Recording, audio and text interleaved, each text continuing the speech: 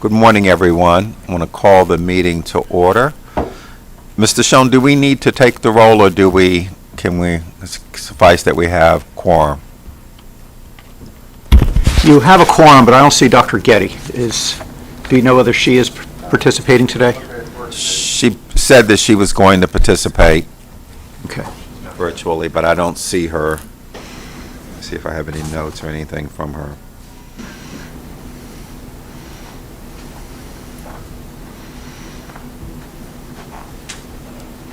Yeah, she sent me a note yesterday and said she was going to join us. Okay. And Dr. Wilcox and Mr. Bartley is not present. Otherwise, you have a quorum.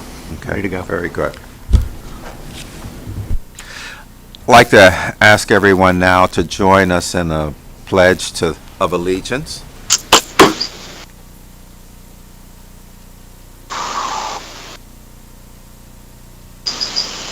Pledge allegiance to the flag of the United States of America and to the republic for which it stands, one nation, under God, indivisible, with liberty and justice for all.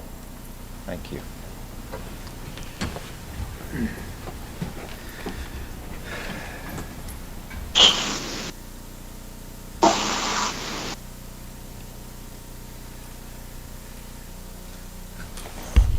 Good morning, everyone. It's great to see everyone, and thank you for joining us. We've resumed our in-person board meetings here in Baltimore.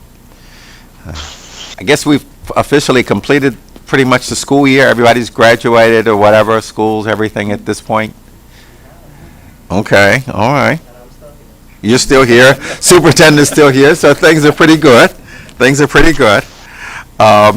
We have members of the public are going to address us in a bit. We have some that will address us virtually, and then I think we have one or two here in person. We'll be using the Microsoft Teams platform. If you're on the Microsoft Teams platform, for any reason, if you lose contact, we ask you to just try to use the audio portion. The public can access the meeting via the live stream from the State Board website or through our live stream vendor, town hall streams, or YouTube. The agenda and the materials are posted online. I'll just mention that we are transitioning to virtual and paperless.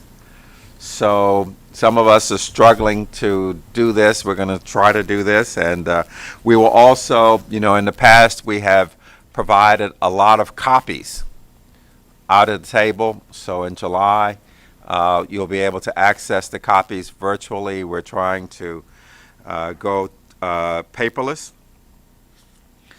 And the meeting will be archived on our website.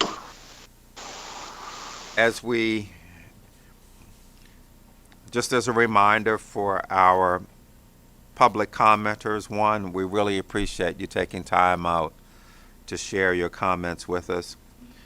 We will begin with the registrants on virtual first, and then we'll come to the in-person. We will call upon you in the order in which you registered. You will have 3 minutes to speak. A staff member will monitor that. When your time has concluded, we ask you to conclude your statement but not make any additional statements. Please address your comments to the entire board and not to an individual board member. The board members will not respond to your comments, but will take your comments under advisement. If you have any additional materials, or we ask you to provide those to Dr. Lawson, and she will make sure that the board members receive copies.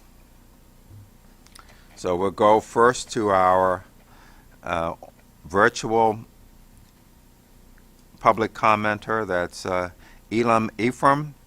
Good morning. Good morning. How are you? Fine. How are you doing?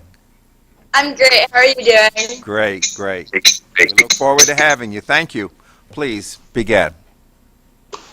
So, hello everyone. Thank you so much for having me. My name is Elam Ephraim. I'm a rising senior in high school and I'm 18 years old. I also represent Maryland on an international level as being the International Unanimous Maryland Teen. I'm here today to talk about making schools required to teach about mental health. Even though this is a law, it has come to my concern that it's not proactive as I want it to be. As we all know, physical health plays a virtual role in our lives in school and everywhere else. However, I think it's important now more than ever to consider mental health. Mental health issues are becoming more common in children and adolescents in the U.S., according to statistics. 20% of adolescents may experience a mental health problem. Additionally, 70% of children and teens get no help with their mental health problems at an early age. We need a more and better proactive law that would empower young people to talk about mental health and recognize the sign and help others, because teenagers and kids are most likely to listen to someone at school than a lecture by their parents. The suicide rate in our country has dramatically increased in recent years, up to 30% since 1999, according to the CDC. Although 90% of people who die by suicide show signs of mental illnesses prior to death, only 46% have been medically diagnosed with a mental health condition. This is another crucial condition for educators to teach children how to manage their mental health. I've also talked to my friends that go to public school in Maryland, and they said, by quote, "When I bring up my mental health to my school counselors, I am told that my stress is because I don't turn in work, or it doesn't matter because I have good grades." They feel like even students are overworked and teachers don't allow breaks, which allows more stress onto their mental health. It is now time that we pay attention to mental health in Maryland, especially in schools, because even though there is this law here, it is not proactive or helping students in any way. And we need to make a difference because we can truly save lives while making and having a mental health education in schools. Thank you. Thank you very much. We appreciate your comments. At this time, we'd like to recognize Dr. Lawson, the Superintendent of Cecil County Public Schools. Dr. Lawson, thank you very much for joining us. You're on mute, sir. Can you see my slides? Yes, sir. Thank you. I've worked very hard on those slides. Okay. Before I begin my remarks, I'd just like to thank the board publicly, as well as Superintendent Chaudhary and his staff at MSDE for really just the past 2 years. It's been hard on everybody. Certainly it's been hard at the local level, and I know it's been hard on you all. So thank you for all that you've done. And talk about Cecil County Public Schools efforts as it relates to the LEADS grant. And we focus specifically only on 3 of the 7 high leverage strategies that were available. The reason for 3, frankly, is that in my 5 years now as superintendent, we've really tried to focus on a handful of things and really try to do them well, provide clarity for our audience, and make sure everybody in our system and our community knows exactly what our priorities are. So we intend to put a great deal of focus on growing our own. We have a Teacher Academy of Maryland in our School of Technology, as I'm sure many counties do. We focus on students as early as 9th and 10th grade, encouraging them to consider a career as a teacher and selfishly to consider staying home and teaching for us. We're very aggressive with making sure we have a strong representation of our community in the program. Once they look as though they're going to complete our program in the TAM program, we look to push them to Cecil College, and then whether it's Towson University or Wilmington University. And so far, we've had a good bit of success. We've just welcomed our first 3 TAM students into our teaching workforce just this year. And then also many of you know that we also have a program with Towson University to take some of our current teachers and runs them through their school psychologist program, and with a commitment that they will come back and be school psychs for us. And so that also is proving fruitful. Our second area is staff support and retention. We've really provided a great deal of support for our teachers pursuing their national board certification. We're going to aggressively support our instructional aides and our paraprofessionals in pursuing their child development associate status. And we're very big on culture in the county. We really try to work to keep our own, develop our own little cult, if you will. We have 1,300 teachers, and our goal is to keep all of them with us. And when we hire them as 23, 24 years old, we want to develop them, understand that we are bringing on humans that go through life in a certain way, and we stand by them, and we want to keep our people for 30, 35, and 40 years.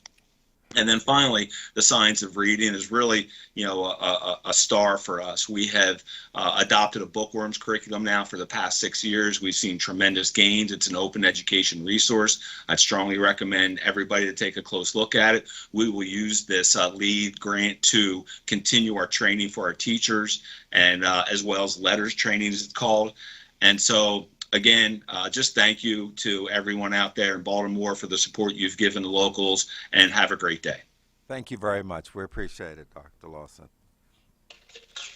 At this time, we'd like to recognize Ms. Sharon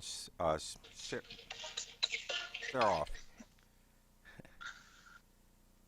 Good morning. Good morning. I'm on vacation, but I thought it was very important for me to be here this morning. Well, welcome. I'm here because I feel, and from what I have seen this school year, Maryland has failed its special education students. The guidance given to school districts and parents did not result in solutions.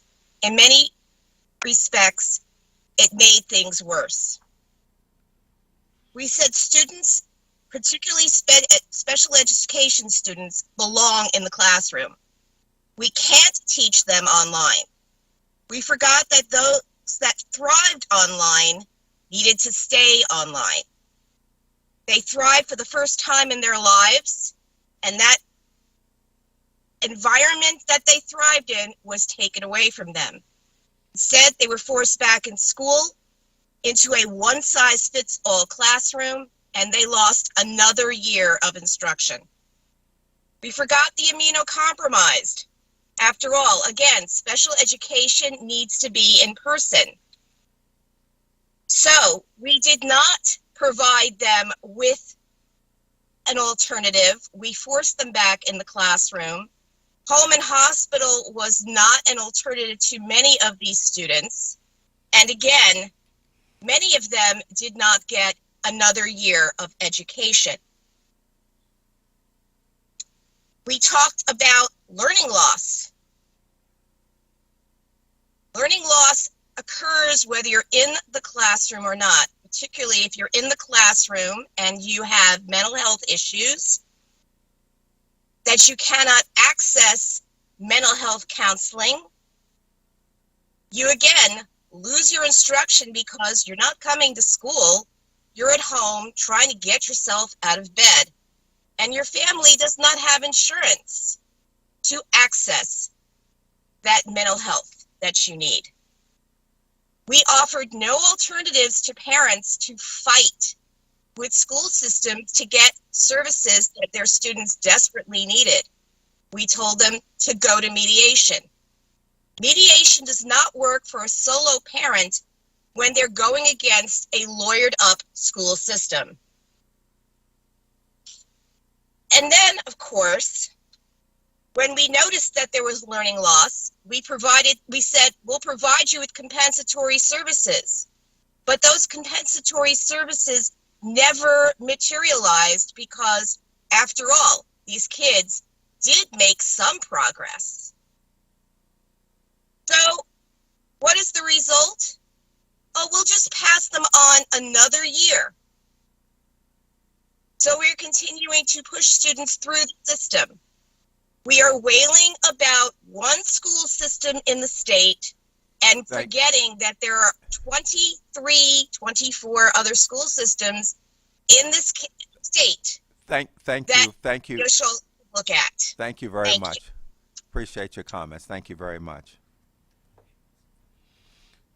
We'll now turn to our in-person, Ms. Miyavash James, please, come up.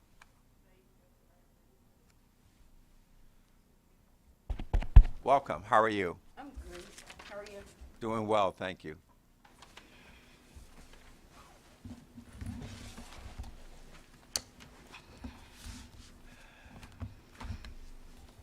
All right, I think I'm ready now.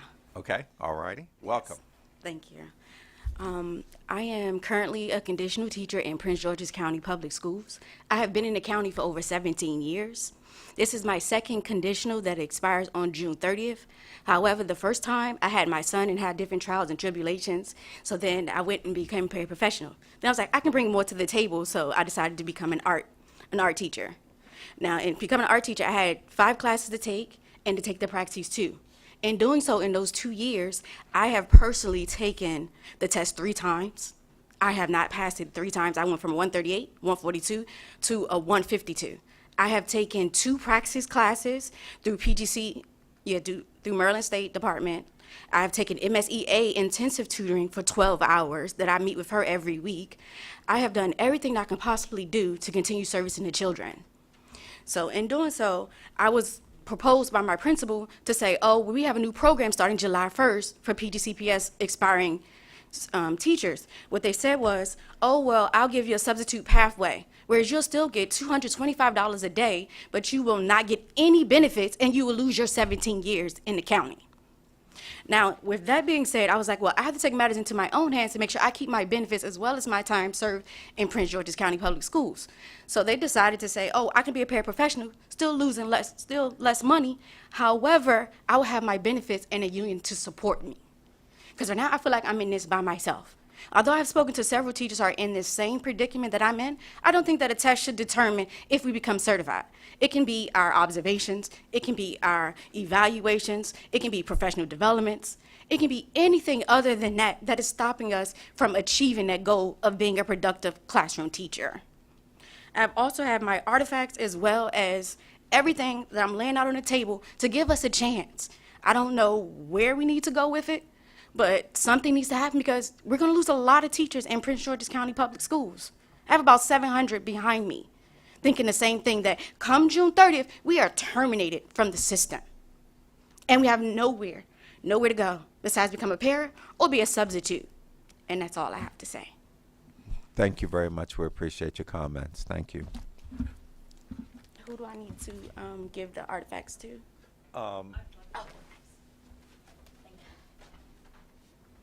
Again, thank you very much. At this time, we'd like to recognize Ms. Cheryl Bose.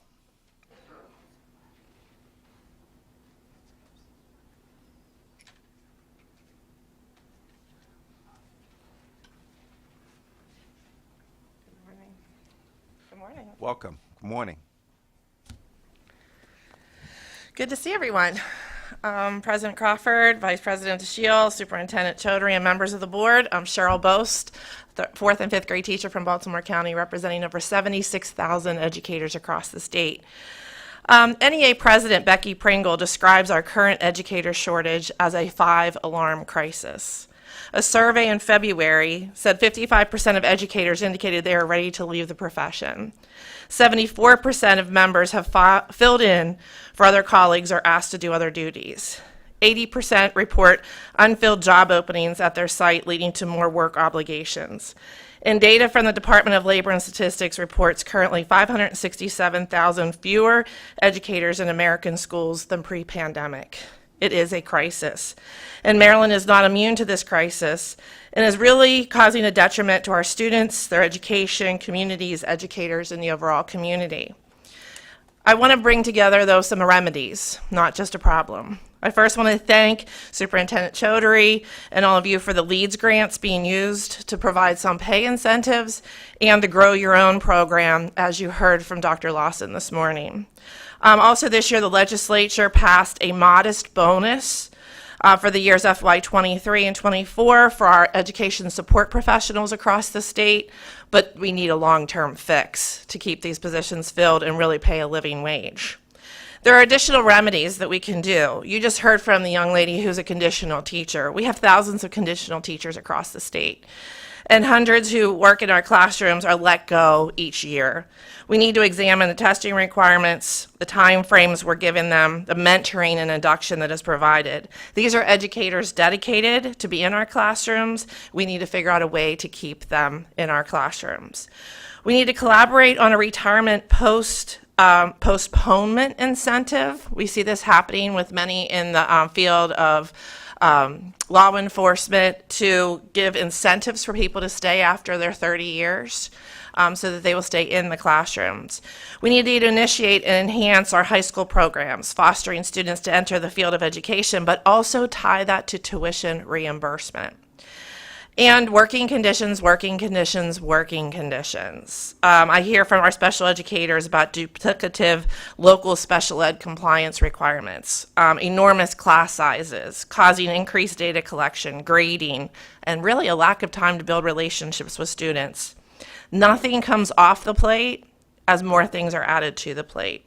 I envision Lucy and Ethel on the chocolate candy conveyor belt, that we all have seen that. And in that scene, it's funny as they're trying to eat all the chocolate or put the chocolate somewhere. But for our educators who are struggling in our classrooms, it's not a funny matter. It is really, truly a crisis, and I look forward to partnering with you. And I know Superintendent Chaudhry has lots of ideas too. So thank you. Thank you very much. We appreciate your comments. Again, we want to thank all of the members of the public that took time out of their schedules to share their thoughts with us today. And again, thank you so much for that. We will take your comments under advisement. At this time, we're going to move to the next item on our agenda, the new business item. This is a consent agenda section. We have for the approval of the minutes under tab A, personnel actions under tab B, budget adjustments under tab C. In accordance with Robert's Rules of Order, I will say objection 3 times. Hearing no objection, the consent agenda items are approved. Objection, objection, objection. Hearing no objection, the consent items are approved. Thank you very much.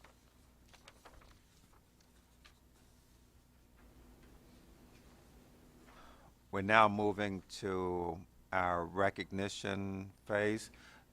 Do we have everyone here, I guess, from the spelling bee, not spelling bee, the civics bee? Everyone's here? Okay. We've got some. We're running a little bit early.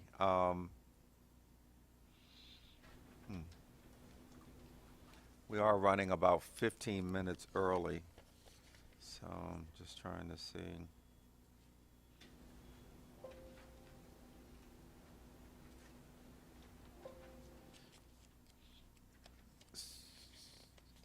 Super anything on here we can pull off in 15 minutes. That's what I was looking to see if there's anything I think there. there is one, if you would entertain the idea, it would be the Comar item and the waiver, if you would like to entertain that idea. Although I think we could do that under 5 minutes, but it would be productive. Let's do that. Let's go to the Comar item. Alright, so that is, what is that?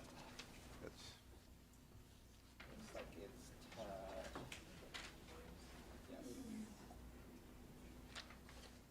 Tab H. Tab H, yes. Tab H. Don't have Chandra. I don't need Chandra. I think I can do it. Unless they go start talking about regressions and stuff, then I'll need Chandra. All right. So are we okay with that? Yes, okay. please. Council, we're good with that? All right. So right before I came, The board adopted, literally a couple of months before I officially started, an update to COMAR 13A0302 graduation requirements to shift towards, which is a best practice of counting the EOC, the end of course requirement, as 20% of a student's grade. And that was supposed to go effective this coming school year.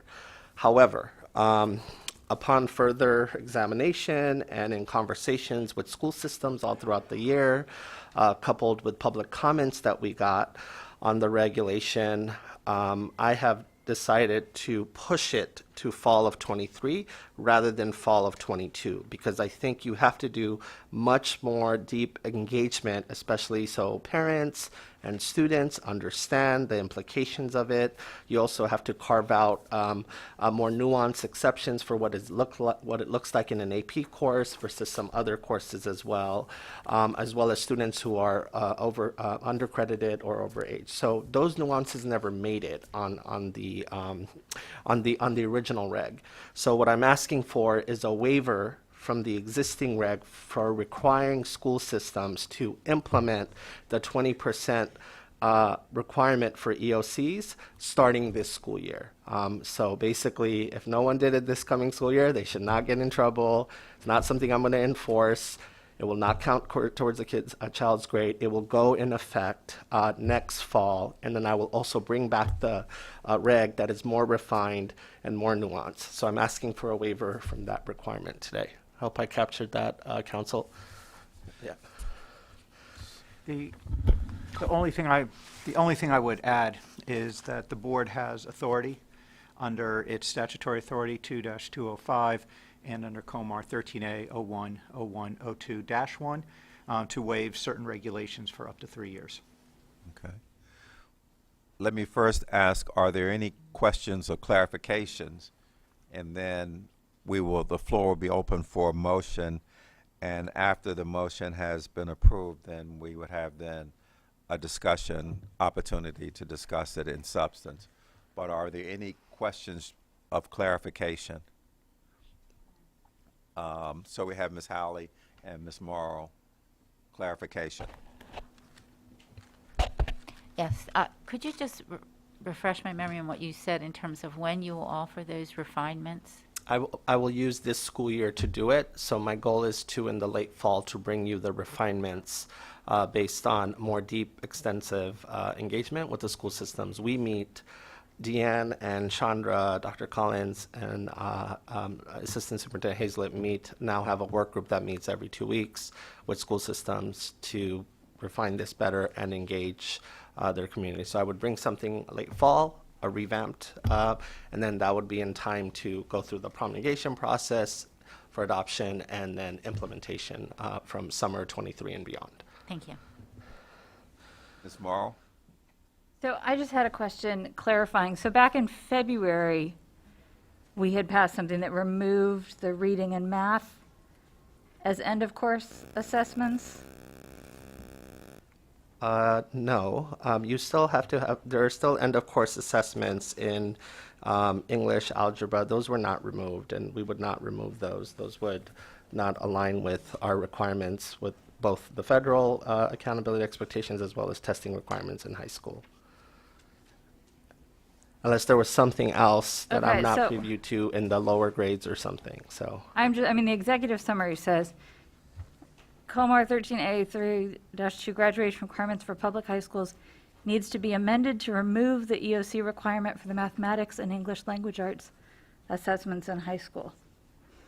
So how does... I would have to look at that. That does not, I would need more context on that because there are still EOCs. We cannot eliminate EOCs. So I would have to see if that was like a replacement to the current EOC in order to update it. But you cannot just eliminate EOCs, but I can pull someone from the... Just removing from that part was removed from the graduation requirement portion of the EOC. Oh, yes. Okay, thank you. So that was to, in order to, say that one more time. It used to be that those end of course requirements were required for graduation. That is no longer. Yes, so in order to graduate, yes, many states, in order to graduate, at that time used to say you had to pass the EOC in order to graduate. And that was like in vogue in the early aughts, and then people realized bad idea. And so Maryland followed that and removed that as a graduation requirement, Okay. not remove the tests, right? If that makes sense, yeah. Okay, so this does not change what was done in February. It's just waiving and pushing the rest of it off a year. Waiving a component of the reg. It's a very targeted waiver, which you guys can do. And so I'm requesting a waiver from the requirement that that the performance on the EOCs counts towards 20% of their grade. That's it. That's the only component. Okay. Yeah. All right. Thank you for that clarification. Asking me to think back in the past that I was not here. I can't always. Let me now check on virtually. Any questions? Again, clarification questions. Not hearing any. So the floor is now open for a motion. I move approval of the waiver to the Comar regulation as requested. Second. Seconded by, who was that? Ms. McCusker, I believe, was second. Okay. Now, having motion and second, the floor is now open for discussion. Is there any substantive discussion of the motion? We'll start first with checking with our members who are virtual. Any discussion, any items, anything? Not hearing anything. Now we come here to the members that are here present. Seeing no discussion, we'll now vote. All in favor of approving the waiver, please say aye and raise your hand. Aye. Aye. Aye. And Aye. virtually, all three? Okay. Okay. Opposed? Abstentions? Very good. Thank you very much. That may have taken a full 15 minutes. Beg pardon? That may have taken a full 15 minutes and bring us into, no, oh, 7. All right, maybe I should have been more forgetful for a while. Let me. I do see more people here now. Oh, do we have everyone here now? Okay. Can you do the COVID update? Sure. Mary, would you like to come up? Man, all right. So you have the COVID presentation. We might actually conclude business before the sun goes down today. Yeah. That would be. Oh, I have not noteworthy. given my big presentation, though. But Mary, if you can please have a seat. Thank you. So you guys have the current COVID deck.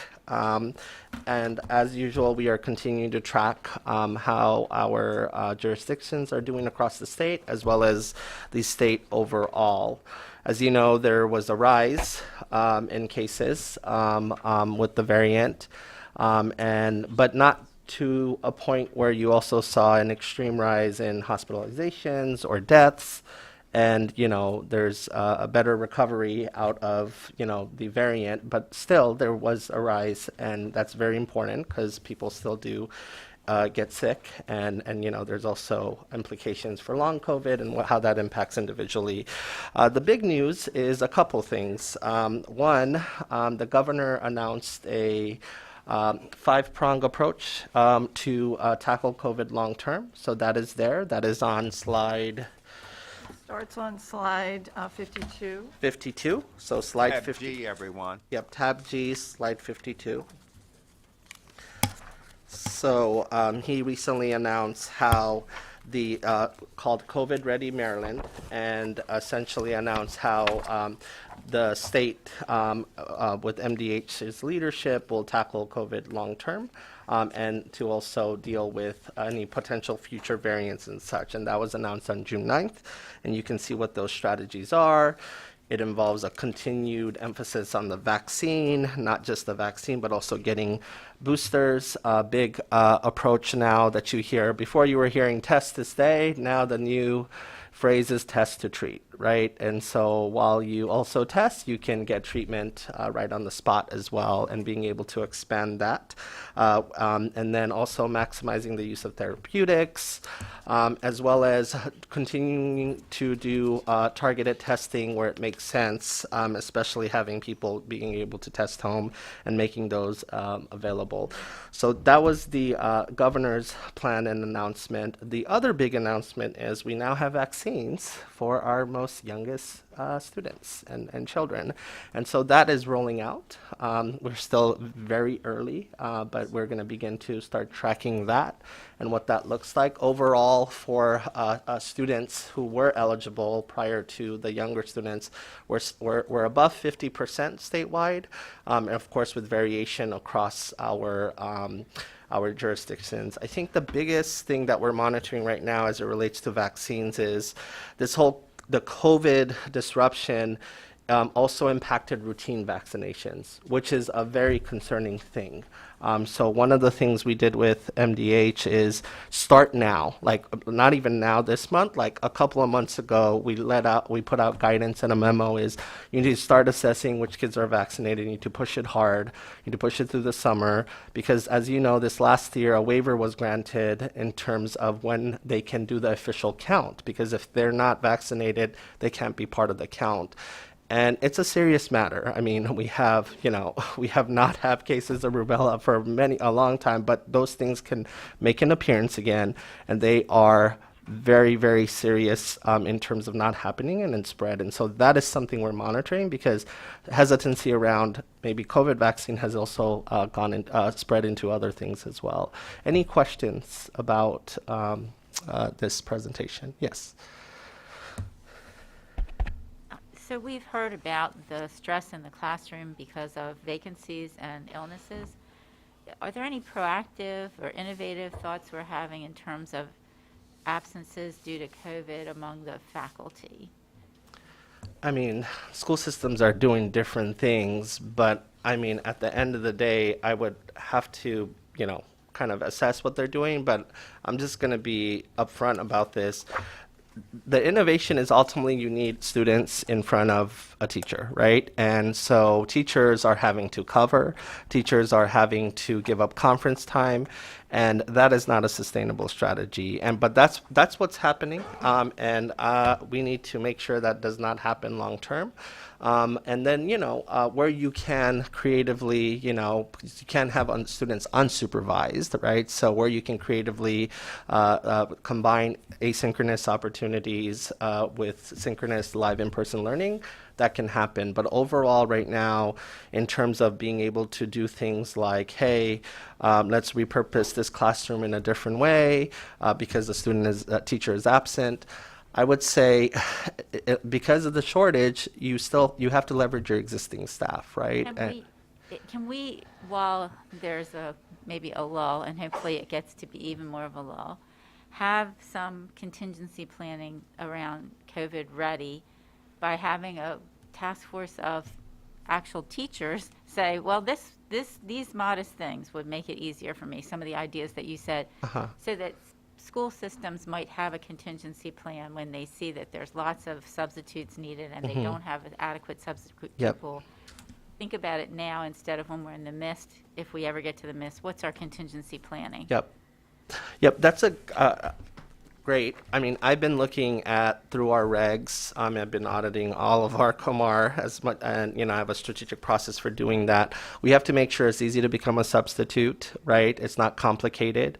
Do we have any hoops still in front of substitute teaching? We have to make sure, one, the long-term strategy is, teaching should be an oversubscribed profession. We are not there yet. I hope to be.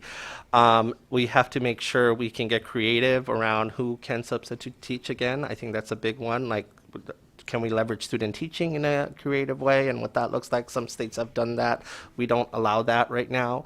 And so we need to look at things like that. And so I agree with you on what that looks like in terms of what contingency plan looks like, I'm going to have to think a little more about that and talk with the superintendents and what that looks like. But I do want to do a deep assessment of what they're doing to cover and such. I'll tell you, I shadowed a student at Wild Lake Middle School. He has not only 4 vacancies, a lot of them in special education, but he also has a rise in teacher absences. And so the whole staff is covering for each other. And I experienced it firsthand myself. Yeah. So. And also during our local board roundtable, one of the things that was suggested, I believe, coming out of Prince George's County was possibly doing some contingency planning before the start of the school year around topics like this. How do we want to address that? So that's on the table. I think that's a worthwhile thing to do. Absolutely. Any other comments from anyone? Any comments from our virtual board members? Just make sure I didn't miss any of you. Then I have Ms. McCusker here. Okay, Ms. McCusker. I think as we start thinking about contingency plans at this really high level here, keep in mind that, you know, you can't just make people appear out of thin air. We simply don't have people. And, you know, when we talk about, well, we can gather this group to talk about it, we can gather that group to talk about it, you know, teachers are all going to tell you pretty much the same thing. There isn't anyone. There's no one there. We're going to hear today from principals across the state, and they're going to tell you there's no one there. And so all they can do is scramble. So, you know, we can put all the plans in place that we want, but guys, I don't know what to do, and I don't know what the answer is, but there's no people. And they're pulling, it's not just pulling teachers, they're pulling people from all over the place. They're pulling ESPs, so students are not getting any kind of targeted services that they might have been getting. They're being pulled from all over the place. Administrators are going into classrooms. I was going to say, principals and APs are covering classes and teaching. It's not going to be an easy fix from this level up here because the resource we need isn't available. You can't make bread without wheat. We can't just create substitutes. And you can make it easier to become a substitute, absolutely. And so you might get some more people in the rooms, but the other thing you have to remember is even when you make it super, super easy, what's actually happening when that substitute's in the room? You know, you can leave all the plans in the world, but is the substitute going to follow them? Does the substitute have the skills to follow them?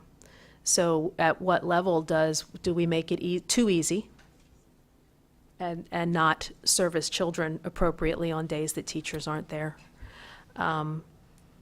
So this is really, really complex, and I don't think it's just a quick little let's pick a work group and come up with a couple of things that we think look great on paper, because the problem is a human resource issue, and that is not something that's easily solved because we put it down on a piece of paper as a strategy. It's hard, and it's affecting schools deeply.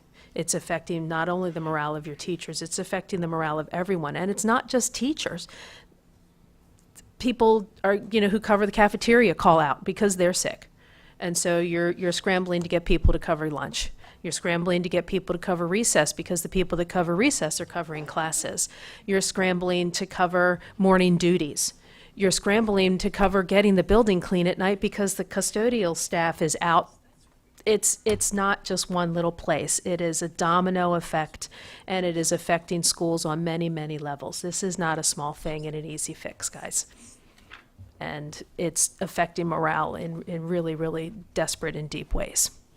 Ms. Allen. So. Get this. Okay.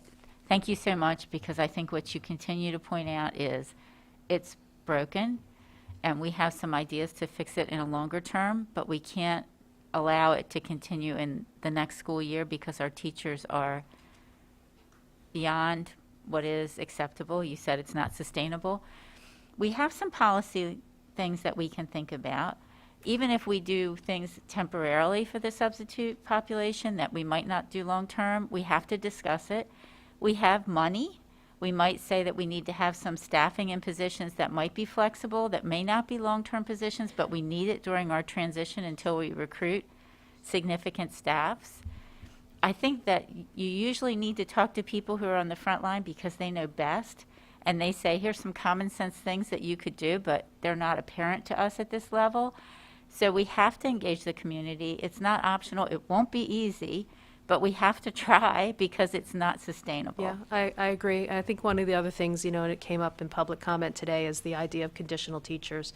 And, if we have a conditional teacher who's performing well in the classroom and their observations are good, but they can't get past this test, we're creating another vacancy at a time when we can't create vacancies. Maybe we need a one-year waiver for So, them. I don't know what we need, there are lots of different things, but, I think that that's another place where we can try to take a look at how we retain conditional teachers who are doing well other than just the praxis. So, We lots also have- lots to think about. We also have Dr. Green wanted to make a comment. Dr. Green? Yes, I know that when I chair the discipline task force, and I'm hearing it even from educators in the field now, that discipline has really become a problem. And I'm sure that those in the schools and principals and teachers that along with me would say that our kids and their discipline problems, the problems that they're having in the school need to be addressed as well, because that's definitely going to affect a teacher's morale, the school's morale.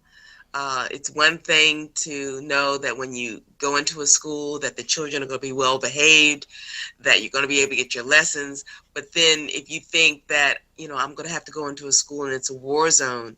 So perhaps there are some ways, I know with the discipline task force, it came down to the guidance document that the department had created. And what was supposed to have happened was that guidance document was supposed to have been presented to the districts as not necessarily a mandate, but as a guide. So that document, according to my knowledge, was never revised so that administrators would know that that's not a mandate, that if you have students who are disrupting your schools, if you have students that are keeping teachers from teaching and children from learning, then you have to do more than just send that child to a timeout. You have to take action. I'm not calling on, widespread suspensions. Oh my goodness, no, our kids don't need to be out of school.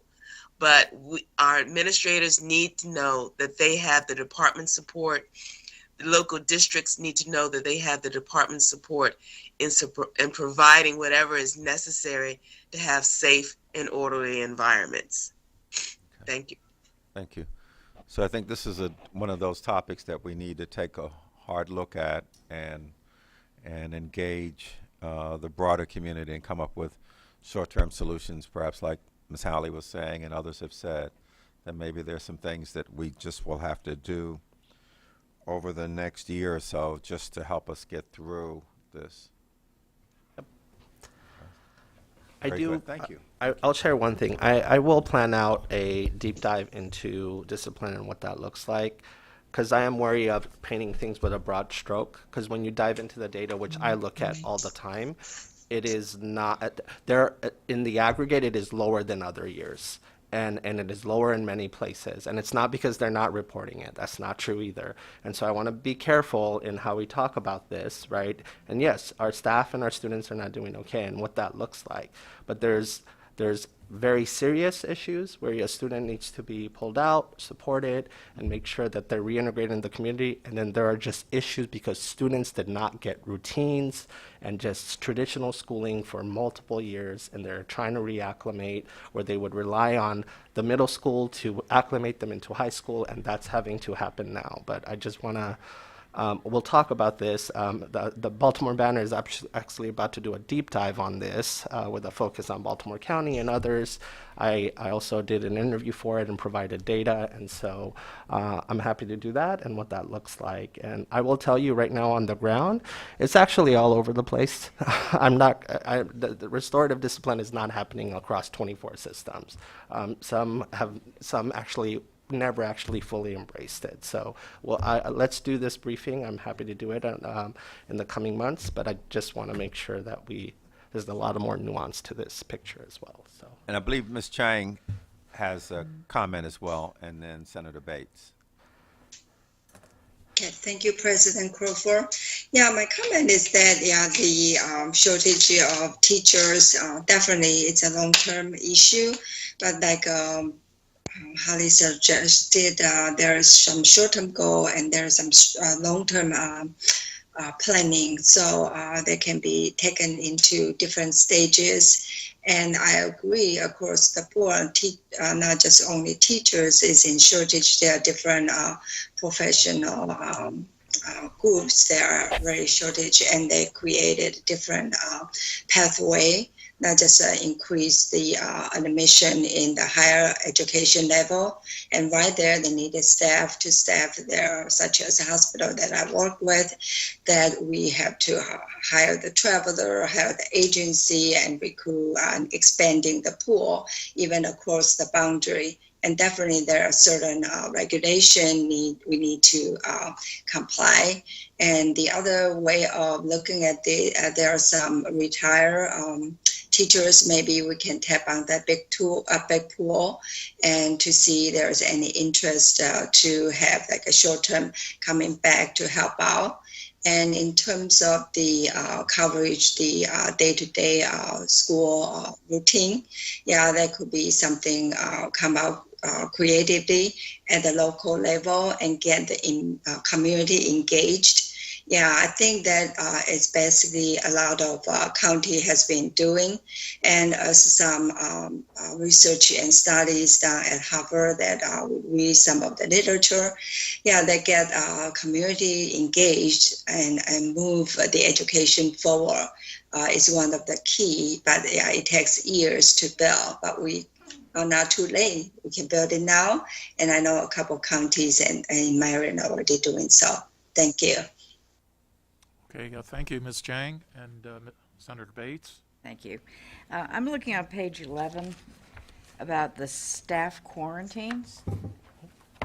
There's such discrepancy there in the numbers. Is that just that they're not being reported? They're actually not quarantined? I mean, I find it, of course, I'm from Howard County. I look at our numbers, we're off the chart. Yes. Compared to everybody else, and I'm just kind of curious why such a discrepancy there. I mean, I know Baltimore City and Baltimore County are far bigger than Howard, as is Montgomery and Prince George's, and it doesn't make any sense. I'm sorry. So what you don't test, you don't catch. And so it's a testing issue. So if you are a county that is more aggressive in testing, more aggressive with your approach, which we know Howard County is compared to other parts, I mean, let's just say it what it is, then you're going to be more proactive and be more progressive in, hey, you need to quarantine, right? And so that's what's going on. We, as a state board, do we, make better recommendations? I mean, is that an issue that we should be looking at going forward, that we're putting teachers in classrooms that are not? I cannot, and I would not. I cannot, and I would not want you to regulate people's health and quarantine. MDH ultimately provides that guidance, and people are getting sick, and there are implications for long COVID and such. But I think we can say, hey, make sure you, people get the time to take care of themselves and such. But I would not, it's high, but I would not say Howard County don't all of a sudden over quarantine, because they're genuinely testing people. I'm not so much worried about Howard as I am about some of the others that I would think maybe there should have been more. That was more my concern. The guidance is clear. They should be testing. It's just some are more until unless you're coughing up a lung or anything, they're not necessarily proactively testing in an asymptomatic way. And we went from assembly line style testing to creating more flexibility, and so that's where we are right now. But I hear you loud and clear. But yeah, that's why the disparities are there. Yeah. I kind of assumed that. I was Yeah. just wondering if there's anything we Yeah. can do about it, because I'm concerned both for the teachers as a former Absolutely. teacher and also for the students if Yeah. they're not really getting it. And it's probably playing out in different ways as well. In my shadows, I spend some time with each principal and I ask about like, hey, what are some unique things you're seeing this year? There's a rise in absences. So, if your school system is not providing a liberal COVID leave type situation, people are going to find other ways to take care of themselves. So there is a rise of, and they're having to use, their time for that. So in those systems, you're not seeing quarantine. There is a rise of absences. We talk about chronic absenteeism with students. There is a rise of absences with adults as well, too. Thank you. Ms. Halley, what's be the last comment, and so that we can continue. Ms. Halley, please. So sorry. I do think that Senator Bates brings up a good point because there's some zeros here. And from a policy point of view, I think environmentally, maybe your comment of we should track absences because there's stress on the system because the teachers aren't in the classroom. We don't get that picture from this data because of the measurement way. And so there may be a policy implication that we're not able to take away from this data. And so maybe there is a new metric we need to consider. Yep. Always happy to look at different things. I just want to make sure we're looking at it for a purpose. And so, but teacher absences and what that looks like, we can think about that. All right. Thank you. Excellent discussion. We've got some couple of action items that we're going to be looking at. All righty. We're now going to turn to recognition. It's our distinct pleasure to have the Maryland Chamber of Commerce that sponsored the National Civics Bee. I had an opportunity to participate, providing a keynote address, but also as a judge. I was thoroughly impressed with the young people.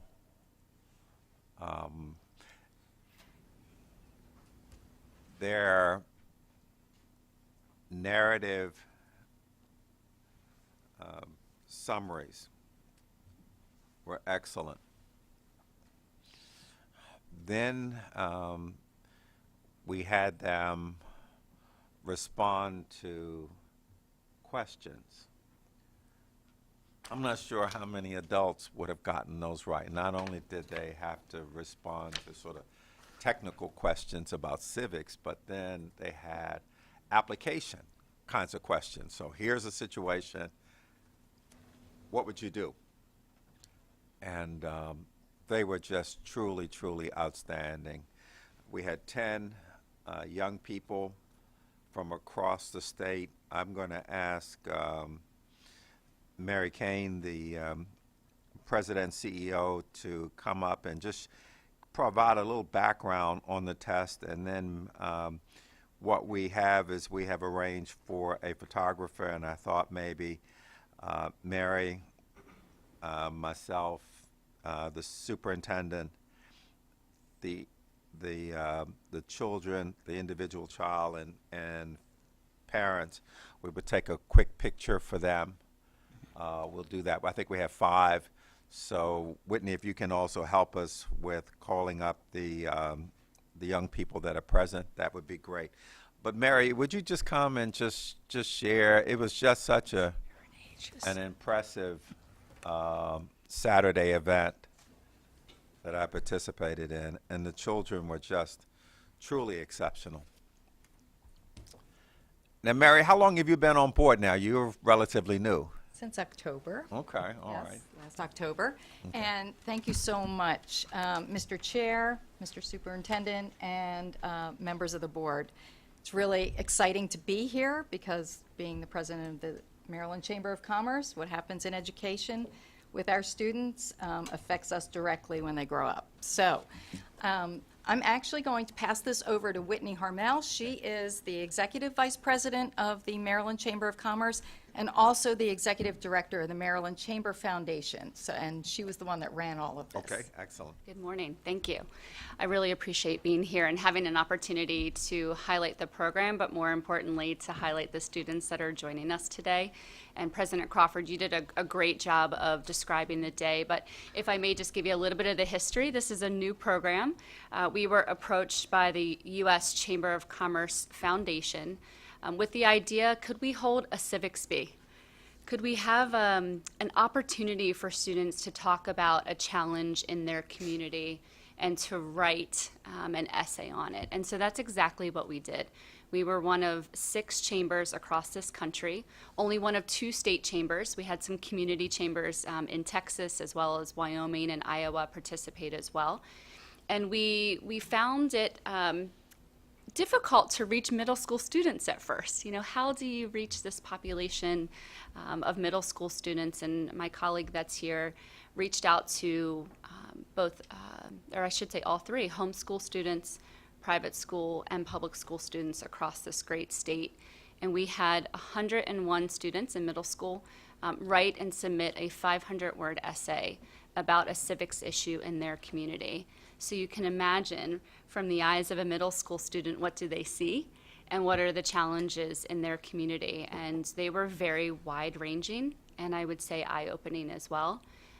From everything from the opioid epidemic in Western Maryland was written about, to anything from local trash in their communities, to other issues that we saw. And you're going to hear from 3 of the students today. But they all submitted 500-word essays that were judged, and then we blindly selected 10 students from across the state, and I'm really proud to say we had a wonderful array of both topics, but also ages, demographics, and locations as well. So I'll pause there for any questions. Now, what are you doing next year? So what will happen next year? So I can't give away too much. Okay. But I'm headed to DC in a couple of weeks to work with the U.S. Chamber of Commerce Foundation to develop this on a national scale. So you should expect to see this happening across all 50 states. And the Maryland Chamber Foundation will absolutely be participating again and hopefully leading the way. And we will for sure be sending at least 1 Maryland student to the National Civics Bee in DC next year. And I have to say, I have to give Whitney credit because she produced the gold standard.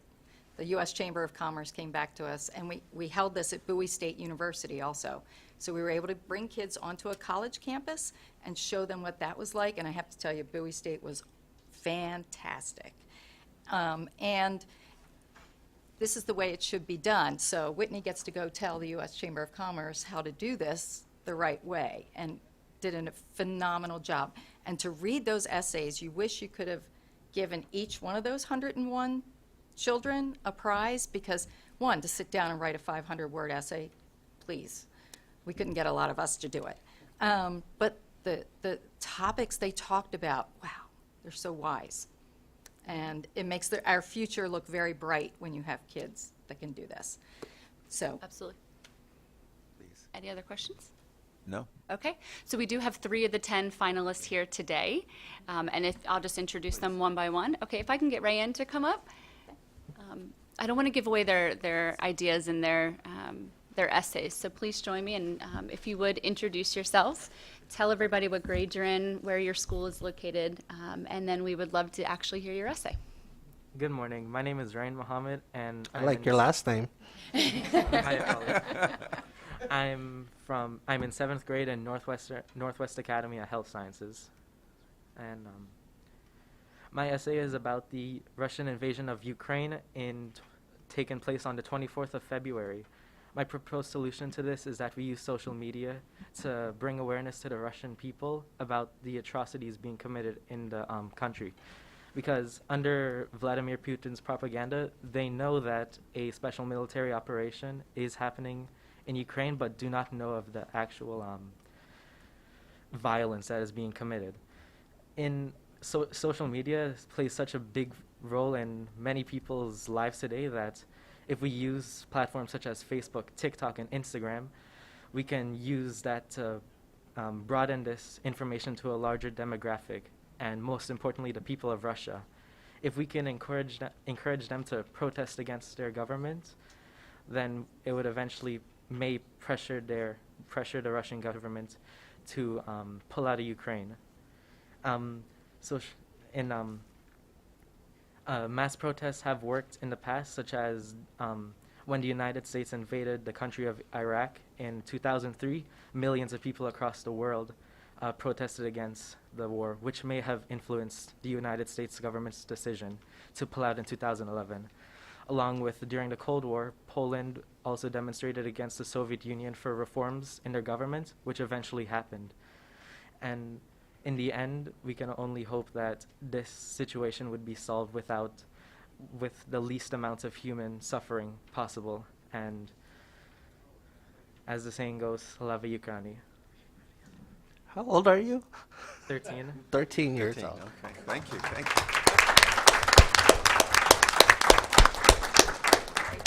Thank you so much, really Amazing. appreciate it. She's sitting behind me, but if I could have Celeste come up.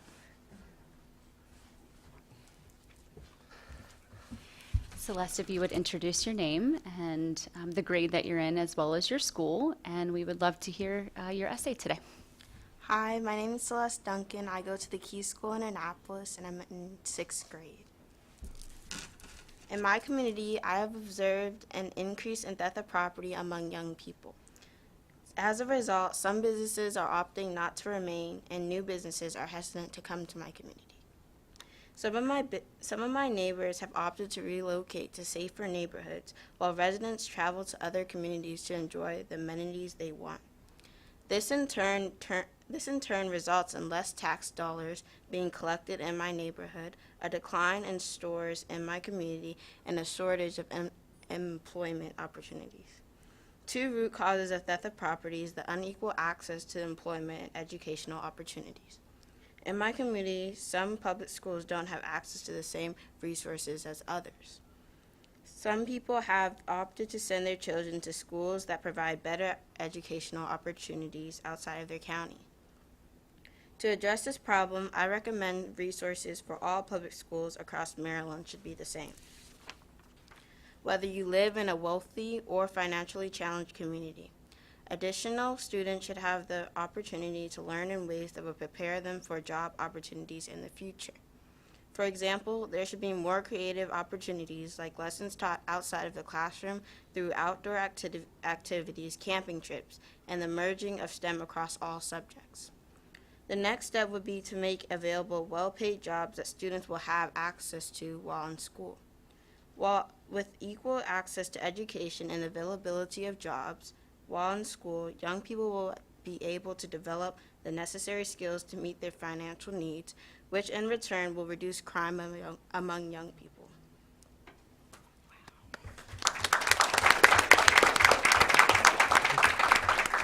Thank you. Thank you so much, Celeste. Great job. Celeste, can you email me your recommendations for how to make education better? I'm serious. Okay. Thank you. So as I mentioned, we had 10 finalists, and how do you pick, right? When their words are so powerful, but we do have the winner of our Civics Bee here with us today. So if I could please ask Michael to come up.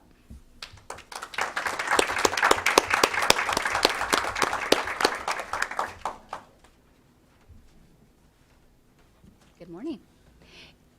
If you would please tell the group your name, your age and grade, and where you go to school, and then we'd love to hear more about your essay. Hi, I'm Michael Latika, and this fall I'll be a 9th grader at Towson High, but I was an 8th grader at Franklin Middle School. My essay was about the sewage overflowing into the streets of Baltimore. The sewage overflowing into the streets of Baltimore obviously poses a health problem to the inhabitants, and this overflowing the sewage can also lead back to the Chesapeake Bay and add to the pollution there. The solution that I came up with was researching more about the Headworks project, which is a water sewage treatment plan which promises to cut slash 80% of sewage overflow in Baltimore. Roughly $1.6 billion has went into this project and making it come up to the CRE standards. So obviously we want it to be done right and to be done well. The two ways that I propose this would be to involve the citizens to use their 26th Amendment right to vote for officials who will back the Headworks project so that we can cut down on the sewage overflow into the streets.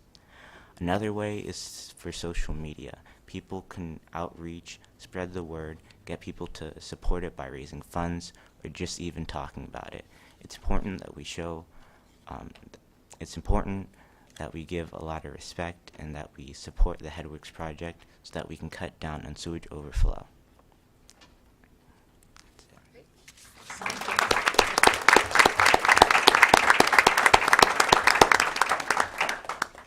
So I think we'll go ahead quickly and have the young people come up one at a time with their families and maybe here, so we'll have this as the backdrop. Okay.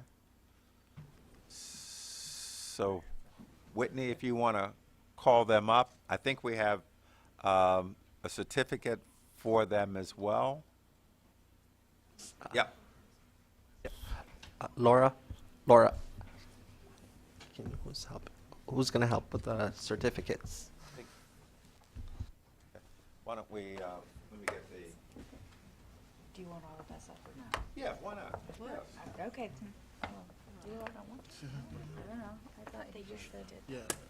Don't they usually do that?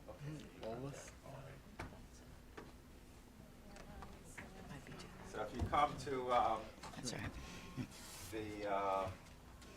I think last time what we did was we were seated here and we had the, okay, so we'll just be seated here, board, and then have the students come right in. So if you come to the Maryland State Board of Education, you have to be flexible, you have to be able to adjust and turn on a dime.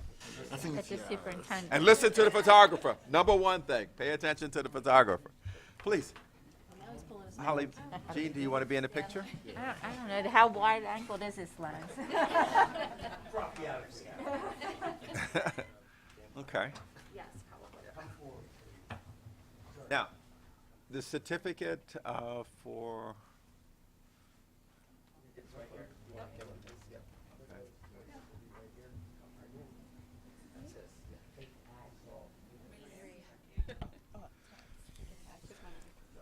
So, okay. Yes, yes. Okay. All righty. Okay. All righty. Okay. Righty. Okay. If I can have your man come over here, sir, if you'll come over here, right in front of the flag.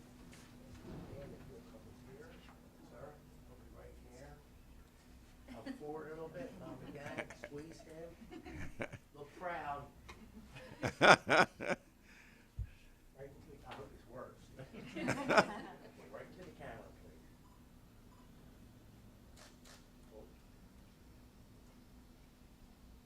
One more time. Okay.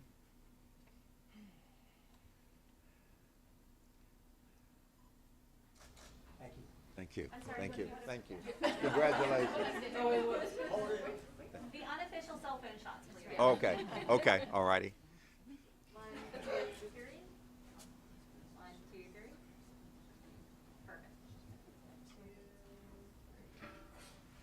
Thank you. Thank you. Congratulations. Congratulations. Congratulations. Good to see you again. Okay.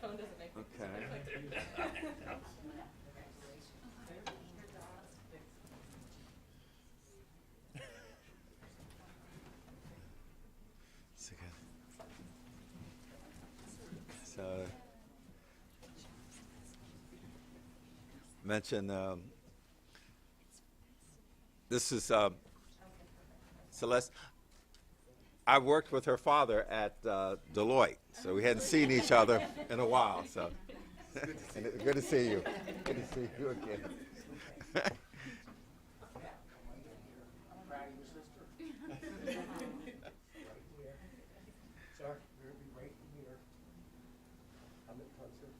sir. Couple over here. You play football? You play football. And everything else. All right. Right at me, please.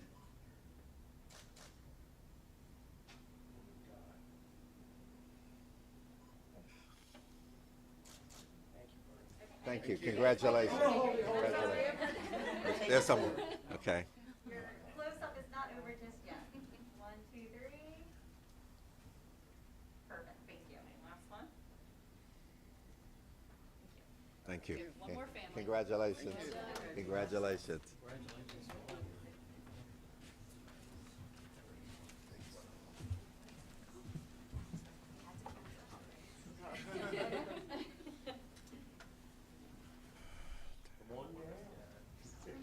Thank you so much.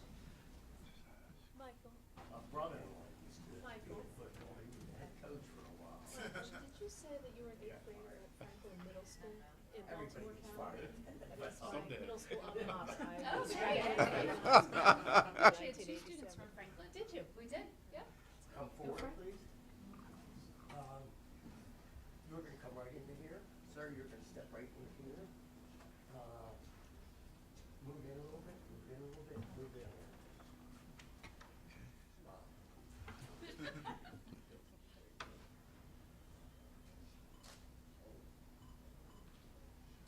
One more time. Thank you very much. Thank you. Thank you. And I'm sorry, hold it for just another Well, little bit. okay.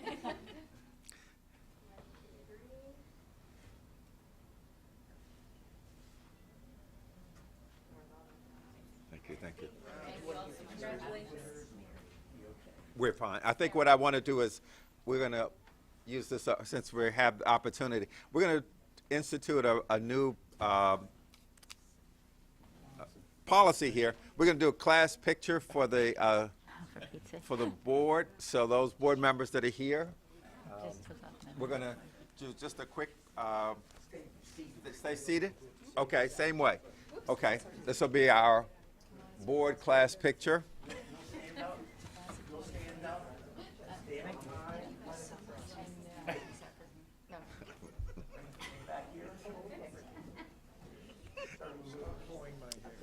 Yeah, yeah. Yes. I lost control a long time ago. Yes, we do.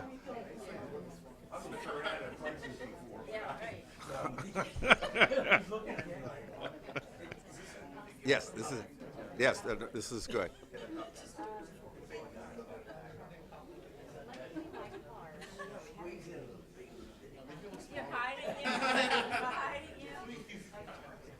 Okay, right into the camera, please. Nice.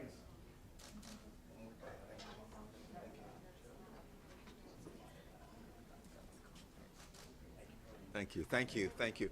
We're going to take just an 8-minute break, and we'll start right at 10:30 with our stakeholder engagement. I want to thank everyone that came out, so we'll take a quick 8-minute break. Thank you very much, appreciate it. Yes, good to see you. Yeah. They pay attention. Stop pulling the gentleman's hair, that would be. People are pulling your hair? No, they're pulling General Sumter's hair.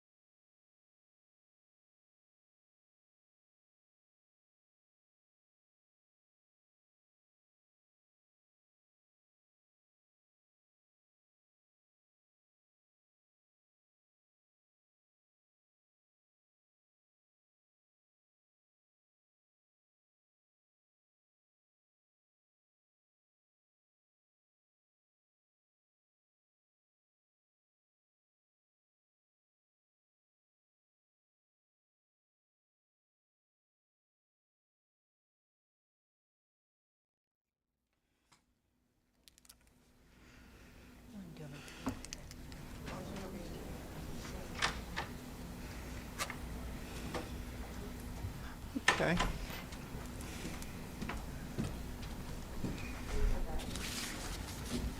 We are honored this morning to have with us principals from some of our schools. We'll have, the first group will be the representatives from the Secondary School Principals Association, and then the second panel will be principals from the elementary, Maryland Association of Elementary School Principals. We instituted this stakeholder session to allow stakeholders to come in. We understand the important role that principals play in everyday leading instruction in the school. We also recognize that with the reforms that are just starting now through the blueprint and with our strategy, as a practical matter, you're not going to be successful in these reforms without the active engagement and support of the principals. So we've had a roundtable with principals, and we want to now just invite the first set of principals up. Addie, if you want to bring up the first set of principals, and if you would introduce them or have them introduce themselves.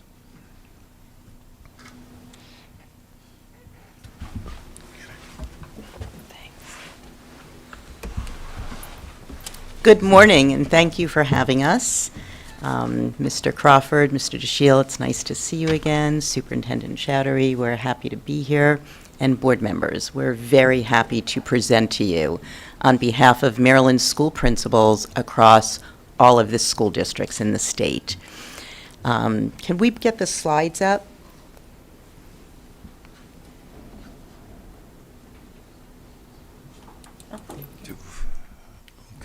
You do have this in your packet as well, and we will not be reading all of the slides to you. We'll be highlighting important points. Okay. I would like to introduce you to Mr. Michael Brown. Michael is the principal at Winters Mill High School in Carroll County, and previously was, I believe, in Baltimore City. And then we have Mrs. Deborah Denny, and she is principal in, excuse me? St. Mary's. St. Mary's County, thank you, middle school principal. And then we have Mr. Mark Cohen, who is our treasurer, and he is principal in Montgomery County at the high school level. And I'm going to turn this over to them. And then at the end of our presentation, we'll bring the elementary school folks together because we work collaboratively as pre-K through 12 school leaders.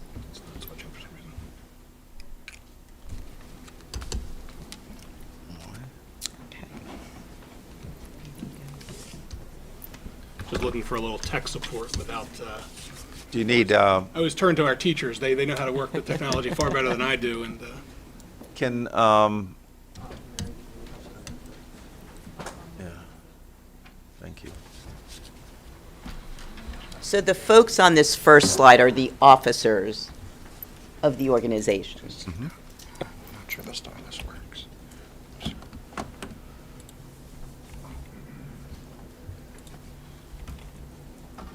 Right, okay. This will be good. Yep. Okay. Okay.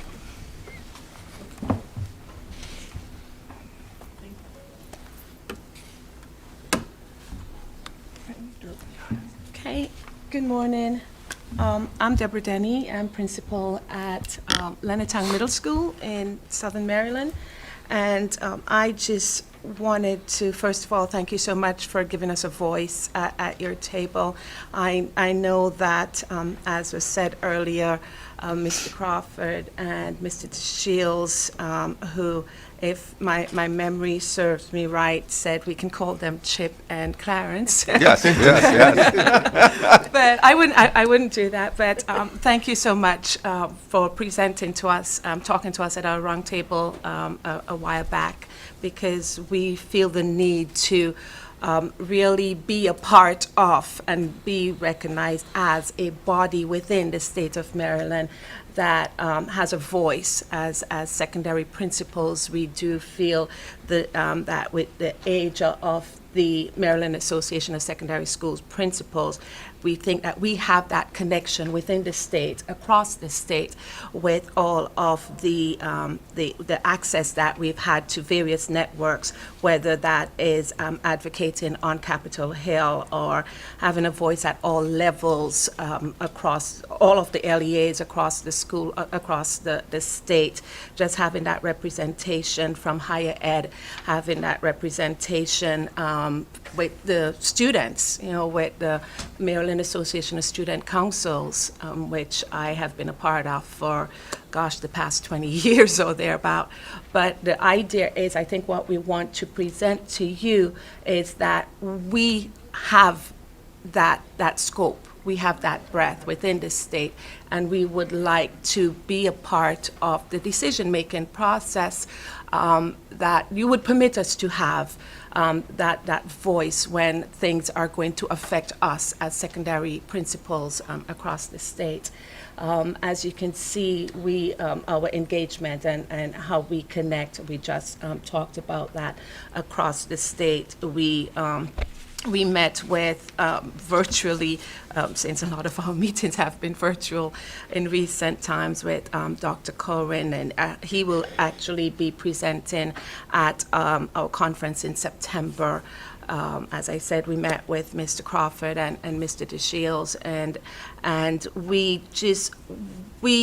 would like to put it out there that we have that connection. And so we would like to be permitted to use that connection to spread the word and to get a say, to get a voice at least at the table, to have that voice at the table when decisions are being made that would impact the world of the secondary principals. And a celebration, we do that in these times. We definitely try to celebrate the good things, because not everything has been peachy these past 2 years, and so we also try to look for the good at our individual schools within our regions, within the state as a whole.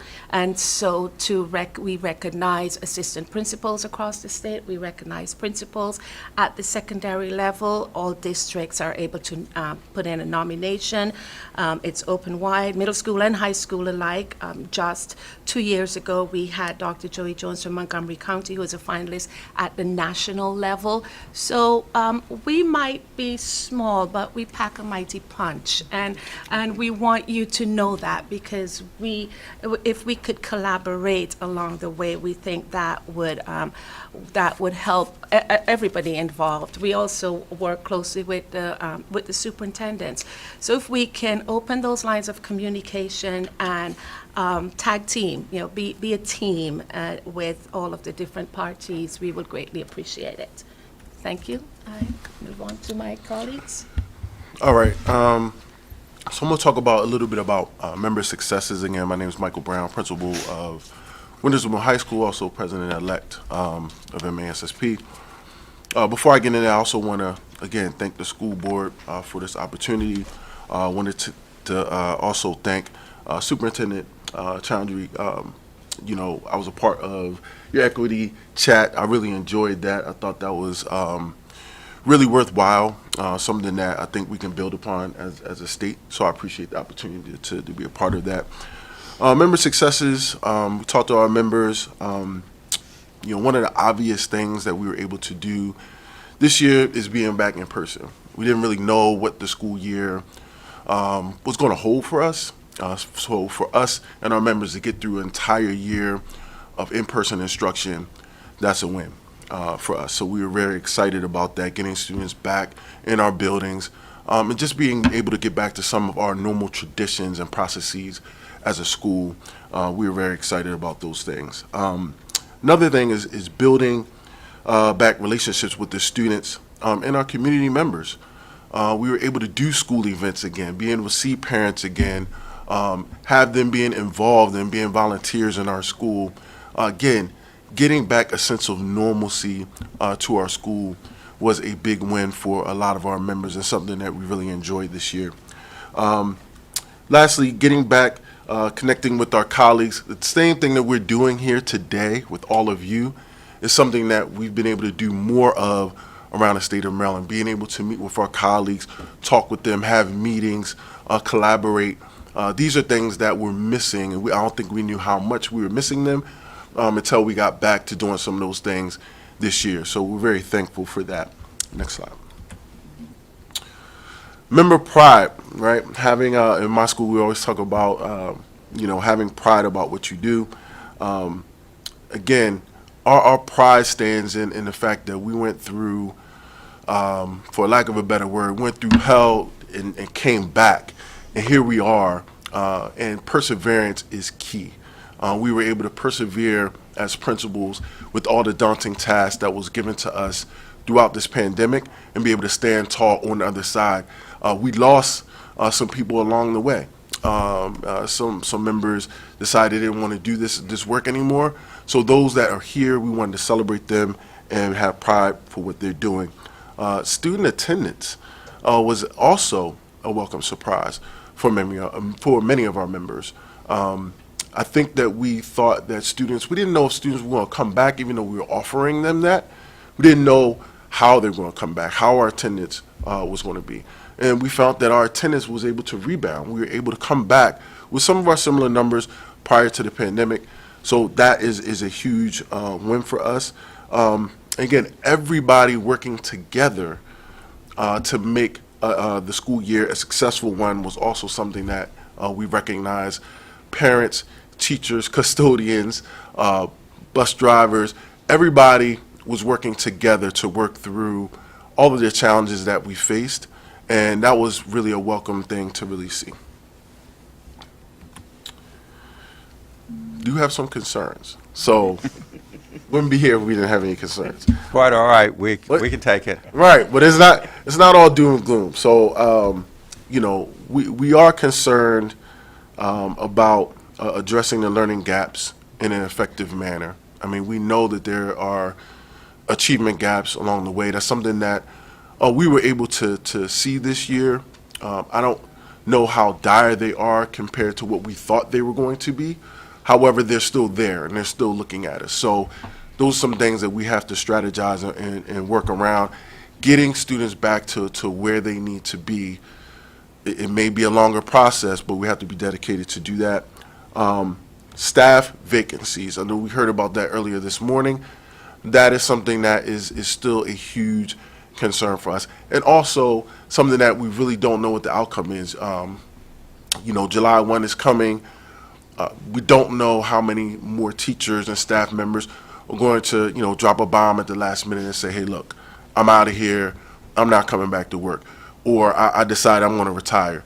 People can do some of those things almost at any moment, especially if they're switching careers, which, let's be honest, a lot of our educators are looking at switching careers. There was a recent poll that was done, I think NASSP did, with school leaders, and about 60% of school leaders were at least looking at opportunities to leave the profession. Whether they cash in on it or not, we don't know, but they are looking at that. The last thing is preventing staff burnout. Our teachers, our staff, us in general are burned out. I know myself, I had to go on, directly, which I never have done, went on vacation right after, like the day school ended, that my plane was like the next day, that next morning, like I was like, shoot. And so that never happens. I'm never that burned out. All of us have felt that burnout, and along with our teachers. And how do we manage that moving forward is going to be key, not only to keep people in the profession, but to keep them there long term as we go, because this is going to be a 2, 3, 4 year journey, and we're going to need troops in order to make that happen.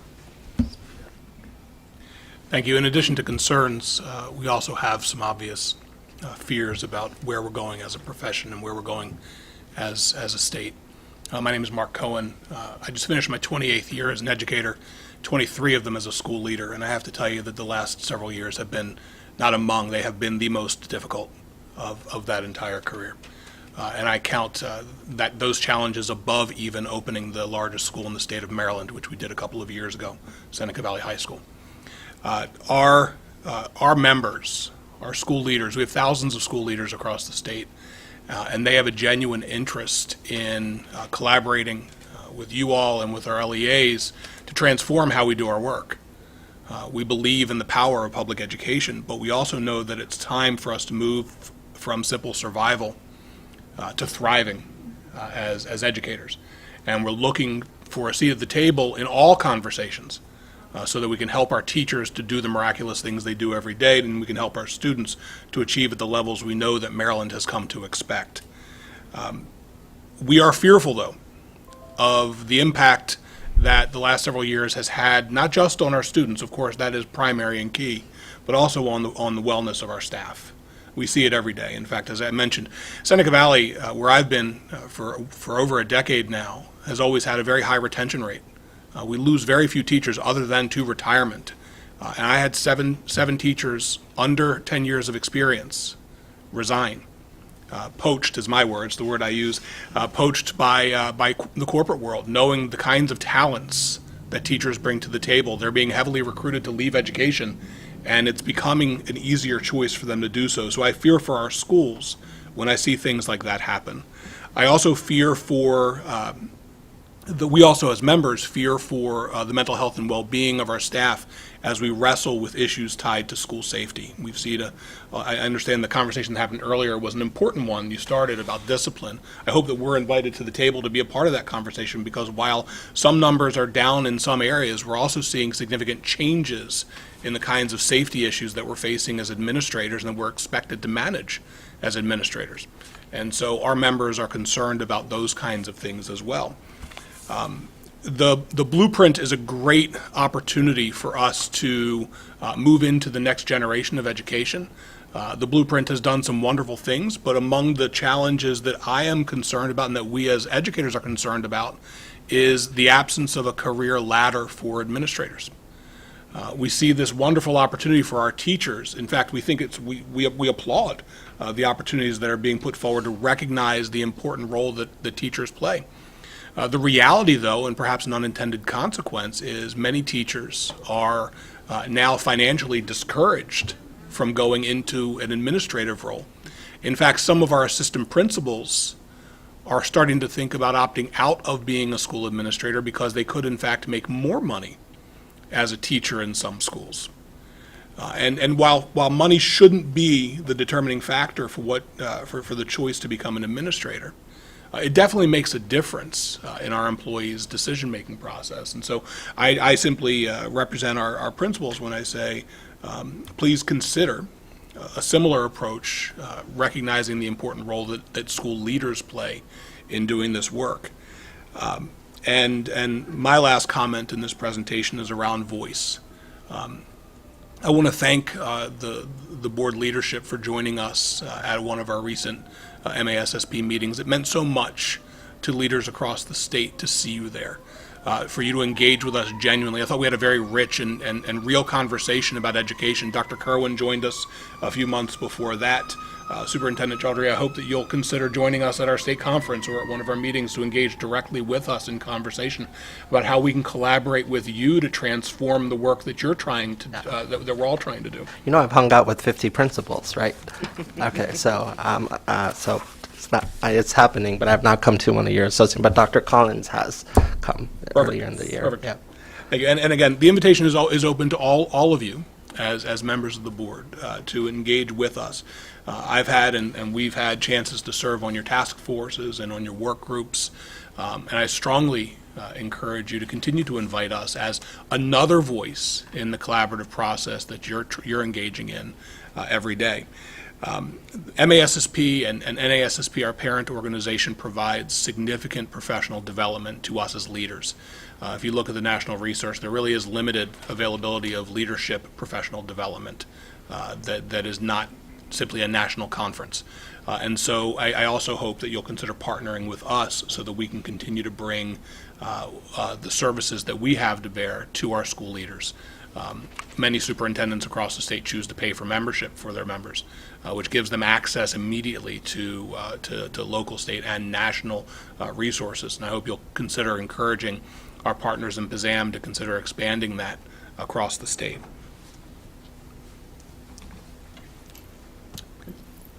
So once again, we thank you for the invite, and you have our emails and our names in your packet there, so you are welcome to contact us at any time. Any of our principals are happy to have you visit, just as the superintendent has done with the different schools. We love taking you around the school, showing off the great things that are happening, but also love to engage in discussion and continue discussion with you.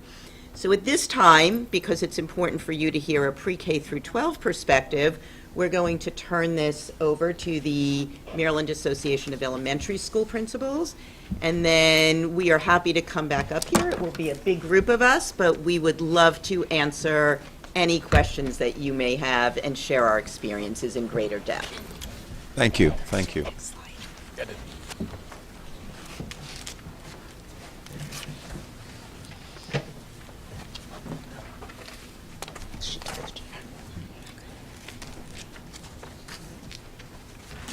Good morning, everyone, or, yep, still morning. Good morning. So now we get to go down to elementary, where we have our youngest learners. Good morning again. My name is Dr. Ryan Daniel. I serve as the president for the Maryland Association of Elementary School Principals. I am the proud principal of Fort Foote Elementary School, located in gorgeous Prince George's County. I'm also the senior fellow for the National Association of Elementary School Principals, where I work with the Center for Diversity and Leadership, providing a voice for leaders all across of the nation, all across the state of Maryland as well. And I'll let my colleagues introduce themselves. And good morning again. I am Tracy Hilliard. I'm president-elect of MESP, which I will take office in 23-24. I am a National Association of Elementary School Distinguished Principal, National Distinguished Principal. Currently, I also serve on the National Association of Elementary School Principals in their mentor program, which we call NAPA, National Association of Principals Academy. So I'm very involved within reaching out and helping our principals, and come visit us in scenic Frederick. Morning, everyone. My name is Glenn Messier. I'm the principal at Linton Springs Elementary School in Carroll County, and was honored to be selected as the 2021 National Distinguished Principal. I currently serve as the treasurer for MAESP. So he handles the money. We bring you greetings and regards from our executive director, Terry Ball. She had a family medical issue this morning that she had to take care of, so she is watching and sending her greetings. So we're going to take you on a journey down to elementary. We will be sharing a little history of the Maryland Association of Elementary School Principals, as well as a bit of our member voices. You'll hear very, just like our colleagues in the secondary level, what we're proud of, but then also what's our angst, things that we're fearful of, but the hopes that we have for the upcoming school years. So who are we? One of the things that we're very proud of is that we are coming up on our 75th year. So we're proud to announce that this upcoming fall, we will be having our conference, again in collaboration with our secondary association. And so the Maryland Association of Elementary School Principals, we have been in existence since 1946. We have served principals at the pre-K level, at the elementary school level. What is very unique about MASEP is that we have so many different types of schools that are a part of our association. We have pre-K childhood centers. We have elementary schools that are pre-K to 5, maybe even pre-K to 6. So our member, they kind of, go over a vast majority of the K through 12. The next slide kind of shows our history. And so when we started back in October, we've changed our names a little bit to where we are now, but our focus has not changed of what we provide to our members, and that is service, that is support, and as advocacy. Really just trying to be the voice of the members across the state of Maryland. We have some of our school districts that are very small, where there may be only 5 or 10 elementary schools, but then we have some school districts that may have 65 or 100 elementary schools.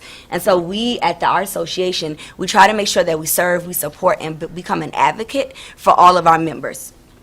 One of the things that we are very proud of is that we have been very successful with our conferences that we offer to our members that we typically have in the fall. We've gone from the fall, the spring, haven't had it because of COVID, so we're really excited to this fall be in partnership with our MASEP coworkers so that we can really provide this opportunity for our members across the state. We have a lot of our members that go to national conferences, and what we wanted to do was provide and bring all of that right here in Maryland because we have a lot of experts in our schools, and so we really wanted to highlight some of the work that our principals are doing and give them an opportunity to connect and to engage with one another. You probably ask, why do we exist? I think the biggest is we have that collective voice. It's not just one school district, it's not one school. We're here as a collective voice to support Maryland because we're all here, we're in it together. Yes, we have our school systems where we have to meet standards, but we're here for everyone that's within the state of Maryland. And we want to increase the leadership capacity, not just of our current administrators, but we're looking to feed that party line where we're getting those teachers to take that next step too. So we have to be that face. We have to be there to support and show them it's worthwhile to do this job. Yes, it can be taxing, but at the end, we look at what the positives that will come out with helping our scholars on an everyday basis and to make sure that Maryland is one of those leading school systems. And we're here to protect that excellence within everyone within our state. So a couple of ways we like to engage and connect. We obviously partner with our secondary colleagues.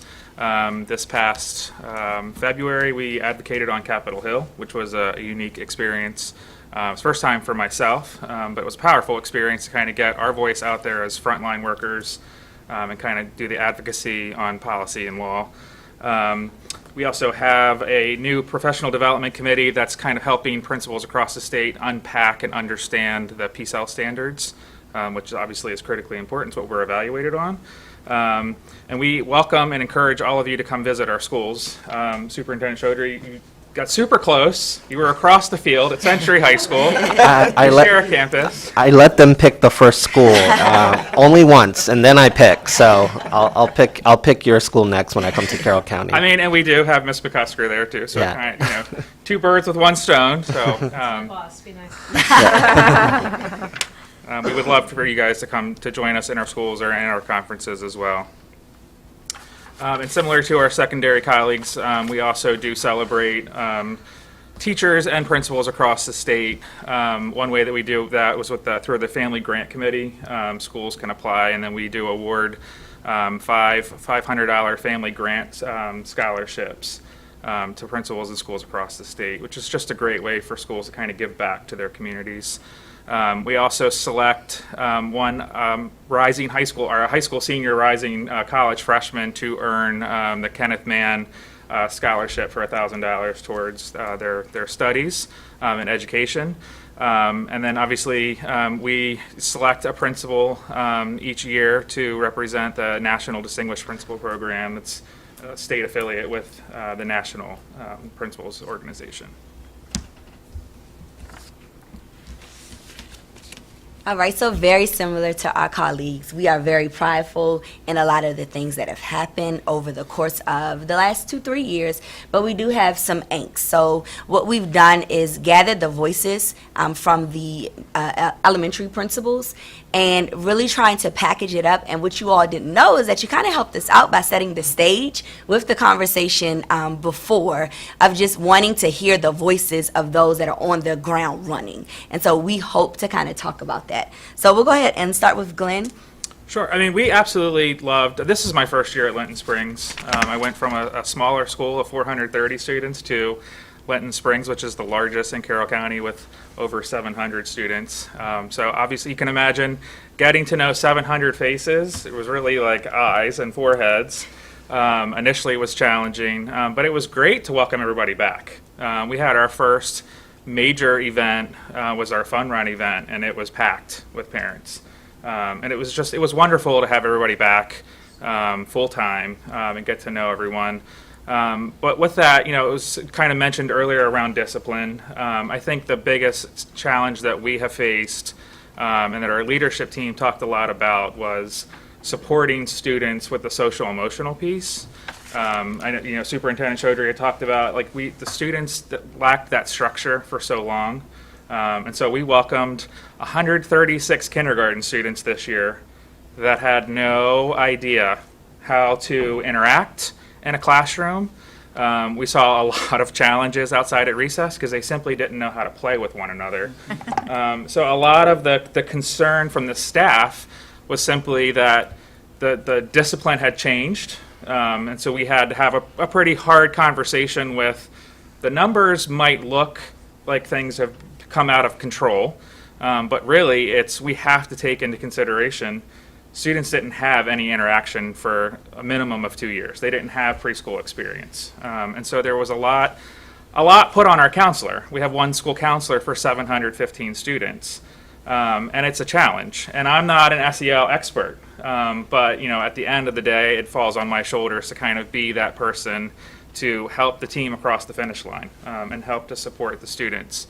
And also really kind of help parents that obviously have grave concerns about behaviors they're seeing in the classrooms, help them understand that we are doing everything that we can to really unpack what we have. Everybody sends their best child to school. We have to meet them at their needs where they are and really kind of, do what we can to kind of work our magic behind the scenes to send a unified message to all of our students and parents. And with that, we were excited to see everyone. So we're needing to rebuild our school climate and culture. What is very unique about elementary schools is that you have such a vast range, right? You have schools that there are 200 students, then you have schools that are 1,000 sometimes in elementary school. Just alone in Prince George County, we have schools as small as 260 students to our largest elementary school that is almost at 1,300 students, right? Needing to do the same things, right? Because everything is still the same at the same level. So we're really excited. We were happy to be able to rebuild our school climate and culture, to not be on Zoom anymore, to having assemblies, right? To have students that are in the building, but with that comes a lot. For myself, I am a single administrator. This is something that is very common at the elementary school level. So I don't have an assistant principal to do the work with me, right? So when we talk about SEL, we a lot of times forget about our administrators. And for someone like me who has to drive the bus and be that for everyone, that takes a tax on you. And I'm a mom, and sometimes I went home and I had nothing for my 3 daughters, right? Because I had given my school the very best of me. And so listening to our members, they are excited to be in this new normal, right? COVID gave us an opportunity to try new things, to do things differently, like reimagine education. But with that comes a lot of yourself. And we use a analogy of if people can drink from your saucer, then your cup is overflowing, right? And that is what's happening to our administrators. We are covering classes. We are dealing with parents. But then I'm committing wellness fraud because I'm telling my teachers, take your days. Go to sleep. Are you sleeping? Did you have lunch today? And then I go back into my office and my food, I have warmed it up twice. My coffee is started off hot and is now iced by the end of the day. So really our members are looking for some just support and not forgetting about the administrator because the administrator is being that person and that support for everyone, the students, the parents, the teachers, and making sure that things are shielded. I know for me, I shield things for my teachers, right? That parent that comes down, I stop them. Right, that conversation, I fix it before it even can get down there, right? Because I am the guard. But then that takes a lot out of us. So really just looking at how we can provide social emotional support for our principals, that we don't forget about them so that they don't forget about themselves.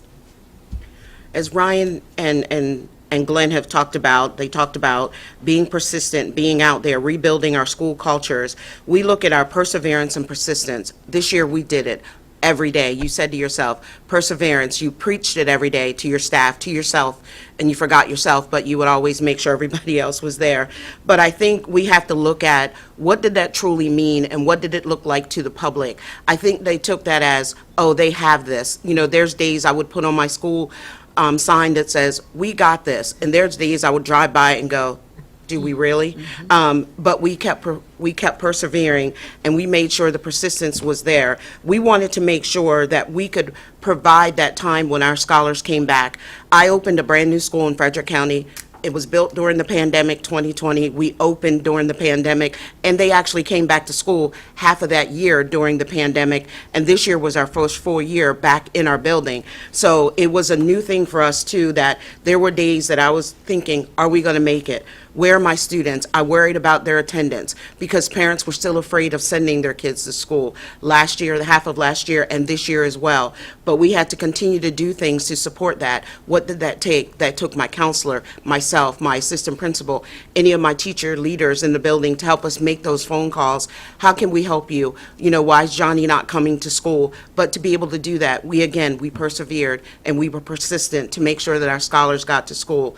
Quality instruction, being able to carry through your professional development because your teachers needed that. They've had a year and a half away, and we had to teach differently when we were away. And then let's go back to what we were doing a year and a half ago. Do we remember what that looked like? Do we remember what that sounds like? So we had to be persistent and then also persevere during those times as well. And then we talked about again, on quality instruction, having teachers there that may not be qualified, but we had to cover classes. And you talked about that this morning as well, Ms. McCusker, I hope I'm saying your name correctly, that you talked about the conditional teachers. We really have to look at a different way on how to use them and have them in our county, because just because you don't have a certificate doesn't mean you aren't the best. But we know legally we have to do that. But there are some teachers that are doing phenomenal things, but they just don't have their teaching certificate. So what are we going to do to be persistent and persevere to help them stay in the classroom, because we all want the best for our scholars every single day to make sure they have a quality person in front of them imparting that quality instruction and being able to stand behind pedagogy that we know is important to their growth on a daily basis, and to try to close those instructional gaps that we know all of our scholars have. And then when we talked about, again, classroom coverage, I have taught music, I have taught kindergarten where the kids thought, I think she's the kindergarten teacher, then 2 days later I'm in music. She teaches music? What does she do? Kids were confused about who we were because, yes, she was the principal this morning on morning announcements, but now she's doing this. So the classroom coverage, it didn't just hit our teachers, but it was a trickle down every day, the dominoes fell. So then I have to pull Mrs. Gray from lunch duty because I need her to go cover this class today, or I'm teaching this class and got to cancel a parent meeting. So again, we persevered and we did it with persistence. But I look at it, too, that can be an angst for us, that we're going into a new school year when we're hoping, again, it's going to be a normal school year. I think most of us thought this year was going to be normal, but it took us in a different path. I always said to many, last year was easier than this year. I don't know if many believe that, but we had things in place. You had those things. This year, we came in with that mindset. It's all going to be back like it was. It wasn't. We had to reteach our kids. You go into assembly, you ask your kids to sit down. They're looking at you like, where? And I'm thinking, why don't they know? Oh, we haven't been here. So I think about those things, that we had many, many successes of getting our scholars to school, but then I worry about what is next year going to look like. So that angst is there to make sure that we are meeting their physical and social and emotional needs, and also being there for our teachers to make sure that they're able to come to school and teach and not piecemealing things together to support the instructional quality that we want within our schools. And to that point, it goes to what we talked about earlier of the number of conditional teachers.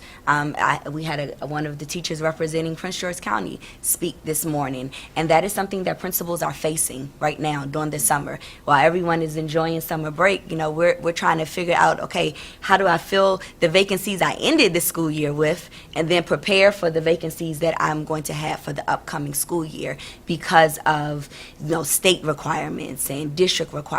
And so we as principals are oftentimes fighting with our colleagues, in Virginia, in DC, because they are taking great teachers from us that could really enhance the quality of instruction for our students. And so we're very hopeful, right?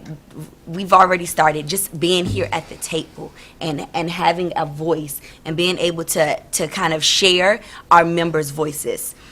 So we just want to increase this invitation to have a table. We want to be a part of the conversation, to give you that on-the-ground experience of what's happening. I think that is a lot of times, and I've served at the district level, right? And I think that made me a better principal because I remembered, okay, that global perspective. And so now even if I went back to the district level, I'm like, let's not forget what's happening at the school level. And I think that these opportunities of inviting stakeholders to the table allow us to really remain hopeful in the work that we're trying to do. And I think that this may be our new normal. So we're just going to have to, continue to pivot, but we're, really hopeful of starting a normal school year with full quality staff for all our instructional areas. But we do fear some of that certification concerns that we have. We do fear what some of the disparities in salaries from Maryland to DC, Maryland, and to Virginia. And so those are things that our members want us to lift and kind of be a part of the conversation because we want to prevent that staff burnout. We call it the new teacher roller coaster, but I think everybody was on that this year, where we started burning out really early, and we tried to pep ourselves up, but it was really hard to get up that roller coaster. And so we want to do all that we can to prevent that burnout for our students, for our staff, for our principals and assistant principals and leaders in our district. Yeah, and I think one of our high school principals spoke about that.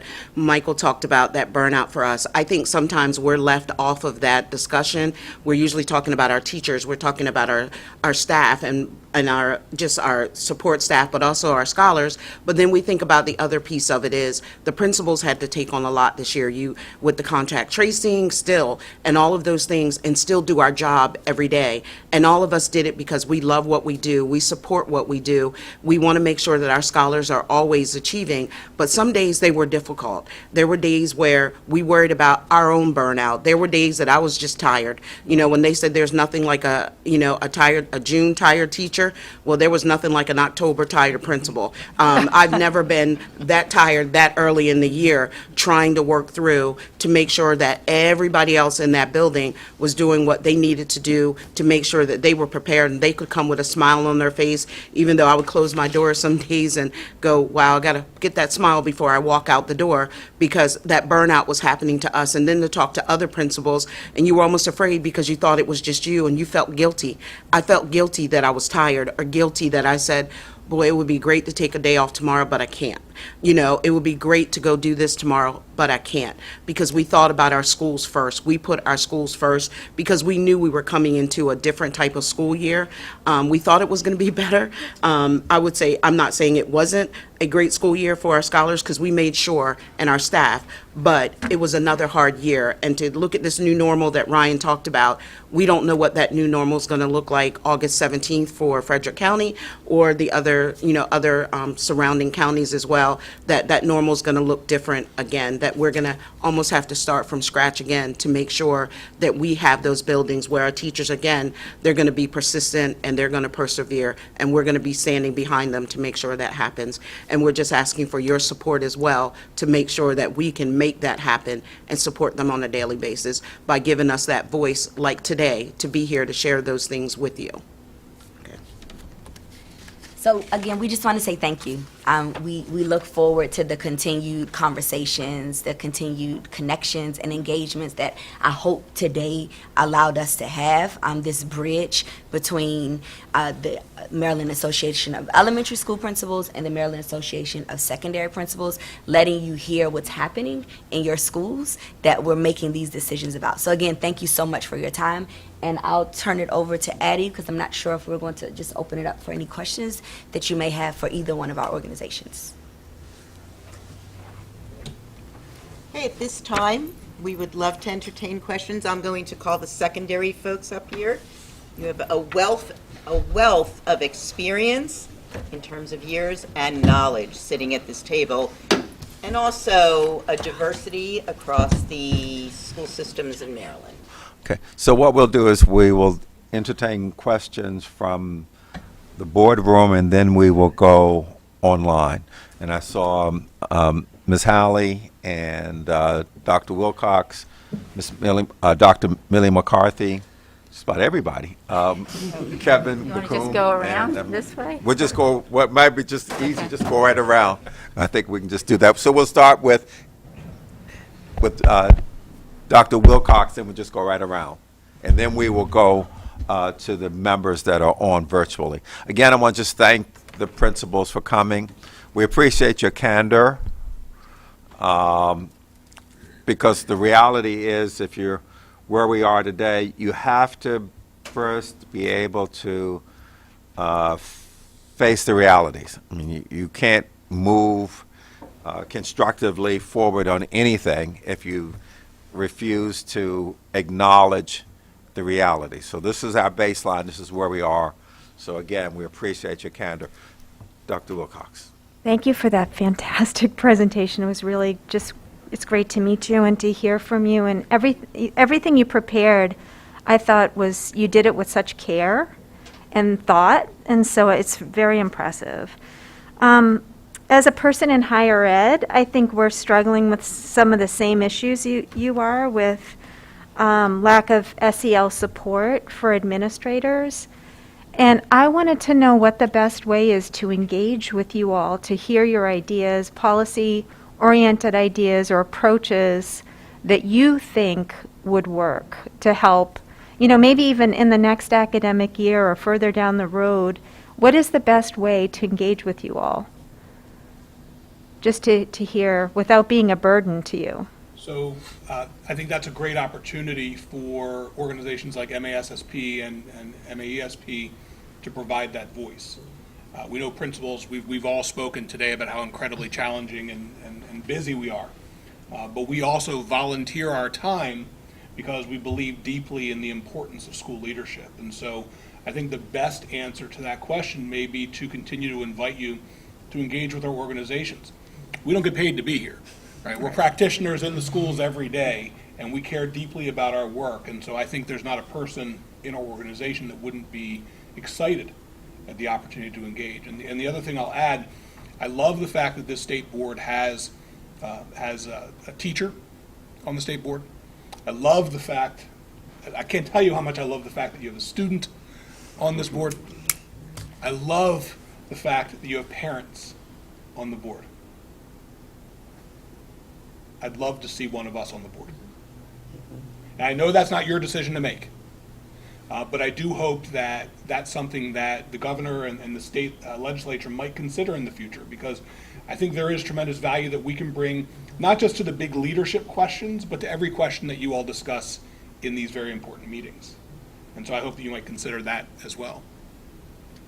I will add to that we are in the process of talking to legislators, but more importantly, we would love to have any and/or all of you attend our meetings. Terry Ball and I work very closely together, and we would be happy to have a meeting with both boards so people wouldn't have to attend 2 different meetings. We hold our meetings every other month beginning in September. They're usually, believe it or not, on a Saturday morning, because a Saturday morning is the only time you can get principals together, thank you, without activities, school functions, etc. So they are giving up their time from 8 to 12 on Saturday mornings to work with us, and any time you would like to be there, we will extend an invite. And when we have our meetings, we have representatives from all 24 districts and higher education. So, and we're working on having a rep from the private school sector. So you are getting a voice from truly around the state of Maryland. So please, we welcome you to come. If there's any time that there's a questionnaire or a forum that you would like us to get out to our members, when we send communications to members and non-members, in each of our organizations, we're reaching about 2,000 plus people. So we have the reach. They may not all be members, but they have access to our information, and they come to our conferences. And our very first conference, post-pandemic, is September 29th to October 1st, at the Sheraton in Towson, and all of you are welcome to attend, and that would be another great place to hear voices as you are attending sessions. And that's where Dr. Kerwin will be speaking as a keynote on Saturday before we conclude our conference. If I can just add very quickly to the question, I think the one way that we can increase the partnership with higher ed is to continue to provide opportunities. I myself, I'm homegrown, so I am from Maryland. I am from Prince George County, and then I became a teacher in Prince George County, and then now a leader. But I did not attend college in Maryland. I attended college out of state, but I wanted to come back home. I think what's very unique about some of the number of colleges and universities that we have in the state of Maryland is that they have high education programs. The problem is we're not getting all of those applicants to come to Maryland to teach. And so I know for Prince George County, there's a lot of partnerships with local colleges and universities that could create kind of pathways. And if we can continue that and spread that out across the state of Maryland, I think that could kind of help some of the teacher shortage that we are receiving, but I know that you are receiving as trying to get people to just want to become educators. I'm an adjunct professor at Bowie State University, and the number of teachers that we are getting to enroll into our programs is just significantly dropping. And so just having those continued conversations of, how can we promote each other? How can we get people to buy in what your college or university is providing, and then how do we create pathways to the local, school districts? Because there is a school district for everyone in the state of Maryland, for those that prefer a rural school district to those that prefer more of an urban, or even a little bit in between. So I think if we just kind of continue to create those partnerships, be a part of those conversations. Addie just invited to our meetings, our executive board meetings that we have, and just allow that opportunity for higher ed to have a voice in the school district so we can continue to create those pathways. And also, if I may add to what my colleague was saying, I think one of the things on the higher ed side of things is to not just partner with the school systems, but partner with them in a way that makes life a little easier for students within those districts who might just have that little inkling of interest in going into teaching. So make it a little easier for our current students, because it will be easier. I was a recruiter for our school system for many years in SMCPS, and we have a wonderful TAM program going where our high school students are coming into our schools to practice, to student teach, to learn the craft. And I think higher ed would be that next step to make life just a little bit easier for our kids who are currently in those programs, or who might show just a little bit of interest to you come into the schools, speak to those juniors and those seniors and so on, to get them even more interested and provide them with a path towards going into a teacher preparation program. Thank you. That's right. I want to echo that it was a fantastic presentation. It's always helpful for us to hear directly from the field, because you enlighten us in things that we just don't get when we're reading pieces of paper. So I thank you for that.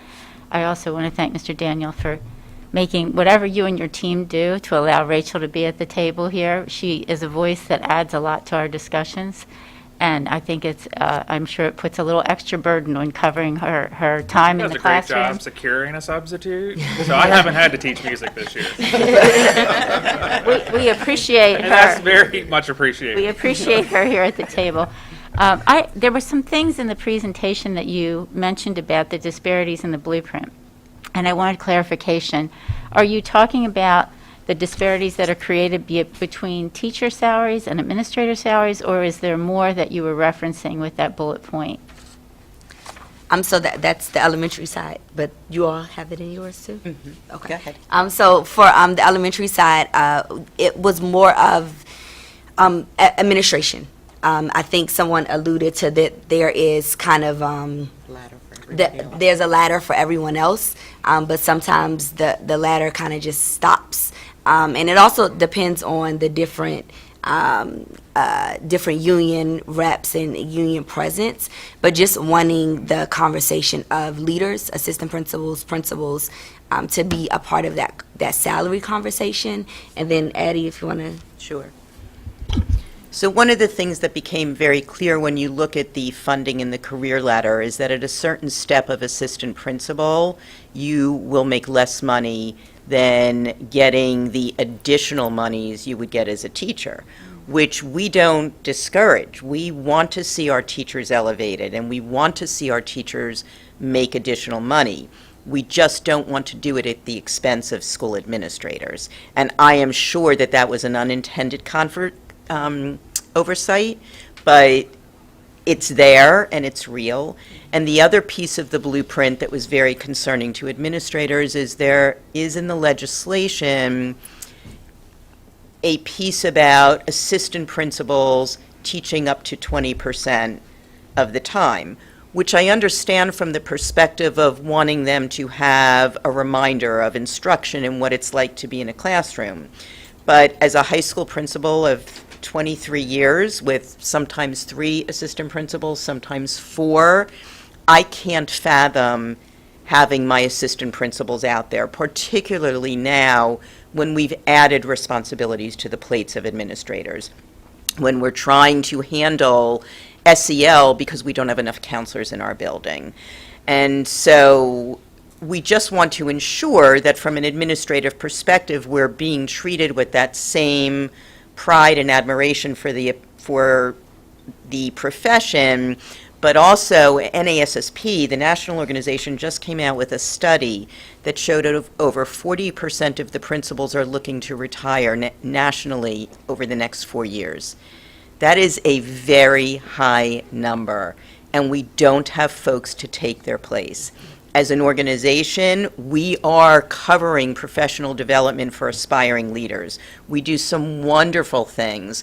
We are working with folks in MSDE in the Leadership Development Department, and we are working with some of the colleges and universities, but we're scared. In the same way teachers are scared, administration is not looking attractive, particularly when you look at the blueprint, particularly when you look at SEL and what administrators are having to do, and particularly when you see that administrators are covering other staffing in so many different places. So I have assistant principals, I have one already who went back to the classroom, and I have assistant principals who are telling me that they're looking at going back to the classroom versus going to the principalship. So we want to work with you on blueprint implementation, on legislation. Several of us have applied to be on the AIB advisory committees, and hopefully we will get those positions.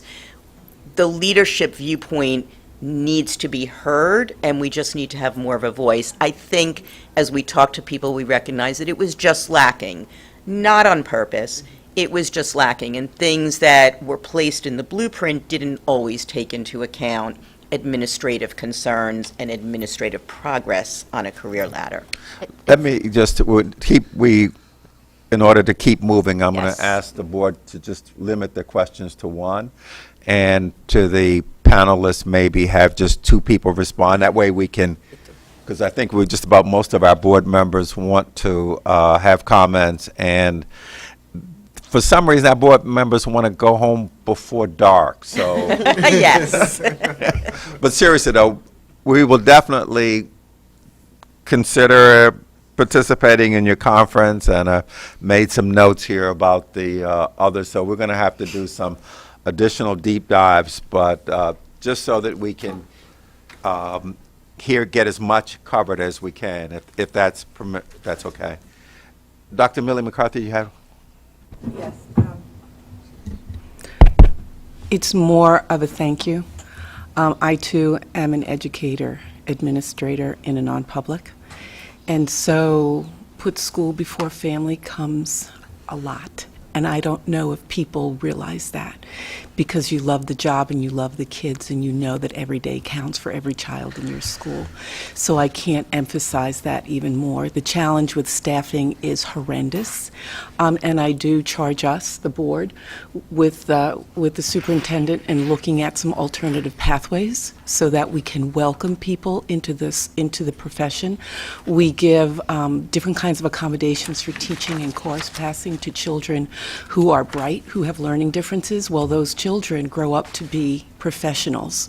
And so why would we want to limit those creative and very bright people from the classroom? So I charge us for thinking about that. And the other thing is, I think we're so busy talking about how hard it is for what we do, but what about the joys? They tease me at my school because they call me Joyful Joan, because it's joyful to see those kids. It's joyful to see parents back. And where else, as a parent, can you be in a work situation where it's family-friendly and child-friendly for your own personal life? So I think part of it is changing the narrative. Yes, it's hard, but, you know, like what Frederick Douglass said, if it's not hard, is it worth it? And so I think we start to change the narrative as to why teach. There's so many great reasons. So that's all I have to say. Thank you. Mr. DeShinkwe. Yep, thank you. I just have a comment also, and we've heard a lot about the importance of relationships and engagement, and how critical it is for us to engage with you in the leadership positions that you have within our schools in Maryland, and we appreciate that. It's an incredible task, but I'm one who's excited about the future. We've had many, many challenges these past 2 years, most of them unexpected, but we have persevered. You all have persevered, and I think we've been successful given the circumstances we've been dealing with. But I'm excited about what lies ahead, and I'm sure you all are too. I know many of you are tired, and that's understandable for what you've been dealing with. But the state board has said we have a priority to make world-class education for the kids in our state. That as our president has said, that's our North Star now. That's what we're focusing on, and it's exciting to have a new state superintendent. Now, I say new, he's been with us now just about a year.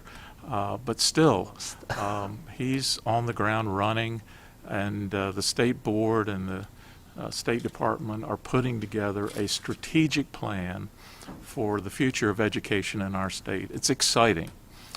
You all have been involved in that process, some already. We encourage and invite your participation whenever you can help us in that very important process. And we have a blueprint that is exciting to lay out the foundation for what education is going to look like in our state. So although it's a challenging time, it's an exciting time to be leading, as you all are doing, what is going to happen with education in Maryland. So thank you for your dedication, for your desire to be engaged in this process, this critical, important process that all of us are excited about. So we appreciate what you do. We look forward to other opportunities, as you've said, to be engaged with us. We've started that process. We know there will be other opportunities, and we welcome your input and thank you for what you do in leading our schools every single day and what that means to the students. So we appreciate it. Thank you. Thank you. General, did you have anything? Yes, there was a mention of things have changed so much coming back into the classroom and the social and emotional needs of our students. I'm just asking, and maybe you could respond another way than today because it's probably a whole new discussion, but discipline and change and what discipline and what your issues are. And it strikes me the regulation that we put out, it's been over 10 years ago for discipline. Does that need to be looked at again because of the social and emotional needs and the way that was built? Because when I talk to principals in the schools, it's the enormous amount of time that one child will take from you, your teachers, and from you as administrators. Is it time for us to go back and look at the flexibility that might need to be there to help you be more successful with those children that need the support? I believe so. I mean, I'm not going to speak for everybody. Michael. Yeah, I'm not going to speak for everybody, but I believe so. What kids are coming with now, from the pandemic and what we're going to need moving forward, it's totally different than it was 10 years ago. 5 years ago. There's no, right, it is like 4 years ago. Totally different. The majority of the students that need that extra care, that are habitually coming to us with some of the same issues, are struggling with school in general, with social anxieties. That's through the roof now. I got kids that, don't even want to go into a lunchroom with a large group of people. This is public school now. Like, this is what we do. But we have students that are struggling on the mental health side more so than they ever have before. And it's going all the way down to elementary school. Kids are able to, and I don't want to speak to my colleagues, they're professionals with elementary school. I walk in there, but I don't stay there. But I have little kids, so I know what, but I mean, they're able to express themselves at a very early age, their feelings and so forth, and they're seeing those things very early on, and it's matriculating all the way through.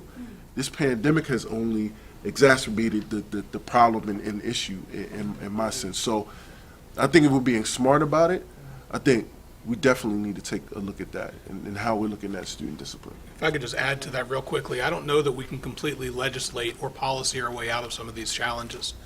I think we need to temper the expectations for schools. We need to partner and continue to grow our partnership with our local health and human services, as an example, with our parents.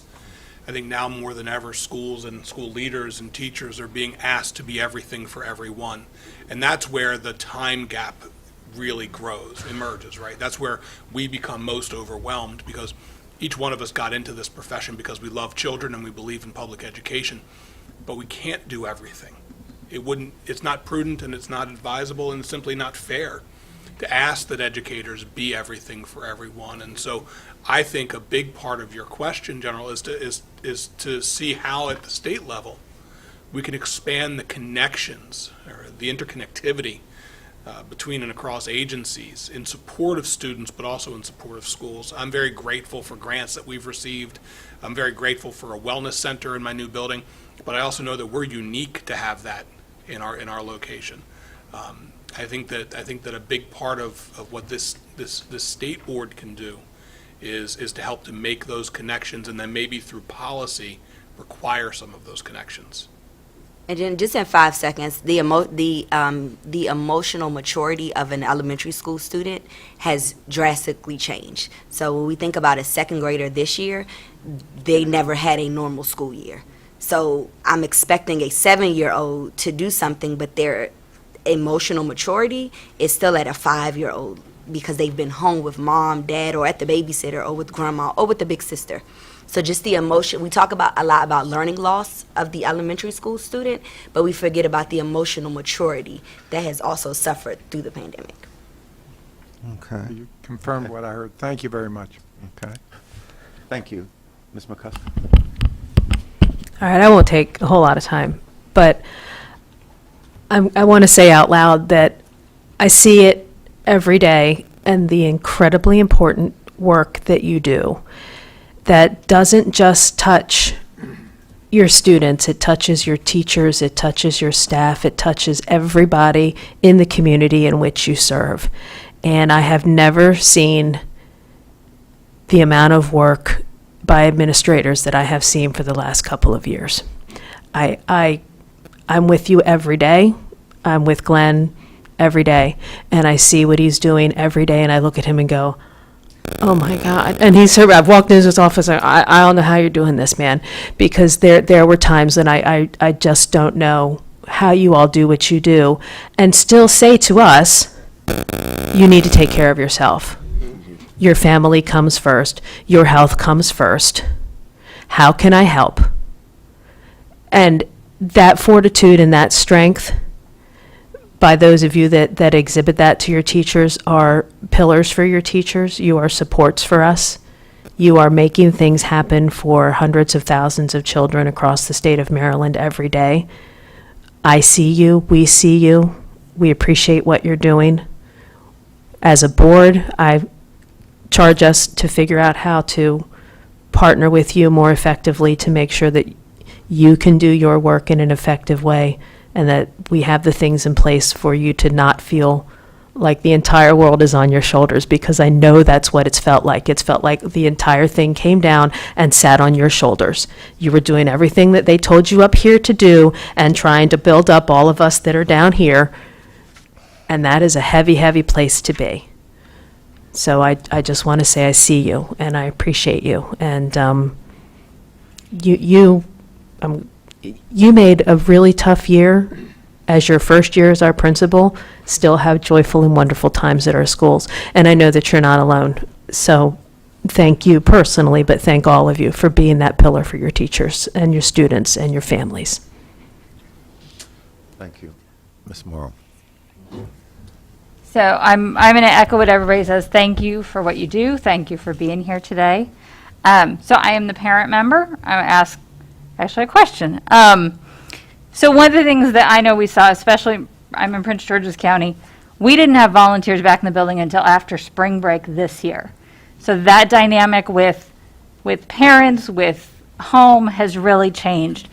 What is something that you have been able to do during the pandemic to try to keep families connected, or what is something that you would like families to be able to do to build that connection again? Because we've lost a lot of that over the last couple of years. So either something you've actually done this year or something that you want families to know to better engage maybe next year. I would say patience and grace for many. We want to do all of those things, and at times we would do them on a smaller scale, and to understand that we wanted to do those activities, and we wish all 800 could be there, or 700, or whatever we have in our building could be there, but just give us that time that sometimes it has to be done in shifts. You know, everybody just can't be there, but we were trying our best to make sure it still felt like home, and giving us that time. So it was something I had, it's in our front office on a big board, patience and grace. We give it, and we're hoping we get it back. So that will be the biggest message, just to say we're trying our best to make sure we get it all back. We can't go to any establishment and think that everything went back to normal, but you can also go to school and think school's going to come back to normal, where we have little people, big people, all of these in one realm trying to do that. So I would just say patience and grace, and we're doing everything we can to certainly meet the needs, every need of your scholar that's in our buildings, to give us that patience and grace. And come and talk to us if you have a question or a concern, that we're here together. We're not us and them, that let's just do it together. So I think there's also a level of transparency and communication. And I know I struggled with, I would send something out and then a directive would change, and then I'd have to go back and be like, sorry. Right turn. And sometimes that kind of creates mistrust between parents and schools. But know and trust that we're like paddling like hell underwater while trying to look smooth on the top. And doing the best that we can with, everybody's trying to do the best that they can with a lot of changing guidance. But that communication, I think, is key. And I'll add one thing that I believe really helped as I talked to principals around the state, the idea of virtual meetings. There were parents who may not have ever stepped foot in the school building for a variety of reasons, but one of which is they just couldn't leave their homes. They had young children, they didn't have help, and the continuation of virtual meetings will go a long way to perhaps engage folks who had not been engaged previously. Senator Bates, thank you. It's been a long time since I was in the classroom, but it was long, long ago in a galaxy far, far away. And I can tell you that many of the problems we were dealing with is similar to that.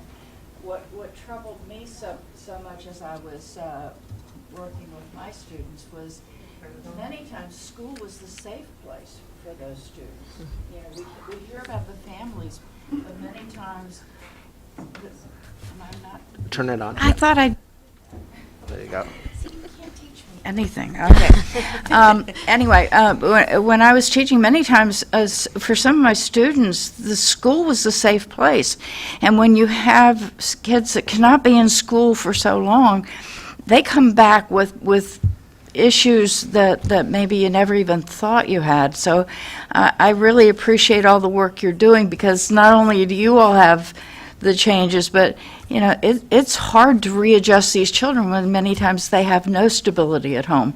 So anyway, thank you again. I really appreciate it, and I hope to hear more from you in the future. Thank you. Mr. Bakun. I really do echo your comments, Senator Bates. Really true. I see like so many students, including like people who were right next to me, who dealt with so much over, and principals they have to deal with it. You guys are the heroes who support your schools. But the question I have is, like, who's supporting you? How do you get your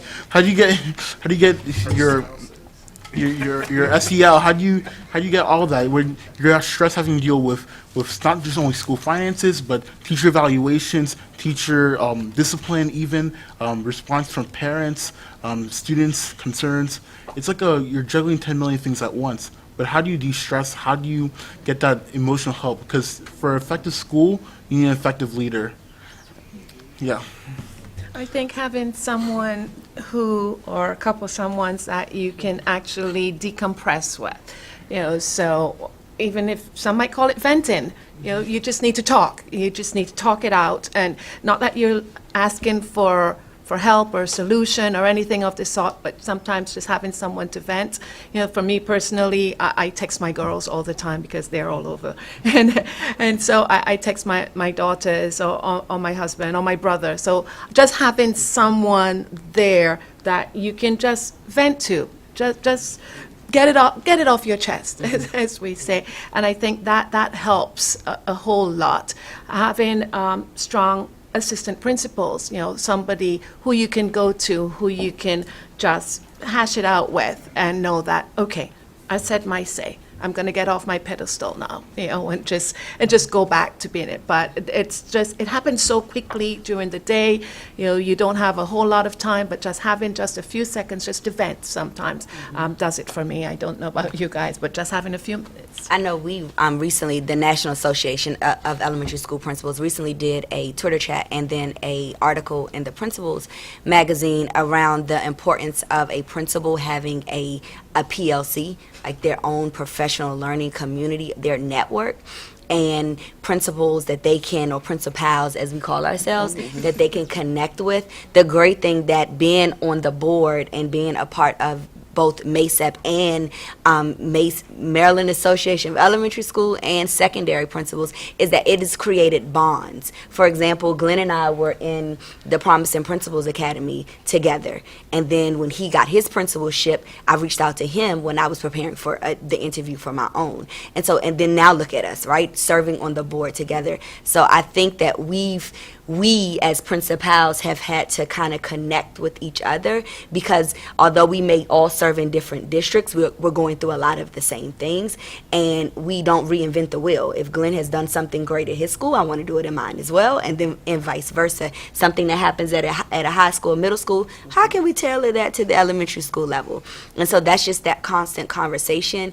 Each school district has their own organizational model where there are instructional specialists, leadership coaches, principal supervisors that are there oftentimes to put out the fires, but also to kind of pour into ourselves. But I will say that there has to be something formally created for that social emotional support for principals, because we're just having to do it on our own.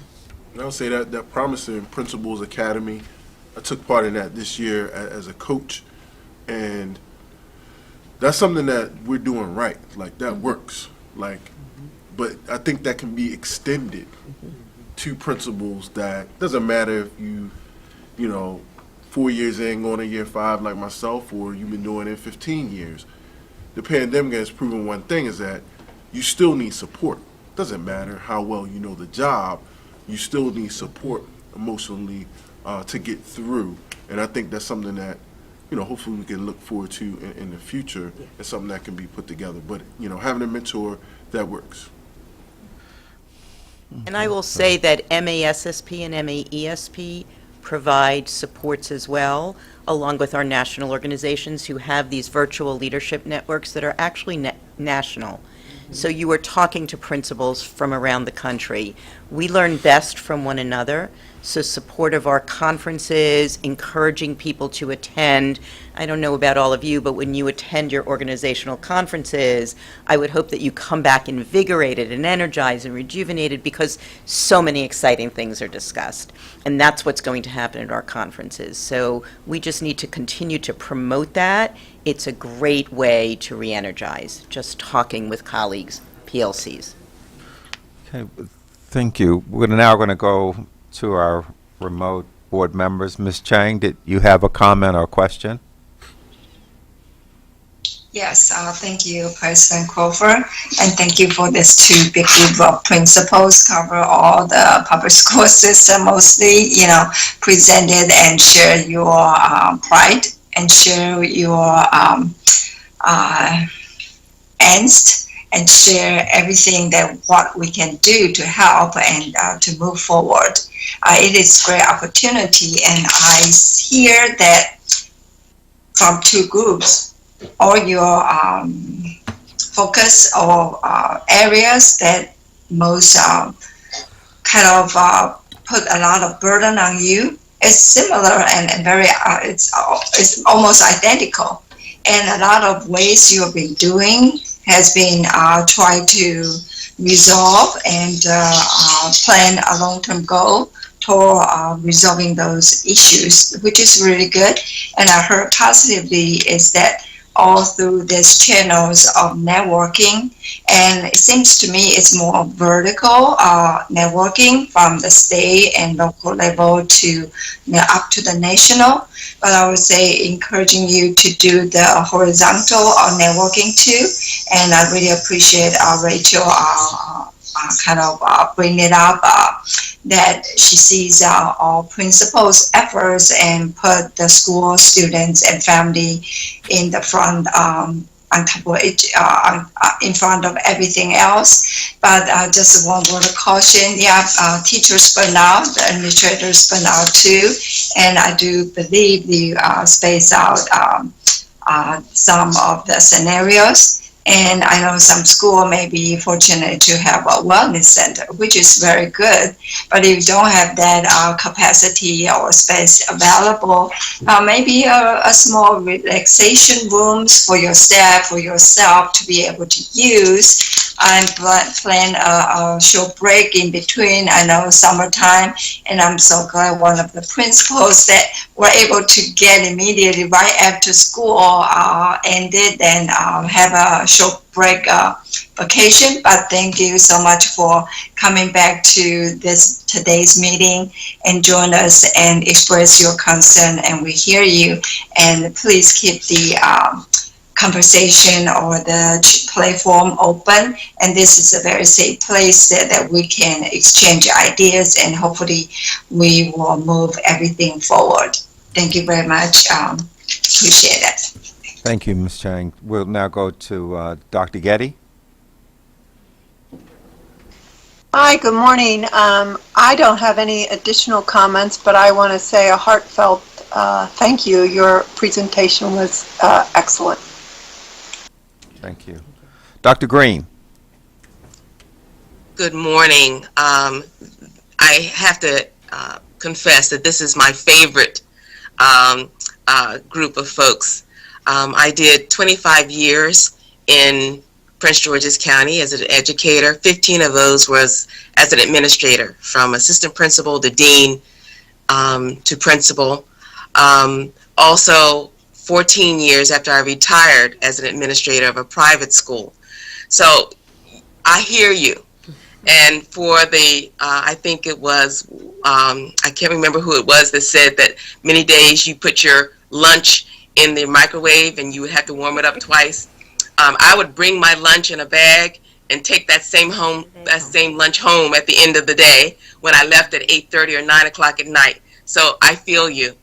I also think that your comment about having a voice on the board, that is extremely wise. And perhaps that may come, but I'd like to assure you that in the meantime, you have Dr. Melly McCarthy, who's a private school principal. And I'm on the board as well. I have a heart for administrators. In fact, a couple of years ago, in fact, I think it was about 3 years ago, when we had the discipline task force, we invited administrators to come up and give us a take on what was happening in your schools in regards to behavior issues. And I think General Sumter touched upon it, that the MSDE had come up with a guidance document, and that guidance document was not really being implemented in the way that the department had hoped. It was going to be a guidance document, but unfortunately the administrators who were at that task force meeting said that they were taking it as a mandate. And I think I mentioned this earlier in our meeting today, that I noticed that on each presentation you both referenced increased behavior issues. And even though it may not come through on the data, having been an administrator in a time that was much less tumultuous than this, I know that that has to be a big part. And I know that takes and consumes a big part of your day, is to maintain a safe and orderly environment so that instruction can continue. So I applaud you all. I was there, and so you have my heart. And I'd like to make this commitment, and President Crawford, if you would allow me to make that commitment, to attend your meetings every other month and hear your concerns, if you would let me know when they are and keep me informed. I also will attend your conference again, as perhaps as a board representative, until that time that you can actually have someone there. So President Crawford, if you would permit me to do that, I would like to be a voice for administrators on the board. And I don't know, Dr. Melly McCarthy, if you'd like to join me at those meetings. I take it that they are virtual, which would be helpful. But I definitely thank you for today, and thank you for persevering and letting your voices be heard. Thank you. Dr. Green, I have written your commitment in ink. That's quite all right. I'm going to keep it. Thank you, thank you. No, I Superintendent? think he has something. Mr. Coon? In response to Dr. Green, she makes like a really important point of discipline, right? So I just want to ask a question, like with the principals. One last question. One last question. We have. This is really important. Are we as a group of principals, ranging from elementary school to high school, it's so important that we have built a good relationship with our students. So are we, as principals, committed not to going back to zero tolerance policies and implementing restorative justice effectively and thoroughly within our schools and throughout the whole entire system? You want me to speak on behalf of that? Yes. Yes, I can tell you that as Terry Ball and I meet with, talk with, and go to conferences around the state, everybody is committed to restorative justice. As Mr. Chaudhary said, it's not necessarily handled in the same way in every place. There are individual principals who are doing things to a greater extent than others, but we will be having workshops at our conference sessions when we meet at both our annual leadership conference in September, and then we do an assistant principals conference in November. You will see that topic there.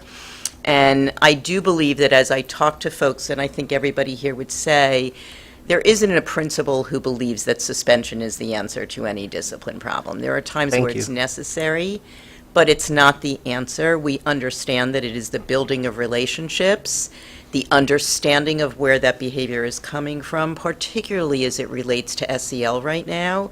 There are children who dealt with death, who dealt with parents who lost jobs, who went into poverty, who are going to food banks, and they are bringing that to the schools. And for children who don't know how to communicate that, what is their best way of communicating? Through anger, through disruption, through behavior, attention-seeking behaviors. I think I speak on behalf of all of us in saying that we get that, we understand it, and we are happy to work with folks on instituting means, methods, strategies to develop those relationships and work with our kids so that they can remain in school and get the best education possible. I just want to appreciate their comment on this because I want to make sure as we talk about discipline, it's not misconstrued to be taken back to backward zero tolerance, because that's not what I hear from them. Principal Brown was recently profiled in Ed Week as a day in the life of a principal. What I know about him, that's not what they're saying, and I just want to make sure that's not being misconstrued, because we will go backwards, and it will harm the kids who keep being harmed over and over again. What they are saying is we need to find a way to do better safety nets, come around our kids, support them, and if they have to get pulled out of the classroom, let's get them wraparound supports, do it well, so the teacher does not have to be the social worker, the principal does not have to be social worker, the county comes around that child. We got to do that better, not simply just lay another hammer on them. And I just want to, Thank you. look at all these nods Yeah. right here from the association. Yeah, I just want to make sure, because I think some of that is getting lost, and I would ask for your partnership to make sure that policymakers don't go back. So, thank you. That would be a Super. wonderful partnership. We're going to continue to move on. Mr. Superintendent Schroeder, did you have any additional comments or questions? No, I love spending entire days in schools. I shadow. I started the year by shadowing every student in every county and then shadowing the superintendent. Next year, it's going to be shadowing a student, then shadowing a principal. And then that's how I will continue to do my work.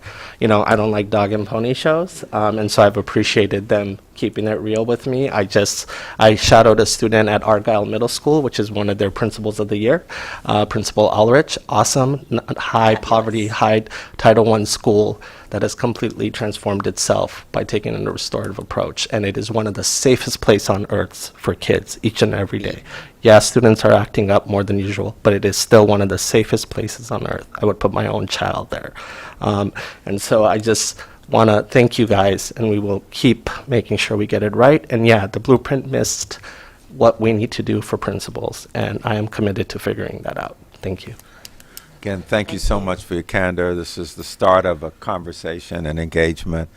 We appreciate hearing from you. And again, thank you so much for what you do every day for our children and for our staff. Thank you again. Thank you for having us. Thank you. So I have a request to change up the agenda, if you're okay with that.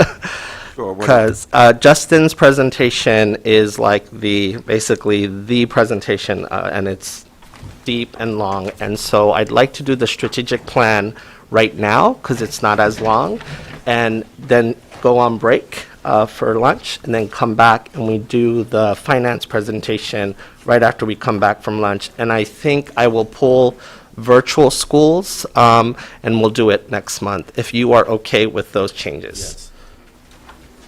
Yes, we're fine. Sounds good. Got it. Thank you. Let's fire up the strategic plan update.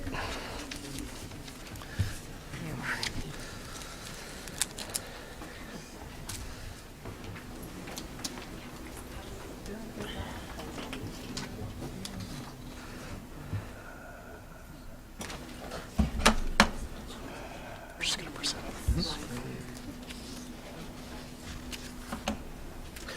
So you should have you have the digital version. We should have a fresh copy as well, because we're constantly refreshing the numbers. We also changed up the color scheme per the recommendation of Clarence, just easier on the eyes. And so we did all that. So if you do have the paper copy, I think that would be the best for this one.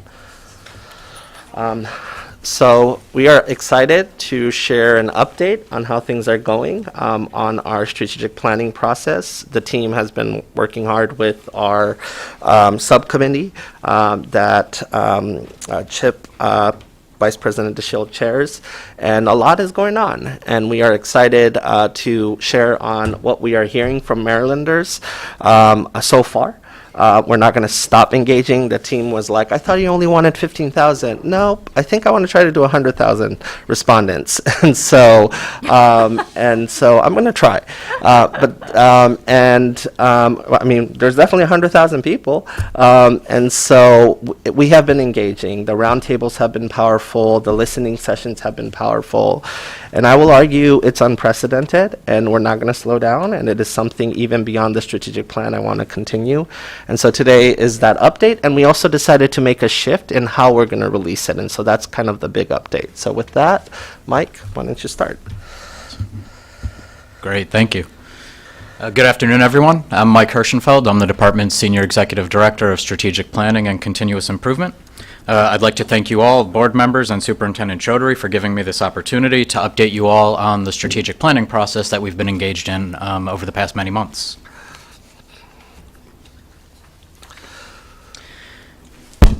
Excuse me. To begin our update on the strategic plan, it's important to answer the question of why we need a thoughtful strategic planning process in the first place. And so with that, as I did back in January, when we kicked off this process, I'd like to take a minute to read aloud the objective of the strategic planning process. And so the Maryland State Board of Education and the Maryland State Department of Education are developing a multi-year strategic plan for the future of Maryland's education system. Public schools serve to prepare our future workforce and future community leaders, and it is critical that we hear from as many people as possible throughout the process. This work will be the basis for creating transformational change in Maryland's education system. The guiding objective is to build processes and create space for stakeholder input as we work to develop a strategic plan. The strategic plan will guide the department's organizational direction as we implement the blueprint for Maryland's future.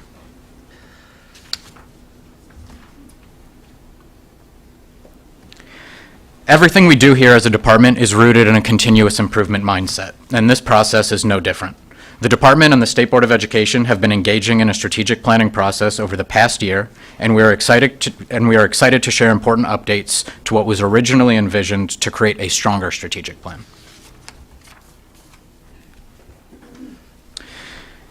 And so you have all seen this slide before. The original process and phases illustrated on the current slide is what was presented to you all back in January. We originally set out to release the strategic plan by October with all of its components included. However, given our engagement efforts with stakeholders ranging from students, families, educators to nonprofits and the Blueprint's Accountability and Implementation Board, we have decided to extend out our engagement effort to continue to expand the tent and reach those individuals that have often not been afforded a seat at the table and release the strategic plan in multiple parts rather than at a single moment in time. This approach will create more thoughtful engagement and alignment, including our effort to implement the blueprint for Maryland's future and transform the department.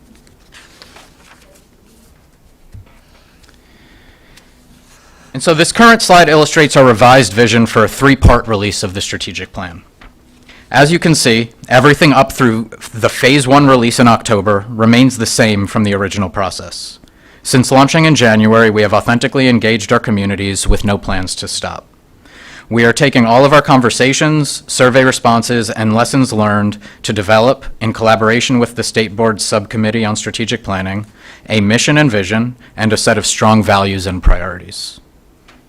Following this public release in October, we will spend additional time engaging with stakeholders through January of 2023 to either reaffirm what was released in October or make any needed refinements. Any revisions will be released by February of 2023 as Phase 2, along with an initial release of success metrics and specific goals. Following the release of Phase 2, we will continue with our approach to engagement and work to either reaffirm what was published or make any further needed refinements.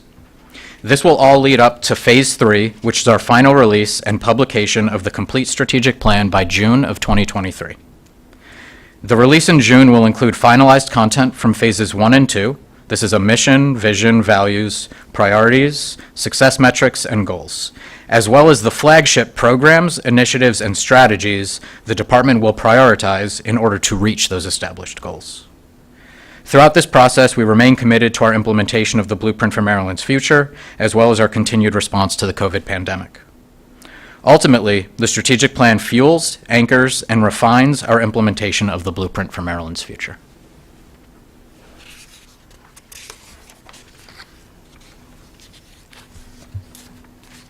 In the next portion of our presentation, I'm excited to give you all an update on our engagement so far, as well as a preview of some of the analysis that we've been able to glean from this data.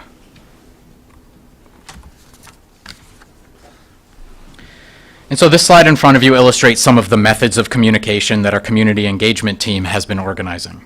While we have leveraged all of the illustrated strategies, we have leaned on the survey, the roundtable discussions, and the listening sessions to provide meaningful qualitative and quantitative data and feedback, which is informing our work on a daily basis. And so now we can kind of jump into some of the engagement that has actually taken place so far, and these are tangible things. And so far, to date, we have organized 17 roundtables consisting of over 230 people. And these are happening so frequently now that I wonder if this 17 is even up to date. I think we might be at 18 since last night.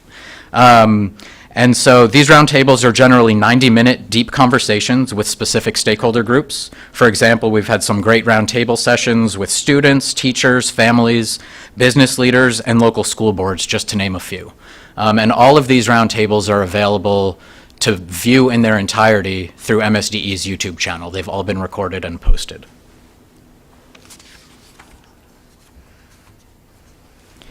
In addition to the roundtables, we've also participated in nearly 24 listening sessions. A listening session takes place when MSDE is invited to join a pre-existing event to ask questions and garner feedback and thoughts. Listening sessions have included the Maryland Association of Student Councils, the Free State PTA, Community Work Group on English Language Learners, the Greater Salisbury Committee, the Black and Brown Coalition, and the Council of Educational, Administrative, and Supervisory Organizations in Maryland, again, just to name a few. And these, while there may be videos and things posted, those would all live through the organizations that established those events.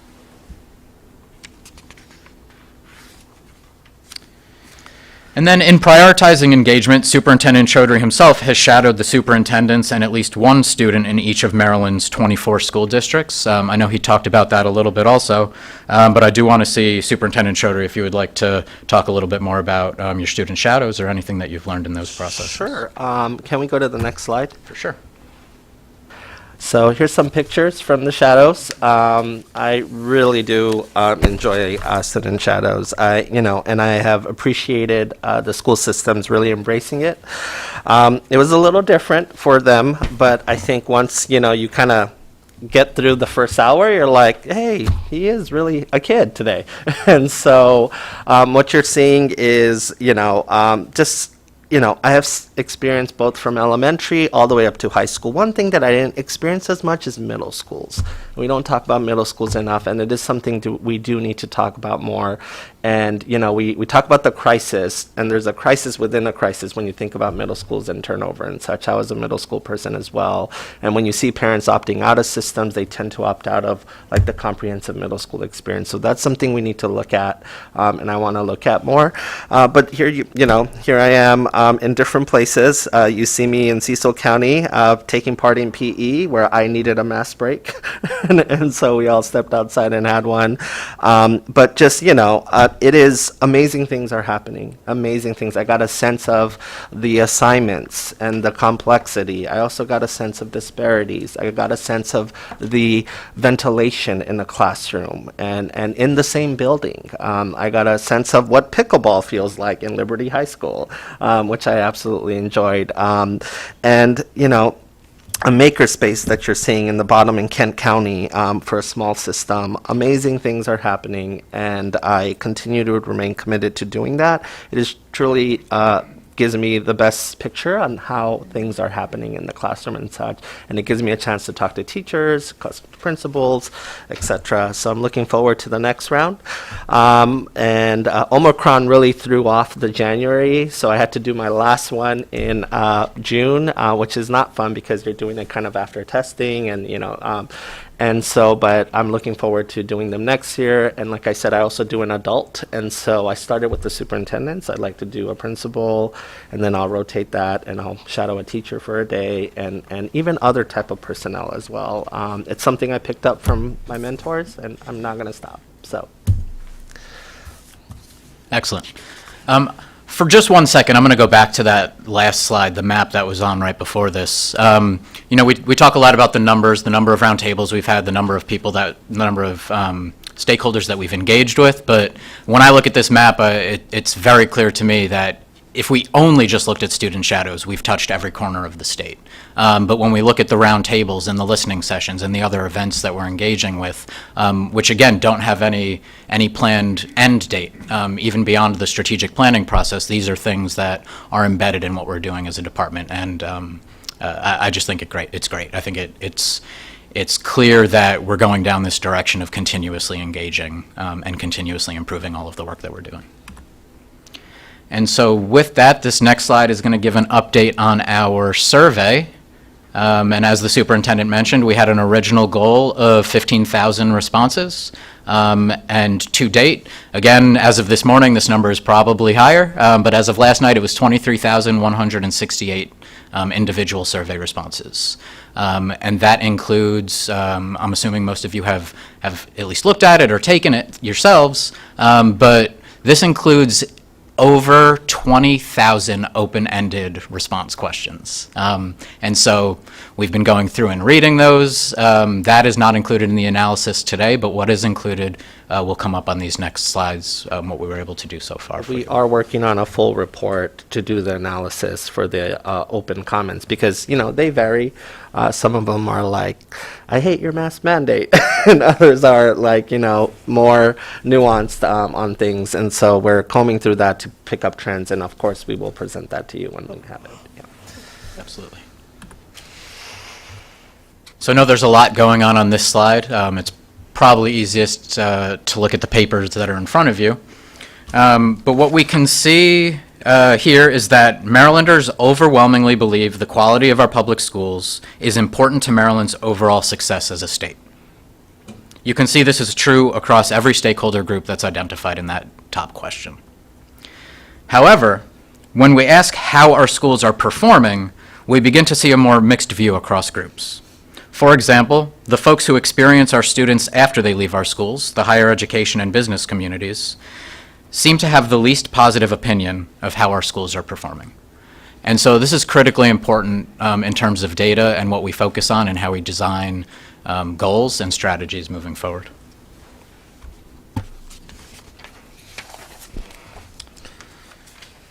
This slide illustrates what Marylanders overall see as the priority areas for our school system. The most important fact to point out here is that any way you cut the data or disaggregate it, the number one priority is always overwhelmingly to improve reading and writing in the early grades. Rounding out the top 5 here, number 2, improving social, emotional, and mental health supports, improving math and science skills, developing more excellent teachers, and rounding out the top 5 is improving critical thinking, problem solving, and collaborative teamwork skills. Can you share what is, in terms of statistical significance, what is number 6 right now? For sure, yeah. It's worth noting that if you look at any of the survey responses that achieved at least a 20% of respondents putting it in their top 3, we would also have in this as a 6th priority, expanding career and technical education programs. And then early ed is right below it, right? Yep, and then increasing access for 3- and 4-year-olds to early ed is just under that 20% mark at about 18.5%. And what's great to look at here is that these priorities are generally reinforced by the blueprint. And so it gives us an opportunity to continue to weave together the work that we're doing as a department holistically, along with the goals and strategies that are outlined in the blueprint for Maryland's future.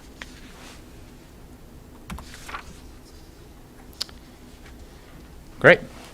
So this slide that's in front of you right now, and the two that will follow, include the top 5 priorities by a subset of respondent groups. So what you just saw on the last slide was the overall, with 23,000 respondents, what the overall top 5 priorities were.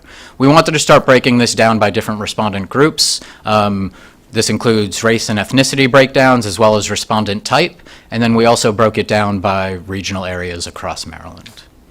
And so on these slides, anything with a color that deviates from the others is there because it was not included in the overall top 5 priorities. So for example, it might be kind of difficult to see the change in color on this, but the only one that varies is number 5 under Black respondents.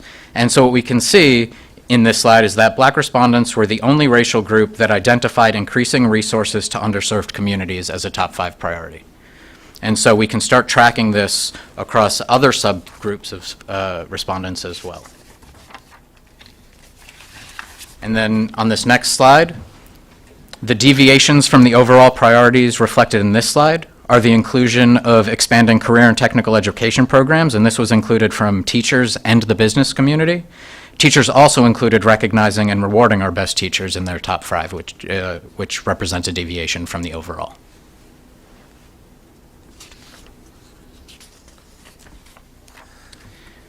And then from this last slide that's going over these top 5 priorities, we can see that 3 of the 5 regions included expanding career and technical education programs in their top priorities. And then the one thing worth pointing out again is that if you've noticed, there's that solid blue line right underneath the title for all of them, and that is because improving reading and writing in the early grades does not change, again, no matter how you break down the data.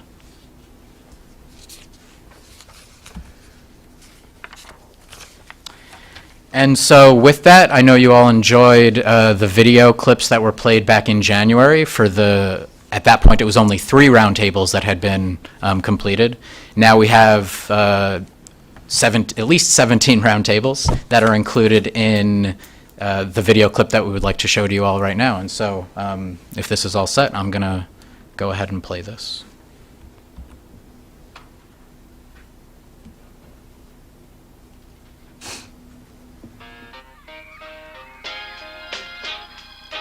Are we able to increase the volume? Yeah, let's pause it right quick. Yeah. Can you grab the team?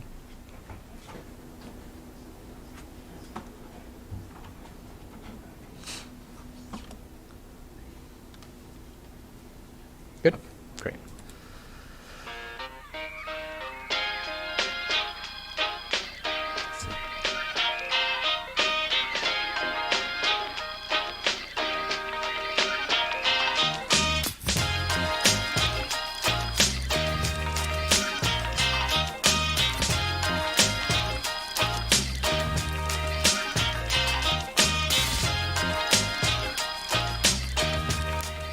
The program allows us to tour different college campuses, which to me was very helpful. So I just wish that these programs were a little more accessible for English learners. Sometimes teachers think that because of the language barrier, these students are not able to make it to college, and that is not true. And I'm actually on my own. You know, I rent, I got pay bills, you know, I got to keep my own job. So it's kind of really hard to juggle a lot of those things at once. And I think that with the CTE program, they've helped a lot. Because back in my country, in Afghanistan, I didn't have lots of opportunities in the field that I'm interested in. Because being an astronaut, it was always like a dream for me. It's my childhood dream, because when I was a child, I was always talking with the universe. I was talking with the stars, with the planets, and I never have heard about any Afghan to be an astronaut. And because that, I want to be the first but not the last one. When we go back to the school system, it's very important that they have exposure to language acquisition. And does that mean that they have to view themselves as a small group, an isolated group in the area? But how do we go ahead and make sure that they're included in that mainstream experience? I was a homeschool parent, not by choice. When my daughter entered kindergarten, I homeschooled her for 3 years. And until they sent me an email about getting her into the virtual school, I would just like to say it is the best thing for my family. I love having her here and being able to spend time with her. And the teachers are amazing. And I really feel like they care, and the classes are fun. I think having language skills, additional language skills, is a great skill just in life in general. So I was looking for somewhere where she could learn an additional language in addition to what we speak at home. So that's why we ended up where we are. Unfortunately, it's not competitive money-wise. So it's hard to retain qualified teachers in a center. If there's anything that I could improve on, would be incentives to make sure that early childhood center, especially with teachers who have immersed themselves so much, they should get the compensation for it.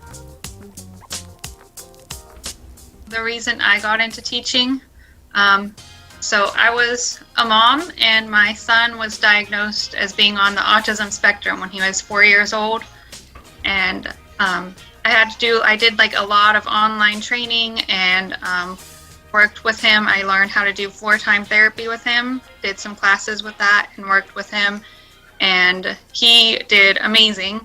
And it was just such a joy to watch him grow. And then he went to pre-K and had the most wonderful teachers I've ever met. And he just thrived, went from barely speaking to one day his teacher said, I actually had to tell him to be quiet in school. I was like, that's great. And I was like, I want to do that. I want to help these kids. I want to make a difference in kids' lives. I was talking to her about how it's kind of hard teaching English, literature, not ESOL, at the time, because it was brand new. I've not had a lot of experience with it. But one of the comments that she had made was, if English was my second language, it would be hard for me too. But that's not where I was getting at. I was trying to say, this whole experience is new. I'm just having a hard time getting through this. It wasn't about like my background. Having a little boy in second grade, one of our paraeducators, again, through the training, was very intentional about the book that she selected for a read aloud.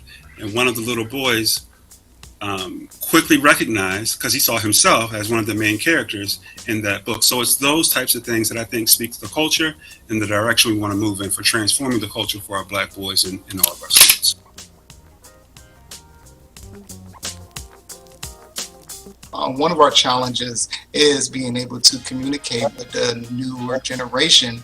But what we do is when we actually incorporate new policies to retain our staff and to adapt around how they do business today. For instance, the whole chat thing, we stood up a chat line. So now we can actually reach out to these brilliant minds. They're challenging businesses to be creative. In a recruitment process. They're challenging us to be creative on sustaining them. They're challenging us to be creative on how we actually reach out to them. So I agree that there are some communication gaps, but it's helping us evolve not only as a company, but also how we communicate with the new generation. The school system as a whole does so many things very well. But as a community provider, there are times where it can be difficult to provide services at the school level, and that shouldn't be the case. And if the school can find a way, and when I talk about the school, I mean the whole state, they'll find there's a value add and there's a cavalry of community supports that might be able to help them accomplish what they're doing.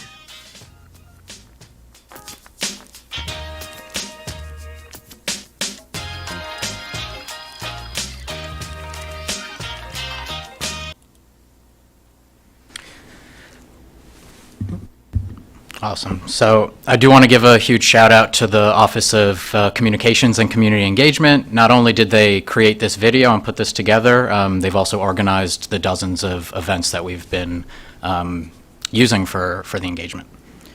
And so with that, the final slide here, well, if it actually goes to it, is how we've been ending the majority of our presentations that we've been giving, and this is still the link to the survey, and so we're showing this because it is still open, even though we have over 23,000 responses. I think I heard a new goal from the superintendent at about 100,000 today, so we will do what we can to get there. We can keep it open, but obviously we'll take snapshots in time to ultimately move forward with the strategic plan, but there's value in keeping it open and redesigning, which is very different. We stand for questions, and I just want to say the amount of investment the state board has shown and also pushed fire to our feet to make sure we constantly engage and find different topics to engage around. I'm really excited that we had our local board ones. We did 2. We don't have clips for those yet. We'll eventually have clips for those, but the time that you guys have been awesome facilitators, and sometimes just coming in to listen, and so I've appreciated that as well. That's been exciting to see as we come up with a joint and strong strategic plan for our state. Questions? Recognize Mr. DeShield, then we'll recognize people here in the boardroom, and then we'll go virtual. Yeah, thank you, President Crawford, and I'd like to thank Mike, Ari, many of the MSDE team who have been working with the subcommittee on the strategic planning.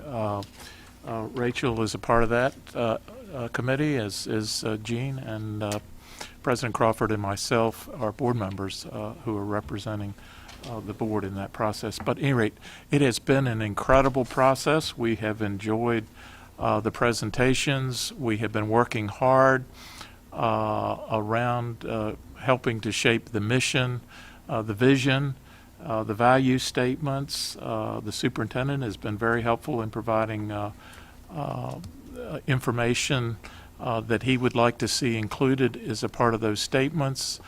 So we'll be getting back and looking at those again. The priorities, we've begun to look at what Mike's presentation has illustrated this afternoon.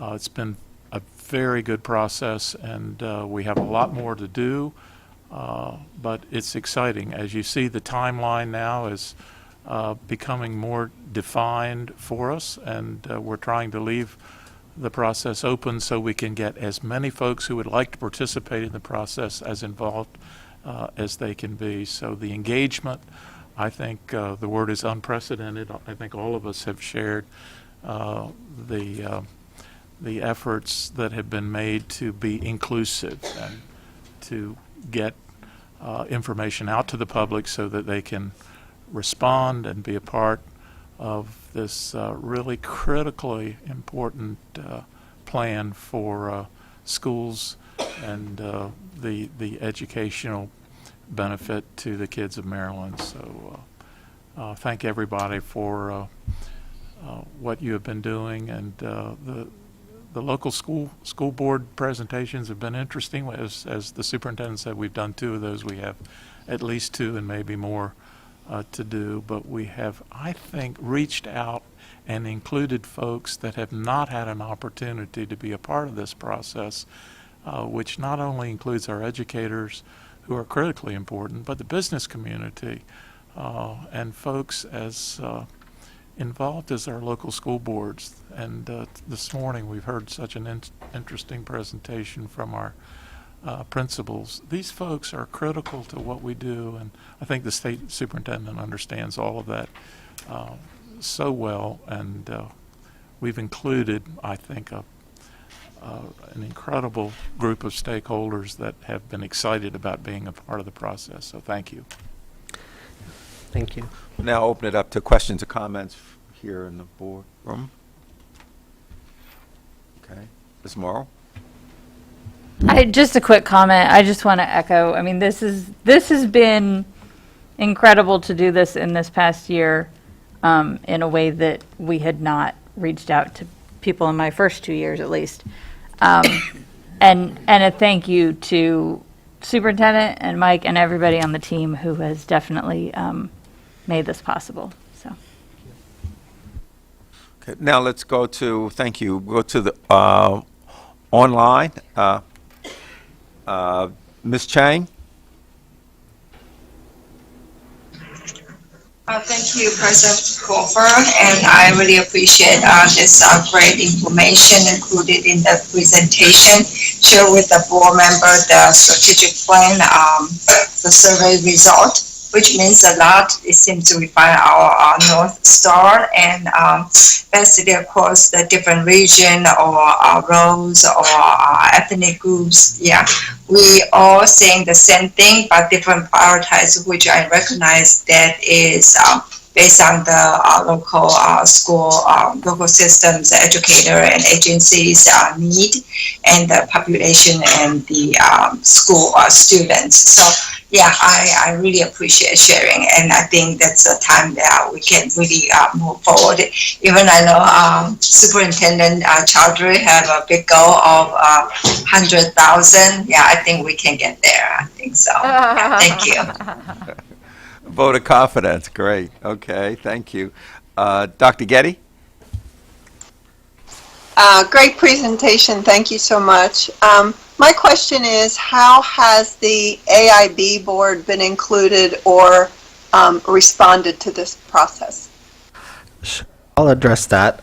So we have been very transparent from the beginning that we will be doing that. There are, some questions from some members, I will not say all of the members, where like, how does it fit and connect in with the blueprint? I think it fits perfectly as a leader of, an organization that does not have a strategic plan, and so we have been keeping them updated. And like I said, I presented this early on with them and the work that we've been doing. We had one of the board members, Dr. Das from Prince George's County Community College, do our higher education roundtable. She facilitated that, and we loved that, which was a great connection into the CCR.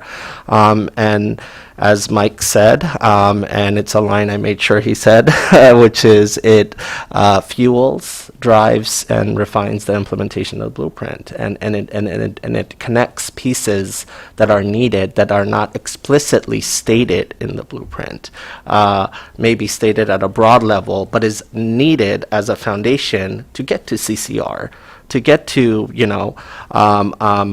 making sure we have a line out the door for people wanting to be teachers in the state of Maryland, but also room to push on tensions, right? Okay, if we're going to lean into licensure exams, and we know what they can do for different groups of people and trip them up in becoming teachers, creating that healthy tension to create alternative pathways. And that's a good thing. And so leaning into literacy, right? The blueprint focused on new teachers coming into the profession, but the literacy challenge is not a new teacher challenge. It's also a teachers who are in the system right now as well too. So we will continue to engage. And like I said, I want to engage to the point where I get in trouble for engaging too much. And so I appreciate that. And so that's how they've been involved. And we will continue to be open, honest, and determined to make sure everything is connected and we have our healthy tensions to get it right for our communities. Dr. Green? First of all, I commend you, Mr. Chowdhury, for doing this kind of engagement. I think it's so important so that we go forward representing all segments of our state. I wanted to ask, the survey, how is that being publicized to the general public as to the availability and the desire for the department to hear back from the community? Yeah, I mean, everything and anything that I can do, I am spending dollars to also make sure that it is deployed as mailers in communities. If I gave you a subgroup breakdown, I felt like we were not getting a representative population of our state, so we decided to make sure we did a more targeted approach on zip codes, and we saw a spike. That's when we saw a spike in 20,000, and we will continue to do that. The team is attending, events in the community. They were just at an event that is known in the city called AFRIM. They were there and had a table set up. You could see that in social media. So if you follow the social media feed and LinkedIn feed, it's there to the point where you might be annoyed on how many times you see it. And I know Lori knows because she's just a social media expert. And then of course, we're now thinking about radio and how to do that as well. It is a bit long, but you don't have to get through all of it. You can get through some of it, but we wanted to make sure we weren't like, well, you only asked 3 questions, right? And so it's kind of like you're damned if you do, if you're damned if you don't. But we're going to continue to do radio. I tell my team it's an air war and a ground game, right? And the ground game is where MSD was not good at before. So that's like flyering and other things as well. And so we will continue to do all those things. And when we see a pocket of the state that has not responded, we'll continue to do that. And of course, we plug it in everything we can do. So. Did you mention local newspapers? I did not think about doing an ad in a newspaper. That's a good idea, thinking about what that looks like and readership. Everything's shifting to online nowadays, but we'll look into that and what that looks like, and doing a spread. It just depends on which issue that you choose, right, and that day. And so I'll look into that. Thank you. Okay. And I've heard from people that work across the department that live across the state that they've received some of our mailers as well. Yep. I know we've put up signs in oh yes, inside if of you buses. ride the bus, you will see it, or trains. You will see an ad in the train station or the bus shelter as well. And so we've done that. We're spending money to make sure we get more people to engage with it. And from what I get to see, I get to sign into the survey daily and see the numbers change. And it's very clear when an event has taken place or a mailer has gone out, because we'll see, 30, 40, 50, and then Memorial Day weekend, it was 2,500. So it's like, okay, what happened Memorial Day weekend that we saw such a significant bump? And so the events are working. Well, speaking as a resident here in Southern Maryland, Charles County, St. Mary's, I haven't seen anything in our local newspaper that covers St. Mary's, Calvert, and Charles.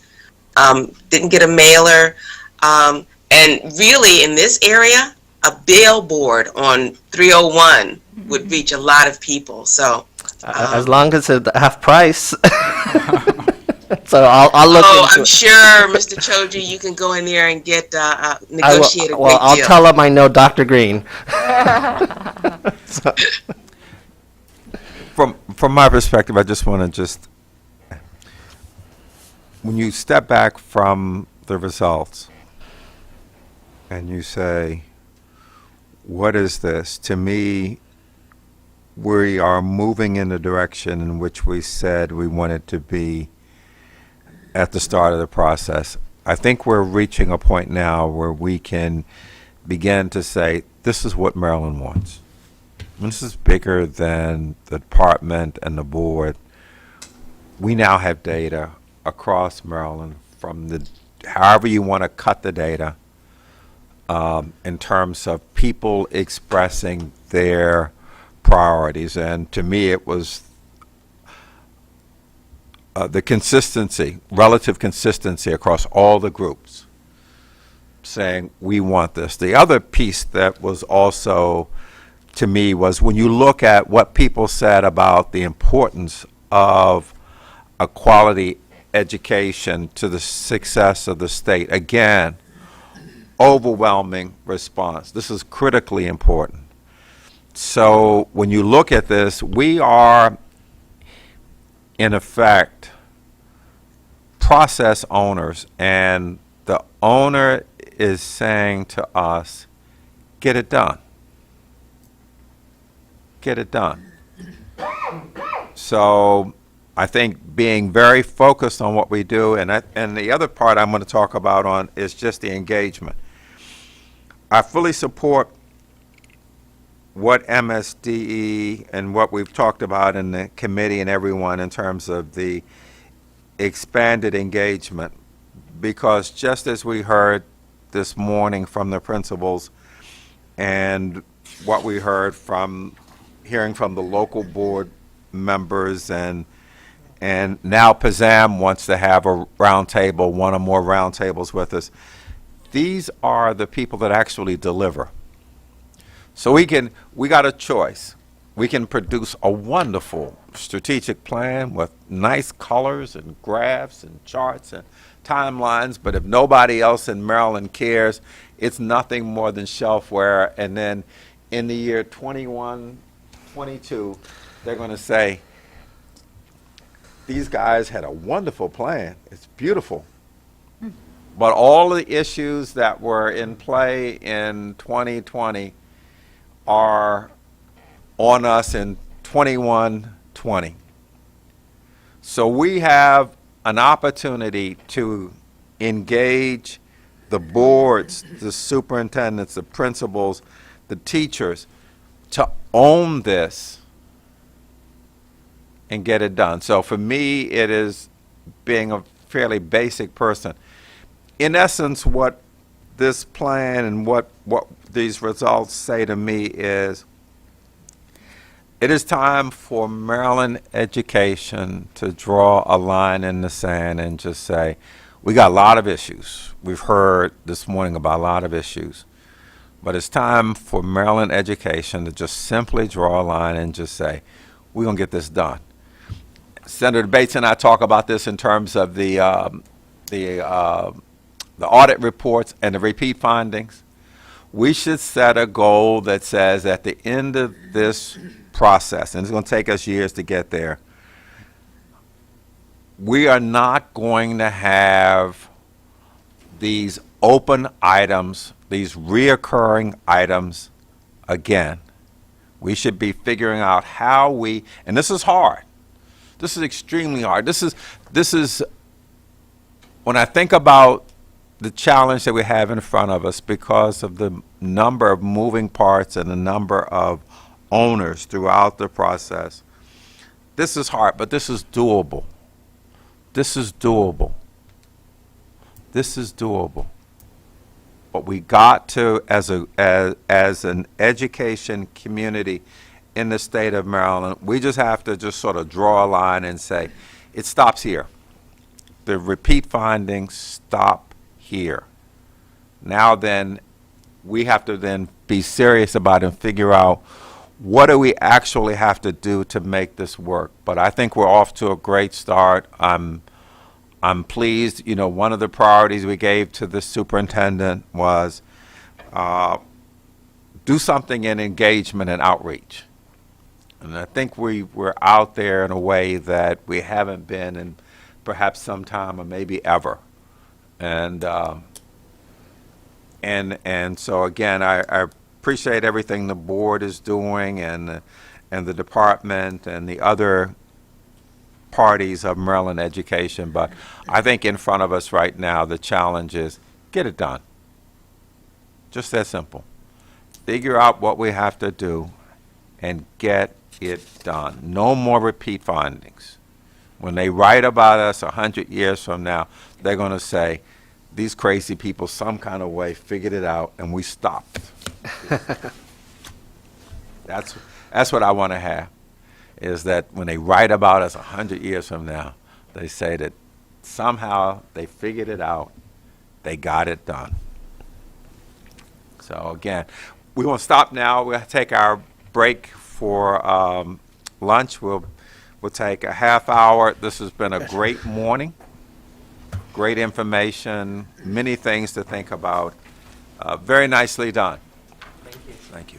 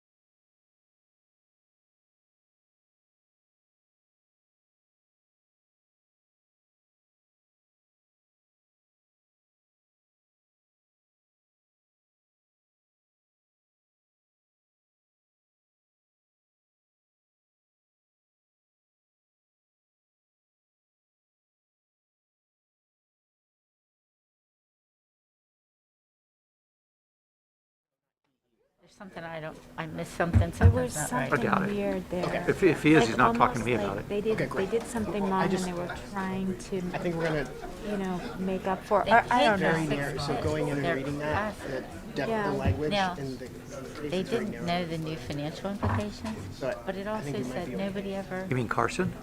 Like Except communicate the it. policy. Which case? So it's like. Yeah, Carson, you mean?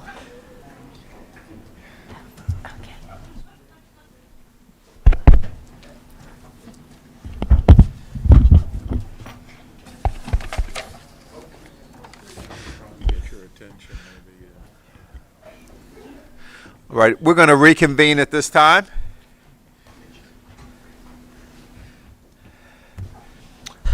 Gene, or Ms. Howley and Senator Bates, this is our time as finance people. We're excited. We're excited about I was wondering where he was going with that.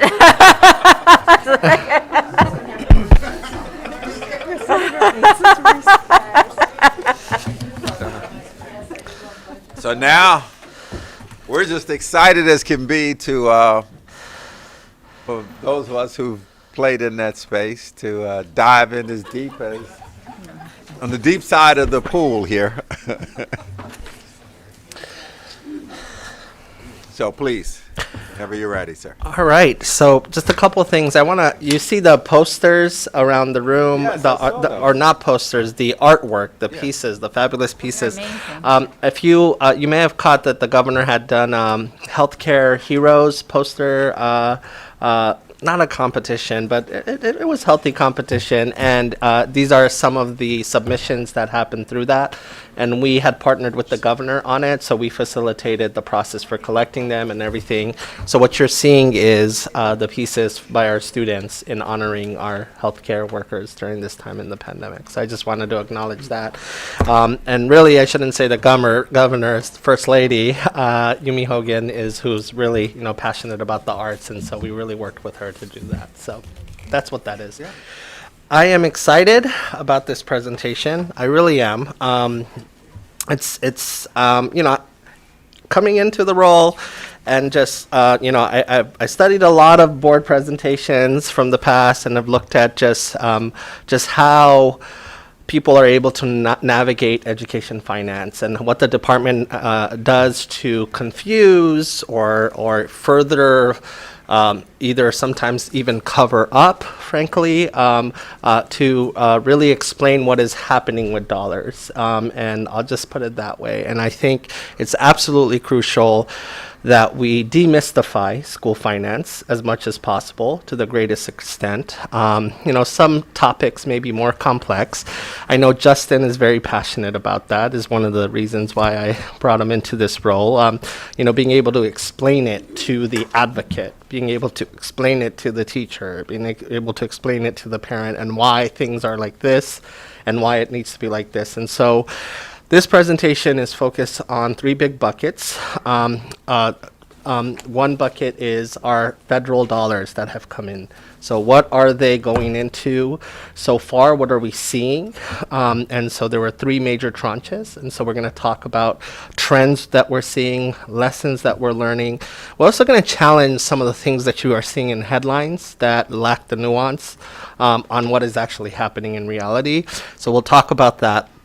We'll talk about the first major grant initiative I put forth to really change the tone and how I would like grant making to happen in the department going forward. And so that's using set aside that I had inherited from the previous administration, use that creatively to respond to the challenges of the time, as well as timeless challenges, and then also being able to accelerate the implementation of Blueprint. And finally, we'll talk about Blueprint State Aid at a high level. What are all the different elements of the Blueprint and how is that money happening? And consider this one in a series of things that I plan to do throughout the year. And so with that, I'll probably stop at a certain point because it's a deep presentation. I pulled out we're done with the COVID presentation. We're done that virtual learning I pulled out. So I'll probably stop at a point like we did for early ed last time, and then we'll continue on with the second half today.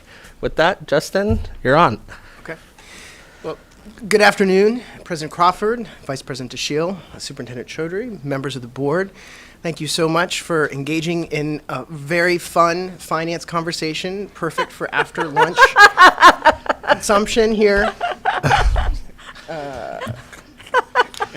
He'll make it fun. He'll make it Good fun. salesmanship. We're gonna, I've used this before, so I apologize for using it, but we will put the fun in funding today. And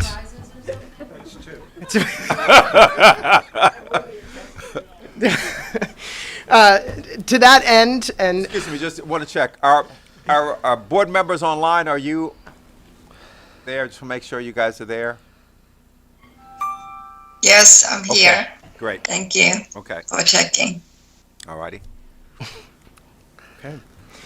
So as Superintendent Chaudhary said, just a quick recap here of the roadmap for the conversation today. We'll go first over those tranches of funding, and then we'll talk about what we're actually seeing in terms of spending of those funds. We'll discuss ESSER transparency and our efforts to build fiscal transparency and what we mean when we talk about fiscal transparency, not just showing data, but also helping understand and build understanding of that information. We'll look at special fiscal programs. So these ESSER funds come with, in particular, 2 sets of special programs, the Emergency Assistance for Non-Public Schools program and a series of early childhood programs. And then, of course, we'll spend that deep dive into our state set-aside funds and the work that the department is doing with the state set-aside funds. We'll then wrap up with the Blueprint State Aid, just a quick overview of the major aid categories and the total amount in the final FY23 state aid for local school systems. And we'll wrap up with our newly released FY21 ESSA school level per pupil expenditure data. And with that, we'll dive right on in. So we'll start by looking at what the federal resources are to date for pandemic recovery. And as Superintendent Chaudhary said, there are essentially 3 main tranches of funding for this revenue. And within each of that, there are separate delineations, some for specific programs, some as pass-through, and some that the department itself administers. And so what we see here on the slide are the total amounts for each group of funds, and then broken out by the biggest buckets that exist within those. And so we'll be using some of these acronyms throughout the day as we go through. So the first piece of federal pandemic legislation passed in 2020, the Coronavirus Aid, Relief, and Economic Security Act, also known as the CARES Act, so we'll refer to it as today, was the initial set of funds. In total is about $667 million. Of that, $423 million was elementary school and secondary school emergency relief fund money, or ESSER, as we'll also begin to know in terms of acronyms very well by the end of this presentation.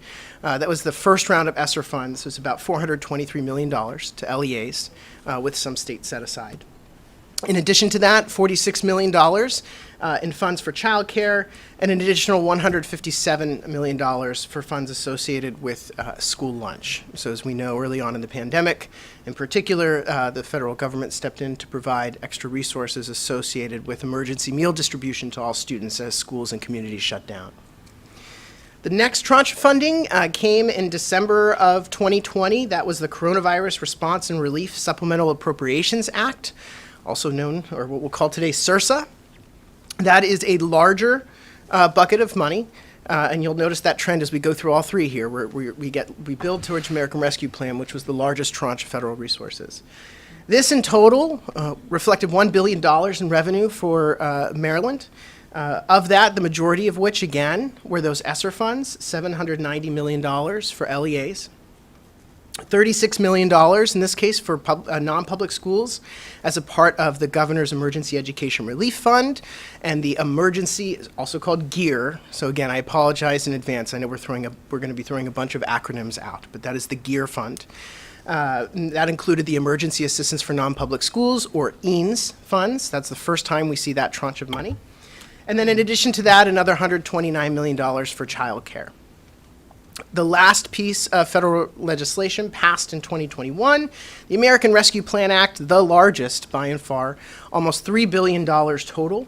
$2 billion of that for ESSER funds to local school systems, as well as state aid for the department, state set aside, I should say, for the department. Then $39 million in additional funding for the Emergency Assistance for Non-Public Schools program, and then $502 million for childcare. And we will walk through each of these today. But one thing I want to start, and I think context is really important because we just looked at some really, really big numbers, right? These are numbers in the billions. And it is really important, though, to take a step back and think about what that means in terms of how those funds not just go to school systems, but what they're actually experiencing, what the experience of the school system is in receiving those funds. And what I mean here is that in total, with ESSER funds in particular, we're looking at just north of $3 billion across the 3 tranches of funding. But that's $3 billion to serve 860,000 children over a 5-year grant period. So what are we actually talking about? Less than $500 per pupil. Less than $500 per pupil. That's really helpful. So when we hear a lot of the narrative, and truly a growing national narrative around this is so much money, and let me be clear, this is so much money. In fact, you can look at some of the recent pieces on K-12 Dive, for example, and they talk about this is the largest single infusion of federal cash into schools in the history of the United States. On average, annually, outside of this, we're only looking about $80 billion in federal funds for school systems. And here alone, we're exceeding that in this one set of emergency funds. It is indeed a large amount of money. Context matters, though. $500 per pupil. And so when we start talking about what school systems are doing with these funds, please keep in the back of your minds what we mean here when we're talking about this one-time infusion of cash. So how do these break out in terms of the buckets? Sorry, I just want to clarify the $500. Sure. So on that page, are you saying it's $500 over the 3 years or $500 each year? Great question. So it's in total, so for the biggest tranche of funding for American Rescue Plan, it's about $480 per pupil per year for the period of the American Rescue Plan. It's about $225 for SRSA per pupil, and about $165 per pupil for the term for CARES Act. And just to put, part of the design of this slide here in particular is to provide not just context for what this means in terms of per pupil dollars out of that $3 billion, but what you're looking at on the slide in front of you is the per pupil amount situated on top of what we already provide local school systems in the state share, only the state share of state aid, which is just over $8,000 per pupil in FY23.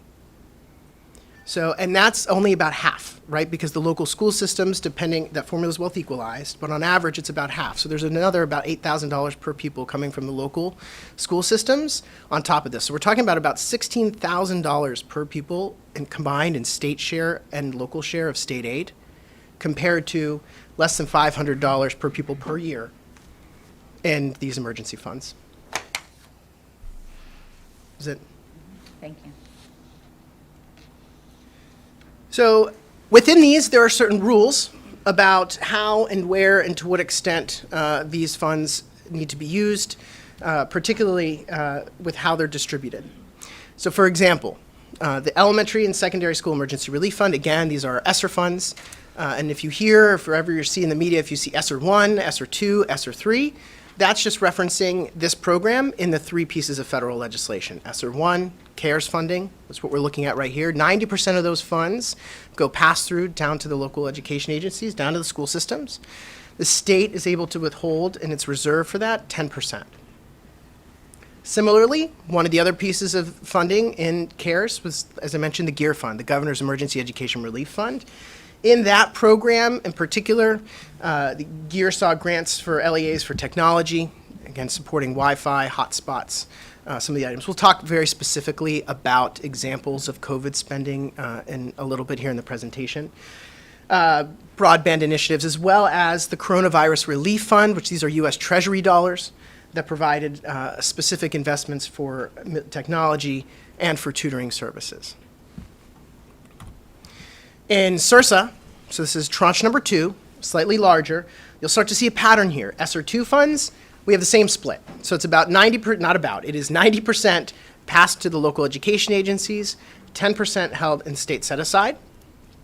And then in addition to that, we have gear, again here in SURSA. We have continued workforce development programming as a part of the GEAR Fund, but then also we see for the first time here, as I mentioned, the $35 million in the emergency assistance to non-public schools. And that is a very wonky, very interesting program, and we'll talk actually, like I said, deeply about that when we get to the special fiscal programs slide in a couple of minutes related to the special programs that were incorporated into the GEAR and ESSER funds. And then we have. Hold on. I have a question. So when we talk about all these funds, you've also captured the sunset date.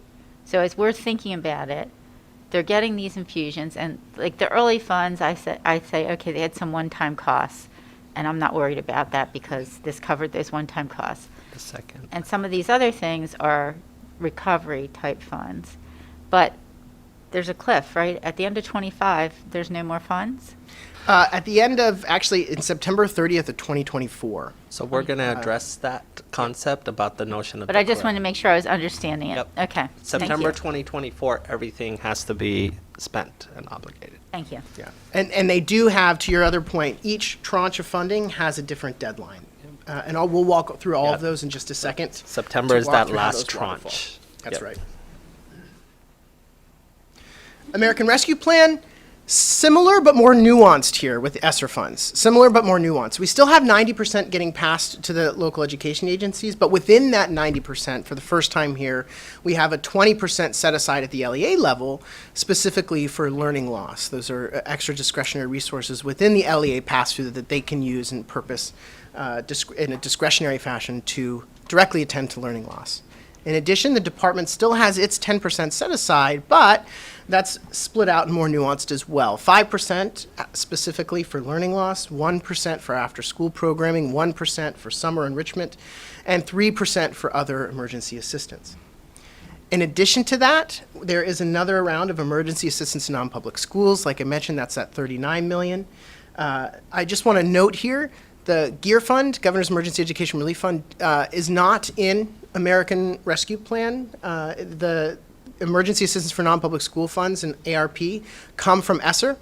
However, the reason that we have it grouped like this on the slide is because we'll get into the details shortly, but any unspent funds, when they revert, technically, they revert back to the GEAR Fund from the previous iteration from SURSA. And so that's why even though GEAR itself is not a bucket of American Rescue Plan funding, any unspent funds, particularly for EANS, revert back to the existing GEAR program from the previous instance of federal revenue. And then last, again, we have an additional infusion of, and this is if you hear states and local governments talking about state and local fiscal recovery funds, SLFRF. These were additional treasury funds that were incorporated into the American Rescue Plan to help government solvency with government workforce, et cetera. So that's what came in. Now we're going to talk about how that's going out the door. And so this next section here, we're going to talk through what trends we're noticing in terms of how LEAs are spending their COVID relief funds. Important to note as we do that, we probably should have a common understanding of what we mean when we say spent. So spent throughout the phases of funding, throughout the phase of grant processes, can take on, and we often talk about spent in a couple of as it relates to a couple of different phases of the grants process. But here specifically, we have a very, very targeted meaning. And so as we talk about that today, I just want to be really clear about what we mean when we say spent. So first step, awarding of the funds. So this occurs either when, in this case, the federal government has awarded the State Department of Education funds, or when we have then gone and sub-awarded those to local school systems or to other grantees. That's essentially providing the funds, after which point they can begin to spend them. The next step, though, before they even technically spend, is to obligate the funds. So obligation occurs, in this case, when an LEA or MSDE, for example, essentially sets funds aside. We know we have a contract signed, for example, we're ready to do this work. We might not have done the work, we might not have been invoiced for the work yet, but we've set aside those funds to make sure, A, we don't spend the same money twice, and B, so that we have and keep an accurate accounting of where we're at in terms of the process of getting to the point of having spent these dollars, which takes us to liquidated or spent. And this is what we really are talking about in terms of spent today.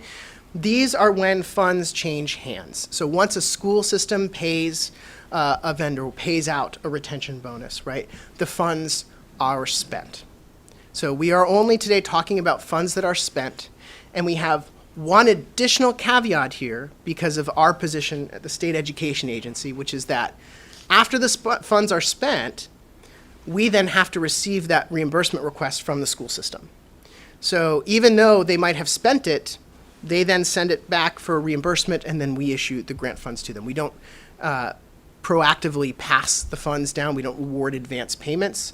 They spend, and as part of the grant program, they get reimbursed. And so what we're going to be looking at today, and I'll reinforce this a couple of times, we're talking about spent funds that are also reported to the department for reimbursement in our department's AFR system, which is where we get the local grant reporting from. So.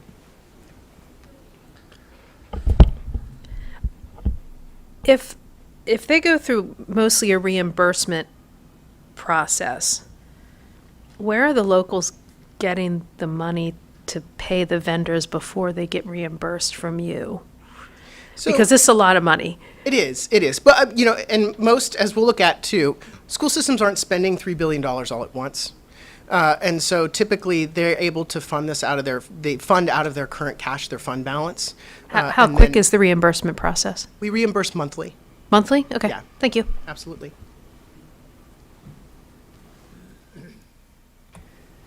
And then, to your point, understanding spent then takes us to this next question of when they're spent and why that matters.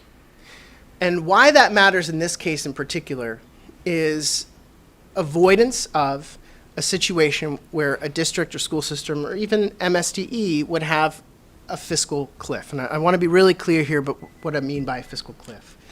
So a fiscal cliff is a situation where all of a sudden committed reoccurring spending costs exceed your revenue, right? And this typically happens, or can most often happen, when two conditions are met. One, that we have one-time funding coming in that's large and being spent rapidly, or when all of a sudden that one-time funding is used on reoccurring costs, right? So think about staff salaries. If I get $100 tomorrow, right? And I have staff, I hire this new staff member that costs $100. I'm great for this year. But what are we going to do next year when it's time to pay them their contract for the next year, right? We've essentially set up a long-term reoccurring cost commitment without long-term reoccurring revenue to support that investment. And so the reason that I'm talking about this here in particular is because it is when we have these large amounts of revenue going into school systems and a relatively defined, in this case, 5-year grant term start to finish, absent strategy, absent diligence and planning, districts run the risk of setting up and creating a fiscal cliff.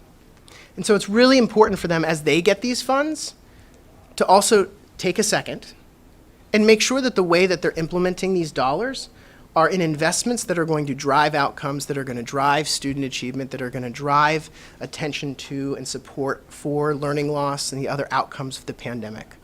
And so in the same way that we wouldn't necessarily want to say, hey, here's $1 billion, but you have to tell us tomorrow how you're going to spend it, right? Versus here's $1 billion, meet, plan, conduct needs assessment, understand where you need to go, because to your point, this isn't just about buying PPE and hand sanitizer anymore, right? This is about the long-term and sustained recovery from the pandemic.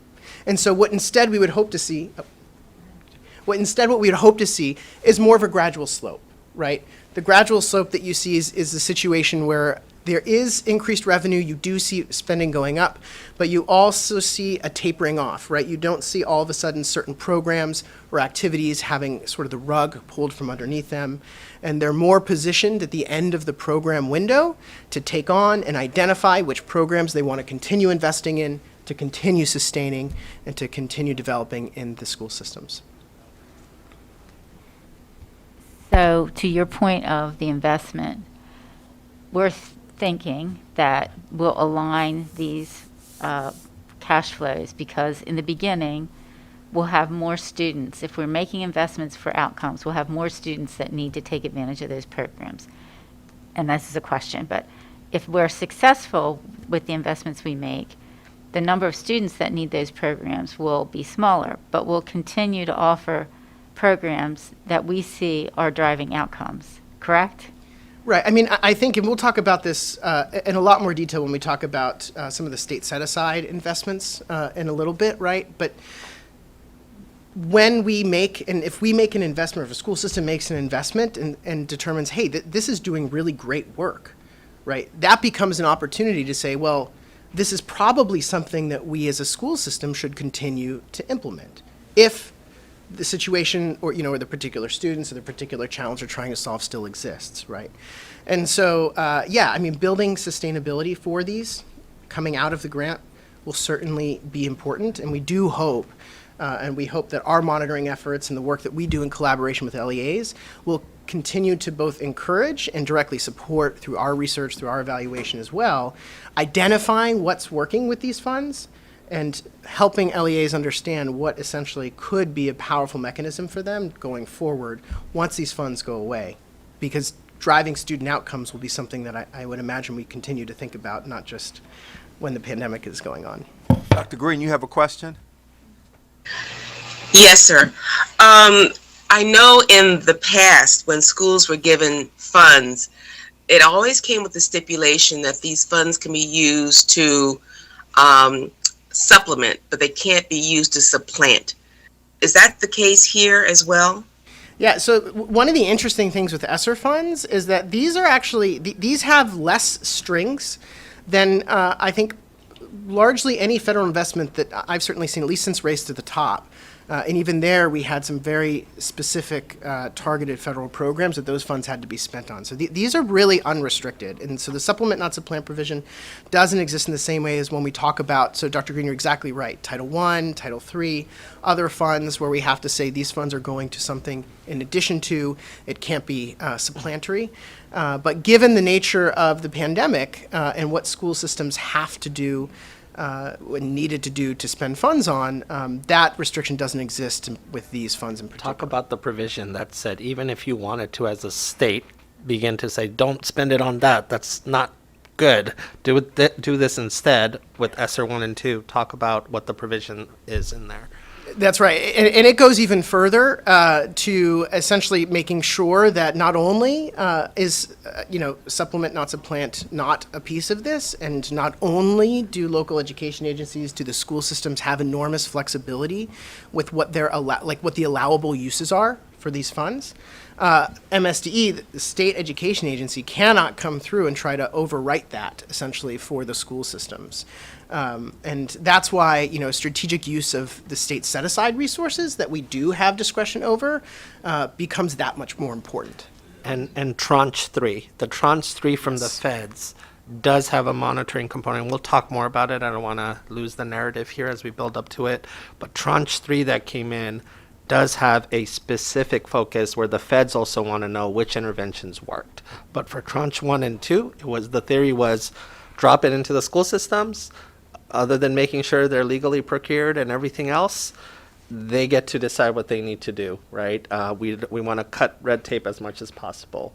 So just something to make note of. Yeah, especially, thinking back to, and we'll do a little bit of this as well in a second when we're going through some of the spending trends specifically, but, think back to when these funds first came out in the position that schools were in at the time and what schools were being asked and districts were being asked to do with the federal funds, right? Yeah. We're talking about truly just figuring out how to serve meal caravans for kids, right? Truly just trying to figure out how to get get hotspots, get devices in front of kids to continue instruction. You could essentially credit ESSER for bringing the country to one-to-one laptops across almost every single school system in the country, like overnight, They may have had a plan to go 1-to-1 over a 3-year plan or 4-year plan, but literally just overnight, right? Like, I mean, it definitely created issues about ordering and who went first and such, but ultimately that's something, in addition to PPE, it also accelerated to the point where some school systems are like 1 to 3 now, you know, and they have loaner devices when one breaks down and such. You have a question? One of the things that scares me about that in particular is that fiscal cliff idea, that many school systems bought a bazillion laptops and they're all going to age out at the same time. And the funds to replace them to continue the one-on-one A refresh. are we're going to hit that cliff. That's one of my big concerns about that is the refresh when they go. Yeah. Yeah. You know, So I just mean, throwing it out there. No, that's a real concern and Yeah. what that looks like. Because you normally refresh in batches. You don't refresh that many at the same Right, time. So right. that's They a would normally conversation. plan for Yeah, a like there's a refresh third, of like like so a many, third, but yeah, so you wouldn't. That's a great point. Plan for a third of your entire student body to Yeah. refresh at one time. So. You'd also see that with maintenance. I was going to say, Yep. IT personnel goes up. Yeah, so your maintenance cost. Well, in about 30 years from now, we're going to have a lot of school systems that need HVAC all of a sudden again, too. We'll talk about that, too. But yeah, that's exactly right. I don't think I'm be worried about that in 30 years. I'm not going to entertain what he's saying. Yeah. People be worried about it in 30 years. Yeah. So to that end, though, one important takeaway from this, and that fiscal cliff question in particular, you know, I talked about up front this notion that these are a lot of dollars, and that's true. The context matters per pupil and life of the grant. Let's just set a realistic expectation for what those funds are in terms of an amount. By that same measure, you know, I think it's important, and this slide here really throws some cold water on what has become a manufactured crisis in some ways in media conversations about ESSER, which is this notion that we're not spending fast enough. We're not spending fast enough. And again, as I mentioned, if you get all that money at once and you have to spend it within a day, are you going to make a better spending decision if you have then, or if you have some time to actually deliberate and make a strategic investment? And not only does that question exist, but the law allows for that. Sorry. Senator Bates? Yes, I'm technology deficient. Who monitors how that money was spent? Does that go through the state board as to each jurisdiction, how they spend that? We have a the various section on- tranches, or does it go directly to the feds, or? Yeah. So we have the answer is the feds through the state education agency. So the Okay. feds have a monitoring component that they want, especially for specific tranches. And we'll talk about this. We have a whole So section. you'll have reports and. Yes, we'll have This a. comes from somebody who used to be on the audit committee. We will I just talk wanna make about, sure we we're will doing talk what we're about that. supposed to. Okay, And thank you. and they also have, we'll talk about, they have to actually publicly update their plans. There's supposed to be a public link when you land on the landing page that has their plan, and they have to update it every 6 months, and then, yeah, and how they're meeting it and what changes they're making. On top of that, we also have a monitoring component on tranche 3, and we'll talk about that as well. Okay, there's state money as well as federal, so they have to allocate it or Well, the report state- on it each individually? This in particular is just federal money. Right, but, This is- okay, so that'll be separate report then from anything we Yeah, get from the but state. they do have regular reports that we get as related to state aid that they have to do annually on related to the, and those That's blueprint separate. ones are just starting out. So yeah, so those are the big ones, and we'll talk about that as well. So the blueprint ones are just starting out and how that reporting works. We got another one. Could you clarify for me again, when you were saying if there's monies that are unspent, it goes to GEARS money, and does GEARS money change, once it's in GEARS, can it be designated differently, that whole So, sequence? well, if you don't mind, if we could talk about that when we get to the EANS program, because the ESSER program doesn't do that. That's specific just to that one special program. Okay. ESSER funds, which is what we're looking at here, don't revert. These either get spent, or, well, I should say they do revert, but not back to GEAR. If they aren't spent, they would get reverted back to the federal government. I don't know if you can, if maybe my colleagues need this, or it's just me being difficult here, but all these acronyms, so within these three programs, then there's programs within the programs, and I need a little flow chart. So this section that we're talking about right now is, here we go, this top bucket, elementary and secondary school It's the emergency CARES relief money. funds. It's Okay. it's the biggest portion of each bucket, and it's what we refer to as ESSER for short. But specifically in this spending that we're looking at right now for LEA spending, we're specifically talking about ESSER funds. Okay, but And is there it's ESSER inclus- for all three of these? It is, and we Okay. think of them as ESSER 1, ESSER 2, and ESSER 3. Okay. That's Thank right. you. And the slide that we're looking at right here actually breaks that down. So where you see CARES, that's ESSER 1. Where you see SRSA, that's ESSER 2. And where you see ARP, that's ESSER 3. And what this slide is telling us, it's telling us a few things. First of all, it's a reminder of when these funds initially came out and how far we have to go in terms of getting to the final spend deadline in September 30th, 2024. But there are other deadlines in between now and then. So the deadline for CARES, for ESSER 1, is this September 30th of 2022. And so I would expect at this point to see most of our CARES funds reported as spent so far. And I do. We're over 90% in terms of what's been reported in terms of CARES funds, right? We want to see first in, first out in terms of federal funds so that we don't leave money on the table. So just like we would want to, we've got more than 90% or more than $400 million of those CARES funds out the door. SRSA, we would see less, but we should at this point see SRSA spending because that deadline is September 30th of 2023. So we've got another year and change before we get to that spending deadline. And that's at 35% so far to date. And then ARP, I would expect to see the smallest, and I would, particularly if school systems are doing this right, they're using first in, first out, and we do see that. We see about 15%, right? Because we should still be seeing spending here, but the pattern should match. We should see most of our CARES funds spent, some of our SRSA funds spent, and less yet in terms of spending for ARP. And that's the trend we see. I'm so sorry.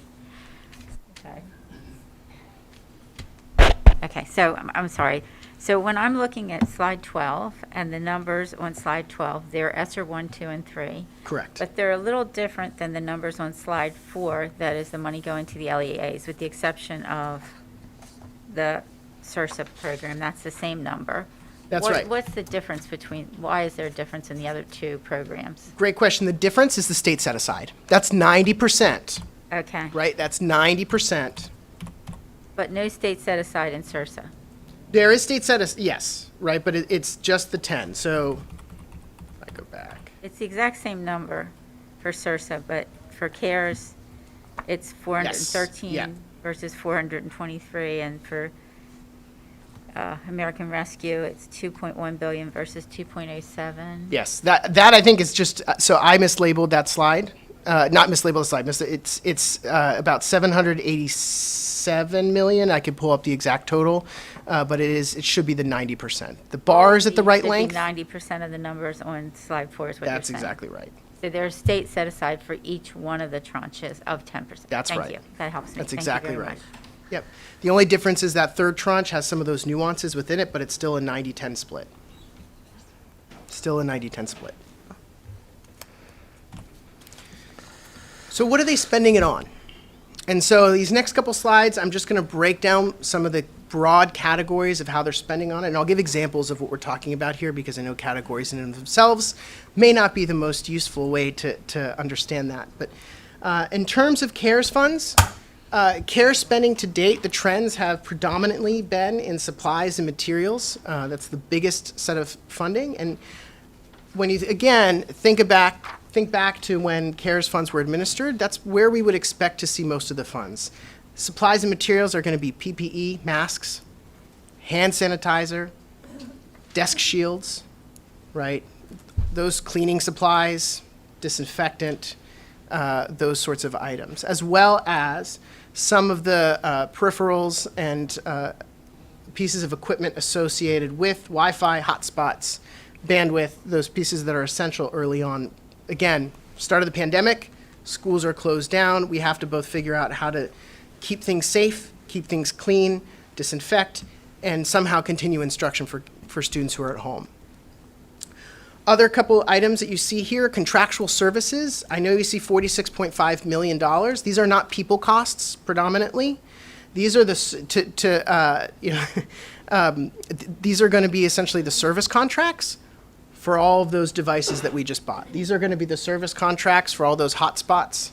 These are going to be the service contracts for all those new laptops and mobile devices. Those go into contractual services. Similarly, we have some spending in, obviously more than some, we're talking about millions, but relative to the other items, some spending for salaries, instructional costs. I'll go through what's in those categories here in the next slide, because as you'll see, the trend shifts when we get to SRSA. Right, we start to see more investment in teacher salaries, more investment in teacher stipends, other salaries, and benefits. So examples of these sorts of spending are indeed teacher salaries, but I want to be clear here, especially because we talked about reoccurring costs. For the most part, these teacher salary investments are extended duty pay costs. These aren't necessarily, with some exceptions, these for the most part are not costs for permanent position reoccurring salary costs. These are extended day because we're providing extended tutoring services, right? Or we might be providing extra time or extra salary so that teachers can have professional learning time, because all of a sudden you have to redesign your courses for virtual content delivery, right? All of a sudden you have to get PD to learn Canvas or whatever system you're using if you haven't been doing that before. It's expensive. We're talking about personnel costs. Always the biggest driver when we're looking at spending in education finance.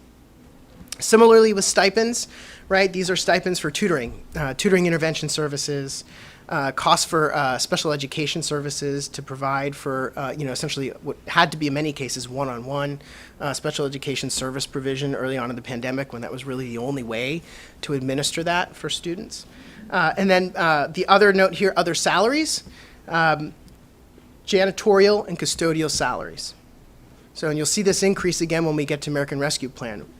When SRSA came out, December of 2020, we're starting to think more about reopening our schools, reopening our buildings. Well, we're going to have to, remember we had some systems were doing half one way, half the other way, then cleaning the building, and having all of this extra time, right? So janitorial and custodial salaries, that adds up here as well. So that's where you start to see such a big line in other salary costs. Here we go with ARP. We see similar investments in those teacher salary costs. Again, we start to shift towards and from open the building to provide instructional intervention, right? And so those costs and the spending reflects that trend here. Again, increases in contractual services as we ramp up and continue to need extra support. Those now expand to include intervention services. Contracting, they have different instructional intervention vendors, those sorts of investments, in part because of an attempt to avoid hiring permanent staff, right? Creating that fiscal cliff, but still being able to get the service and serve and provide interventions to students. Dr. Green, do you have a question? Yes, I do. We just heard from the administrators, and they were saying that they have been, unfortunately, kind of left out from the blueprint funds. Are any of these funds, could they be used to supplement administrator salaries or administrative training and professional development? They can, and they have, in fact. So these aren't just extra salaries. It's a great question. Thank you, Dr. Green. These aren't just for teaching staff, right? These are also salaries and stipends for principals, for administrators, for bus drivers, right? We have increased transportation costs because all of a sudden we can't have the same student ratio on a bus. We have to social distance on a bus as well. And so we have increased routing, increased transportation costs, and reductions in the workforce that require school systems to get creative with how they're getting people to support transportation and to make sure that we're getting children safely to school, right? So you're absolutely, Dr. Green, they can, and many systems have, in different ways, some through professional development, some through professional learning, others through retention and incentives. A question from Board Member Wilcox. Quick question about the costs. Like in the survey, we saw that mental health was like the second priority pretty much across the board. And I'm wondering if any of these cost allocations were directed to hiring additional mental health providers for the schools? Is that in here? Is it Can I ask you to wait for one more slide? Okay. But I really appreciate the tee up. So can you ask that question again in about 30 seconds? Sure. All right. Initial spending statewide. So just broad trend, again, non-personnel costs, primarily PPE, investments in HVAC infrastructure. Those are longer-term investments that will last throughout the length of this. You can't install an HVAC system and redo it in the school overnight. As well as those Wi-Fi hotspots, Chromebooks in many cases for devices, but mobile devices more generally. The largest personnel costs, extra duty pay for teachers who are providing those interventions, and then of course, like I mentioned, those janitorial and custodial salaries. There's a lot of work that needed to be done and a lot of people who worked very hard to keep our schools safe and clean and clear, and those costs reflect that. I'm thrilled. It's a follow-up on Dr. Green's question. So there's extra duty pay for teachers, which I assume the advocate would be a principal to say this teacher needs extra duty pay. Those are contractually negotiated, so Okay. that's not even advocated. That is, It's required. you work outside of the, I mean, obviously teachers work all kinds of hours, but when you are actually doing the things that are like, hey, you got to come to this Saturday PD or this additional hour in the day or go to this conference, those are things that have to be covered as part of extra duty. And there's an administrator's version of that as There is. well, too. Thank you. Yes. That's the question. Thank you. Absolutely. One thing that I do want to highlight here is when we look at broad trends across LEAs, sometimes we lose nuance. And so in synthesizing the reporting that we have so far, we observed essentially two approaches that districts took to deploying their ESSER funds. These are broad trends, and these are noticings, synthesis, and observation that we have made. I want to be clear. These aren't predefined approaches that the Department of Education came out and said, hey, school systems, you have to tackle deploying your ESSER funds this way, or you have to tackle deploying your ESSER funds this way. These are just post hoc observations that we've made that help provide and shed some light on the thought process potentially, or at least the trends that we observe specifically in sets of LEAs.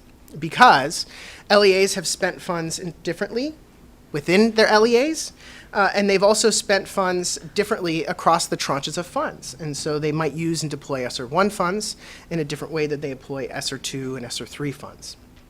And so we looked, again, broadly at that a second ago across all LEAs. But when we actually looked, there really were two kind of methods that they ended up using to tackle this. Again, this is observational after the fact, but the first approach, really using a lot of investment in non-personnel costs right up front, and then in ESSER 2 and ESSER 3, really seeing a strong shift into human capital investments. Again, not necessarily a full salary, but the people that are going to be necessary in these cases to deliver the interventions, to deliver the services and programs associated with recovery. Separately from that, other LEAs see a more even approach, where they really were, from the very beginning, deploying resources kind of both on personnel and non-personnel related investments. And some of that reflects the size and type of the LEA. Some LEAs had more human capital at the start of the pandemic to rely on, others didn't. You know, again, thinking back to those lines of cars receiving meals outside, right, and the people who needed to be there to provide those meals. Some LEAs were better positioned to do that than others.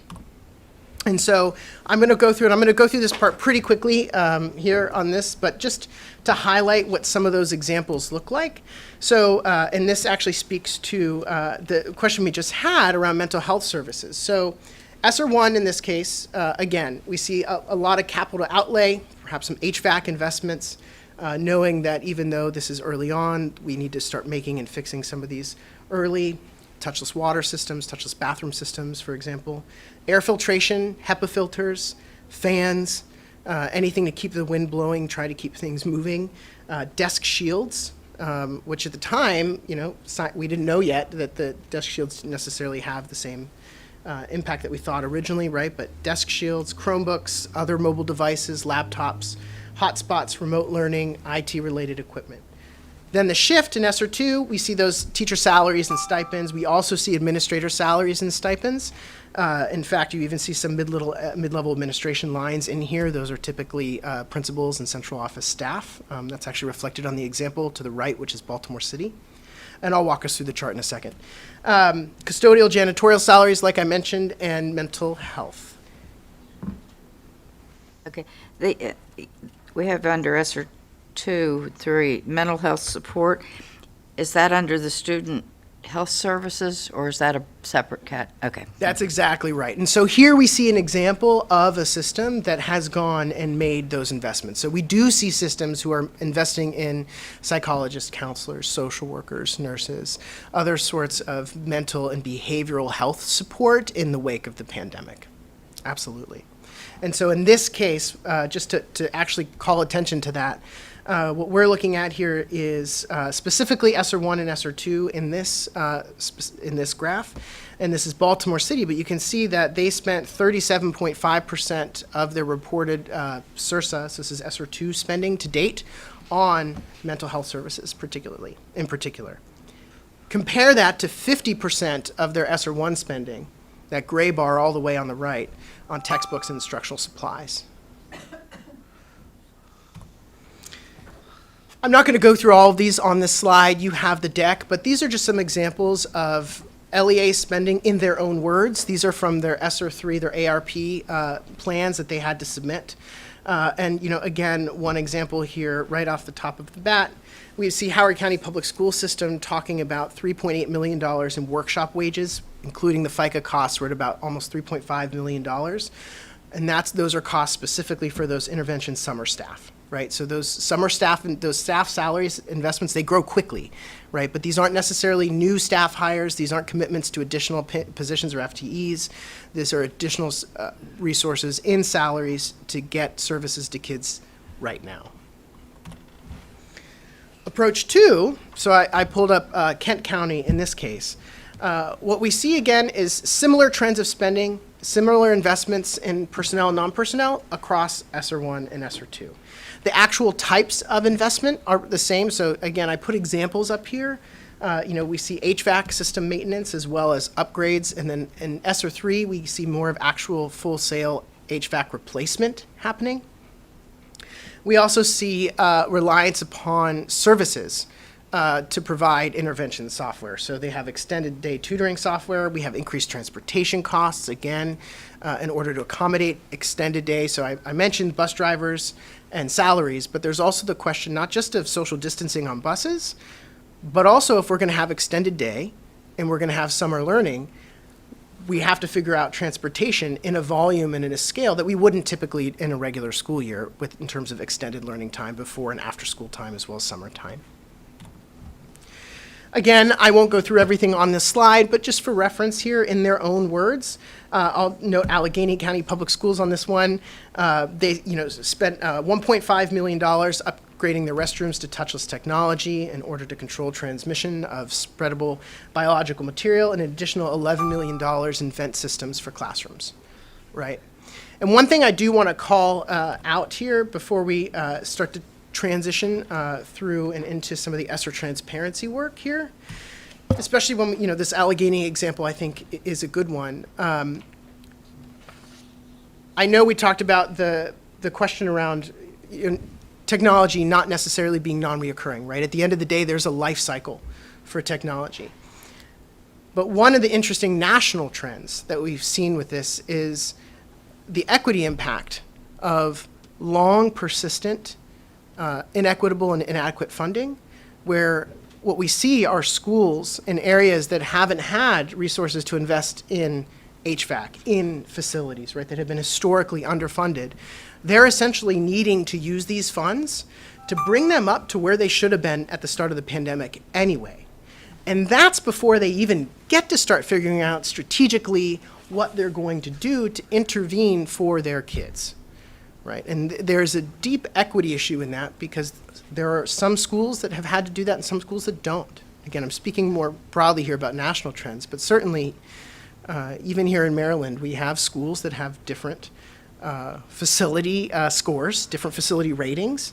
And school systems had to, in some ways, invest resources to make up for a long time of catching up for just needing to replace that HVAC, right? Getting touchless system in a bathroom, getting systems working again. Dr. Green, you have a comment? I did.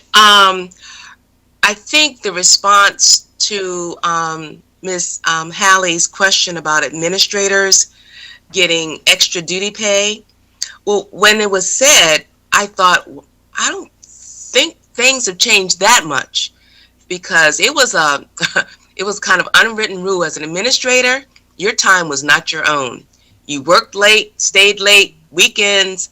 You didn't get extra duty. So, Mr. Choja, you might want to check on that and confirm. No, administrators. it is confirmed. There is more collective bargaining power than when you were at the campus than it is today at the state level. So collective bargaining power does bring that in. And so, yes, principals work around the clock all day, every day, but they also do get stipends and other things for programming and professional development, just because it's part of districts becoming more competitive on that. That's not inaccurate statement.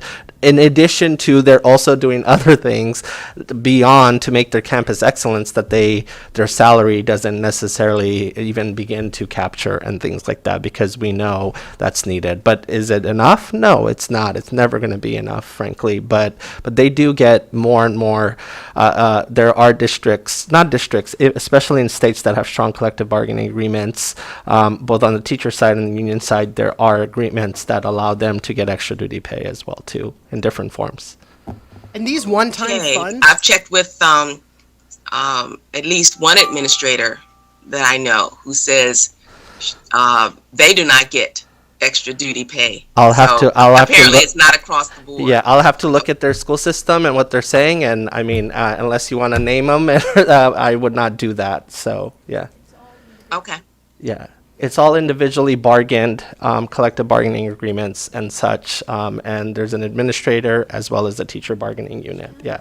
So I can't speak to their county, but I would have to dig into that. And worth noting too here, there are other mechanisms to deliver emergency funds to administrators. It doesn't just rely on extra duty pay is something that can sometimes be specific to different positions. Again, it's individually bargained with each system. Another thing that's not being captured here is all the retention bonuses and such that have been paid in one time, but that is different. Like Howard County, the county executive also prioritized paying additional bonuses to all staff in the system, including teachers, but that's very different in Howard County versus a county that you are just begging to even contribute maintenance of effort. So there are those inequities as well too, but there are all the retention bonuses and such that our systems have done that went to principals as well as teachers, bus drivers, cafeteria workers, and sometimes they have to choose who to include and not include. So and you'll see in a minute that through Maryland, through our state set-aside, we actually, as a result of that program, there will also be additional bonuses for principals among other positions. We'll stay with this. Can I just ask you a clarifying question? Okay, clarifying question. So when you're talking about extra duty pay, we know that our teachers and our administrators, they're working lots of extra hours. And I guess there's some part of that you say, well, that's just like it comes in the job. But then there's something that says, no, this is beyond that, and you're going to get compensated for it. Can you help me understand when it crosses over? It's when it's formally sanctioned training and PD, not necessarily you grading at night while you're making dinner, putting your kid to bed, and then grading again at 2 a.m. Those things I'm if referring. I had to do, like, I have to pick up for a substitute teacher, or I have to teach an extra class, is that extra duty? It varies. But if you're going to cover during your conference period, there are systems that will pay for that. But again, it's bargained. What that looks like in Montgomery County, it may be different in, say, Queen Anne's County. But yes, if you use your conference period, if you teach a Saturday school, if you do tutoring, right, and some systems pay that daily rate is higher than your traditional daily rate when you work regular hours. So it's different. Carroll County may have certain pieces. We have a teacher here who can maybe share what that looks like for her. It's pretty much what he said. If you are doing, like, let's say you're required to attend professional development for a new reading initiative, Science of Reading initiative, you would be paid your hourly rate to attend. If you are just going to a Saturday PD because it is of interest to you and to your own personal professional development, it may be related to your job, it may be something that makes you a better teacher, but I'm not going to get paid to go to that because it is not something that is required of my time. If I'm working as an after-school tutor in the extended year program or the extended day program, there is a contractual bargained amount of money that I get paid per hour to do that, and all of it is done in that contract bargaining, which happens from LEA to LEA, and all of it is individualized. So like what I might make per hour is different than what somebody in Montgomery County might make per hour. What I make per hour doing after-school tutoring might be different than what I make per hour in a PD because they are two separate things that have been bargained separately. So you're not going to get an apples to apples in this in any way, shape, or form. You're going to get 24 separate contracts with 24 separate things happening, and with those things moving and changing depending on the funding and what it's for and whether or not they've bargained something separate for a certain kind of thing. So it's a really individualized thing. But grading papers at night, ain't nobody paying me for that. Right, okay, thank Well, you. this is from Mel Green again. I understand for teachers, Ms. McCusker. I'm talking about administrators. That administrators who have to Same thing for come Mel.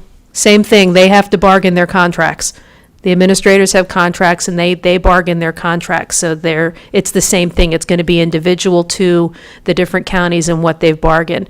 Assistants, custodians, bus drivers, all of them have separate contracts that they are negotiating with their LEA. So you're talking about a humongous spectrum of things happening across different school systems across the state, even within the school system. Yes, I'm just curious to see, and again, it gets back to the funding that you mentioned, that those counties that do not compensate their administrators, or perhaps in their bargaining or in their contract, they did not bargain for extra hours. If those funds could be used to compensate administrators, because as I said, the administrators that I know, they work long hours, be it Saturday, be it PTA meetings, and I don't know. Again, as you said, Mr. Chodri, things may have changed, but they haven't changed that much, where administrators are compensated for extra days and extra hours. I really don't believe so, but I'd be interested if you could gather information like that from the counties, because I think a lot of times we advocate for the kids, we advocate for the teachers, but we really don't advocate for the administrators, the principals and assistant principals who have to make it work regardless of what's happening in the district. They are the front line. They are really, they're responsible. They're ultimately held responsible for what happens in that school.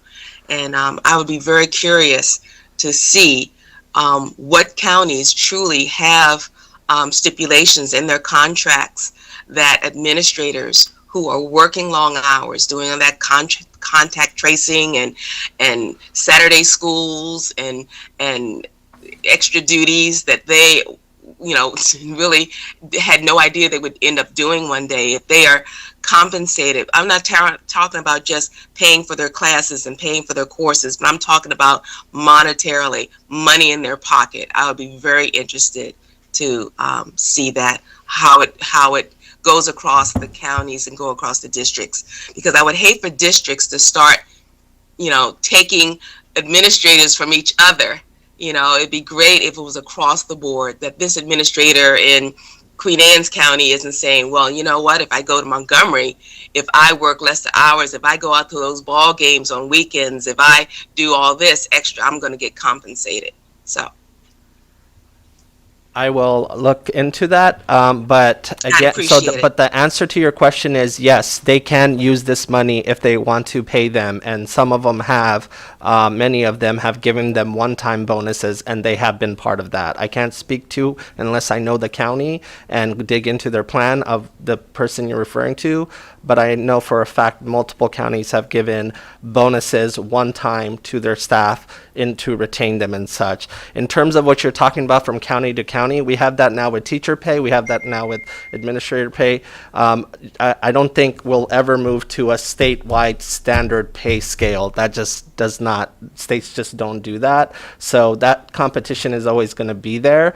And there's always going to be some equity tensions because of county wealth and what that looks like and how a county wants to vote. Because in Maryland, your school systems are joined at the hip with your county councils and how they also want to allocate money. And some are more progressive and some are a little more, I'll fund the football stadium, but I won't fund this instead. I And understand. so, I understand. And look into it. so, again, if you could even provide the information that shows which counties or which districts are using those extra funds to compensate the administrators, I'd be very interested in seeing that as well. Okay. Let's Thank you. move on. Just to put a button here, I would be remiss if I didn't acknowledge, technically we have more than 24 jurisdictions. We also have the Seed School of Maryland, the Maryland School for the Deaf, and the Maryland School for the Blind. And so I just want to note that they also received and administer ESSER funds. Again, I'm talking specifically about ESSER here. And to date, their spending also tracks the way that we would want it to. The reason it looks like it's a little farther behind on the slide is I've grouped in this case, in order to get all three units on the slide, I've put ESSER 1, 2, and 3 in one bucket. But we are seeing the spend rate for these entities that we would expect to see to make it so that when these are done, that they have indeed spent the funds all the way down. Which brings us to ESSER transparency. So public accountability, public transparency can come in a lot of different ways. We have started to embolden our effort really around this with these data by putting this information online. And so I want to be really clear here that transparency doesn't just mean putting information, at least I don't think of transparency as just dumping a whole bunch of data, right? It's about building and scaffolding a public understanding of what those data are telling us. What is the story? What is the narrative? And so you'll find actually now online, it's online now, a lot of what we just looked at in terms of the conversation and contextualization of funds per pupil, spend timelines, as well as some of these all of these charts, one for each LEA that goes through and it's interactive. You can mouse over, you can group them, highlight, filter. As you go through to see how they're spending, you can see, for example, if they have recorded mid-level administration costs by school system. That's all available publicly online. You know, in part, we've gotten a lot of PIA requests for this, and we want to be proactive in putting this information out there. Yes. This is probably beyond the scope of what you're doing, but I'm wondering if there can be any work to look at how much was expended, you know, how much was spent in specific areas and what impacts student outcomes? Like, does it spending on tutoring services in one, or That's I'm going to start bringing you to the presentation. So our next slide is about how we're going to track spending across academic interventions and student outcomes, because that's a great question. I just don't want to let me keep presenting. Because that isn't important. It's an essential question. And not only do we have to do it, we want to do it. One thing that we've been starting to say more and more in the grants office is compliance is the floor, not the ceiling. And, you know, we want to embody that here, and we certainly want to, as we talk about our state set-aside efforts and the programs that we designed around it, we want to understand not just what the districts are doing, but how much they're investing, what return are they getting. So what you're actually looking at on screen right now and is an ESSER monitoring tool that magnifying glasses, please. Yes. And this is actually available online. You can download the actual tool itself. I'll walk you through. But what's on this, essentially, it's one of the tabs that the school systems will provide to the department that includes data about the interventions that they're doing with ARP spending and the student that those interventions, the student or students and student subgroups that those interventions are serving, and how and to what extent outcomes are or are not changing as related to those students who are in that intervention program. And that's one piece of a more comprehensive monitoring that the department is doing, including providing all of the technical service and support and gearing up for that, and helping administer as we do the data collection, as well as when we do our analysis. In addition to that, particularly with ESSER 1 and 2, those first pieces of funding, we do, at the end of these, have to ultimately report back to the Department of Education some more spending detail. And so right now, when we talk about transparency, we are providing publicly what we have, which is we have spending by category from all the LEAs as reported for reimbursement, right? So there may be spending that they haven't submitted for reimbursement yet, but we're reporting what we have. But those categories, as you've seen here, are pretty broad. And it's helpful to understand, well, if you're spending supplies and materials, how much did you actually spend on hand sanitizer? How much did you actually spend on masks? And so eventually when we get to some of our final reporting, we'll be able to speak more to that. And we certainly want to include that in our transparency efforts. So one change that I made immediately upon coming is requiring in the ARP ESSER plans to be able to report subgroup data and set some baselines and targets and to see what that looks like. It won't be a perfect science because our LEAs are not set up to run randomized control trials and such and things like that. But what I wanted was healthy pressure to assess what you're doing and tie it to whether it's not whether it's leading to achievement gains based on your local assessments, right? For some things, I didn't say for everything. I told them to choose specific, like at least 10 of the interventions, so we can have trends and lessons learned, because some things were just done to reacclimate kids back into school. And a summer of just being able to do art. I'm not worried on whether or not that led to reading gains, but some things were specifically designed to remediate on reading skills that we can look at. But some things, whether it's a trip with the local YMCA, doing something related to a camp or something, we're not going to ask to see what that looked like in terms of an achievement trend, because it's very hard to study that. Other things you can make an explicit connection. Same thing with social emotional health. Very difficult to, unless you are bringing a researcher and you're creating an RCT. But we will track in terms of what it looks like, if that's helpful. Another question. I'm sorry Yeah. to keep asking questions. Of course. But some buildings are really run down, and so if schools are going to be using their funding, some schools are up to date and some are run down, and the schools that need to use their funding to update their building should have downstream effects on absenteeism and the building closing because of heat advisory warnings and cold weather and so forth. And so some of those investments will, I would think, have return in the next couple of years. Absolutely, but when it gets done, right? So if it's a major HVAC project and such, by the time, that's why you saw US Ed recently gave, and we had Kevin and Rachel and Lori go and advocate for this, which was very helpful with our congressional delegation, to say things like HVAC project, you can get an extension beyond 2024, because you're not going to be able to pull off all of the phases of it because of how procurement works. And like you said, because you're not having to close or you're not having to disrupt, the education attendance and such will increase. We may not pick it up in this moment. We'll have to pay attention long term, right? Yeah. So that's a great point. Right, but is there any way that the schools that have those deficits in their physical plant can get additional money, because other schools that don't need to do those repairs are going to have this more money to work with? We can only give what the formula obligates them and pass through, and but ultimately they, in a sense, did get more money because the feds use poverty percentages, and that's what they use. So places like Baltimore City and others did get more because of the depth of poverty. So and the federal Department of Ed did use Title I. So they did get more. The question is, could they have gotten more because of our discretion? No, it was ultimately statutorily obligated and how that works. So yeah. It flows right out to the title formula. Has a question.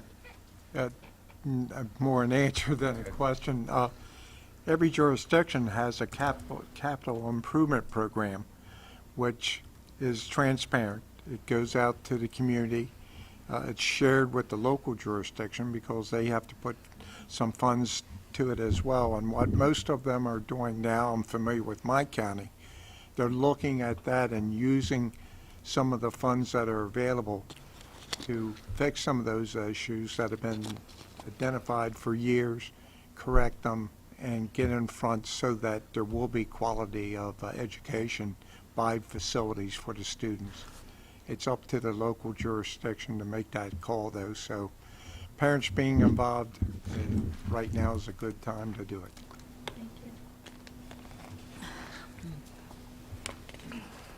So next phase of our presentation here is just talking through those two special fiscal program areas of the ESSER funds in particular.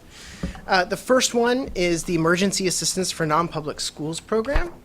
And this is, again, a very, very interesting program. It is very specifically designed. It has very specific components to it and very tight rules about how state education agencies are to administer the program. Specifically, funds for this can only support services and assistance for 13 allowable categories. So the federal law specifically lays out 13 categories of services and assistance that state education agencies can provide.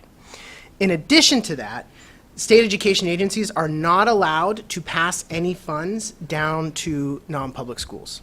We cannot give funds to non-public schools as part of this program. We can only ask them what they might want, see what the department is able to provide, and say yes or no and provide that. The reason for that is because passing funds down would make and render non-public schools subject to Title VI. Those are the civil rights provisions of the law. That would actually decrease the number of eligible non-public schools. The federal government, in passing this law, in order to allow expanded eligibility, required that funds stay at the state education agency. We can administer things, but the department, the state, has to retain title and ownership. That was their way of tackling that program. So the previous administration... If they needed an HVAC system, presumably it could be funded, but it would be owned by the state. So it wouldn't actually be able to be funded because in their FAQs, it's a great example. The FAQs for the guidance for this actually give HVAC as an example because HVAC is an allowable use of the funds. However, also, the state education agencies are not allowed to do something that at the end of the period when we take it, because we have to be able to take it back when this is over, that doing so would structurally harm a building. Window replacements are another example of that. So technically it's allowable. So if a non-public school asked us to provide, we could technically provide services and assistance for installation for windows if we were able to do that, which we may not be able to do in the first place if we didn't get that request. But all of that to say, no, right? So we wouldn't be able to do that because at the end of the day, we would have to take the HVAC back, and that would leave the school system essentially structurally unsound, or the school, the non-public school. Dr. Millie McCarthy. So, for example, the MSDE recommended putting UV filters in HVAC systems, and independent non-public schools, special ed schools, can't get money back for the money that they spent on putting UV systems, even though it was part of the recommendation. Just saying. Sure. I can't speak to the initial recommendation. I'm not familiar with that. That was what the state put out, the MSDE put out in terms of recommendations for mitigating Did that issues happen? with COVID. Justin, when did that happen? Because this is the first time I'm hearing yeah, that. me too. So because remember, we inherited what the initial phase of the work was, so that sounds And, like... and I understand, but it was, it was pretty standard Yeah.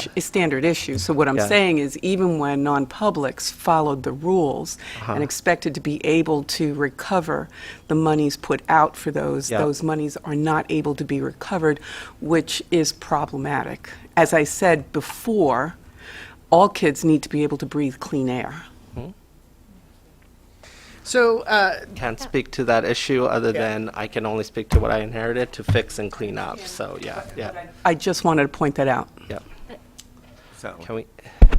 So my question is, you're saying there's these allowable categories, but they're really not allowable because there's this other problem, right? And so that sounds like to me like, is there an interpretation problem or what was happening? So, No, it's allowable, but it's what your state can ultimately provide and do. No, but I'm saying HVAC is an allowable category. HVAC installation. Installation. So we can provide the services to install the HVAC. But not the unit itself. Correct. Okay, that's clarification I needed. Thank you. Absolutely. But I want you to And tie I was it going to say, all so back let me, to let me walk through, because the program has evolved, because we've learned a lot about this, and we are not the only state to have been learning about this throughout implementation. There are other states in the same boat that we've been in. So the previous administration's approach was to say, okay, we recognize that because of the nature of MSD as a state education agency, we don't have a giant group of teachers that we can deploy to schools, right? We don't have a group of installers who can go and install HVAC or windows to non-public schools. That we are going to essentially restrict the allowable categories and to non-public schools and say, look, these are the things that we know we can provide. Here's what you can request reimbursement for. Here's what you can make a request for. So that was how the the previous administration administered the program. As I mentioned, once these are done, the funds are done. What I mean by the funds being done is that the department has gone through the process of allowing for those requests, deciding what it can do, and submitting. It reverts funds back to the GEAR program. There's more flexibility in the GEAR program. I'll talk about that in a second. But knowing that, the department's original plan was to put this out there, revert the funds back to GEAR, so that then funds could actually go to non-public schools. What ended up happening, though, is in the fall, in the end of November, beginning of December, the department received an official notice from the United States Department of Education that we were out of compliance with the federal law. We had to, and this was, I think Department of Education at one point said, it's okay to make us the bad guys on this if you have to, but we can't do that proactive restriction. We have to say, here you go, request whatever you want, and we can't do anything to dissuade or indicate what we can and can't. Ask whatever you can for these 13 allowable categories, then deny it. So we had to allow them to do the work, and then we had to go and say, I'm sorry, we are not equipped to do that. We cannot do that. That being said, what we wanted to do, though, is do our due diligence as best we possibly could to see what we could actually provide, because, again, we've got a couple of different timelines here. We have to make that reversion to GEAR. There's a spending deadline with these funds, just like there are with the ESSER funds, right? These are emergent funds. Our non-public schools need access to these services and assistance as quickly as possible. So when we re-released this in January of this past year, January 2022, we said to the non-public schools, look, here's how we're going to do this. Here's what we're going to do. We're going to put this out there for you to apply for everything. Here's everything. We are going to do our darndest to see what we can procure. We're going to go to look at state contracts. We're going to look at EMA. We're going to look at Blind Industries and Services in Maryland. We're going to look at MEEC. We're going to look at all the available state contracts. And then in addition to that, we're going to look even further. We're going to go, state finance and procurement article allows the state to utilize intergovernmental purchasing authority through cooperative purchasing agreements, piggybacking of other competitively bid agreements, right? So we said, okay, well, we're going to go look at that, see if we can find something there, and we did. That's what so we took all the requests.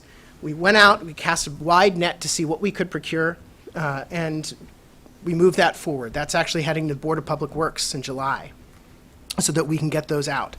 After that, we will have about we're estimating, it'll depend on the final Board of Public Works approved contracts, around $1 million in EANS, this first round, that'll revert back to the Governor's Emergency Education Relief Fund, GEAR.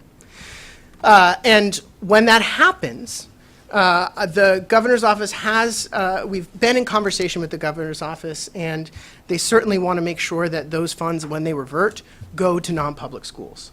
And they do have the flexibility to provide funding to non-public. They can actually give funds in this case. We can't.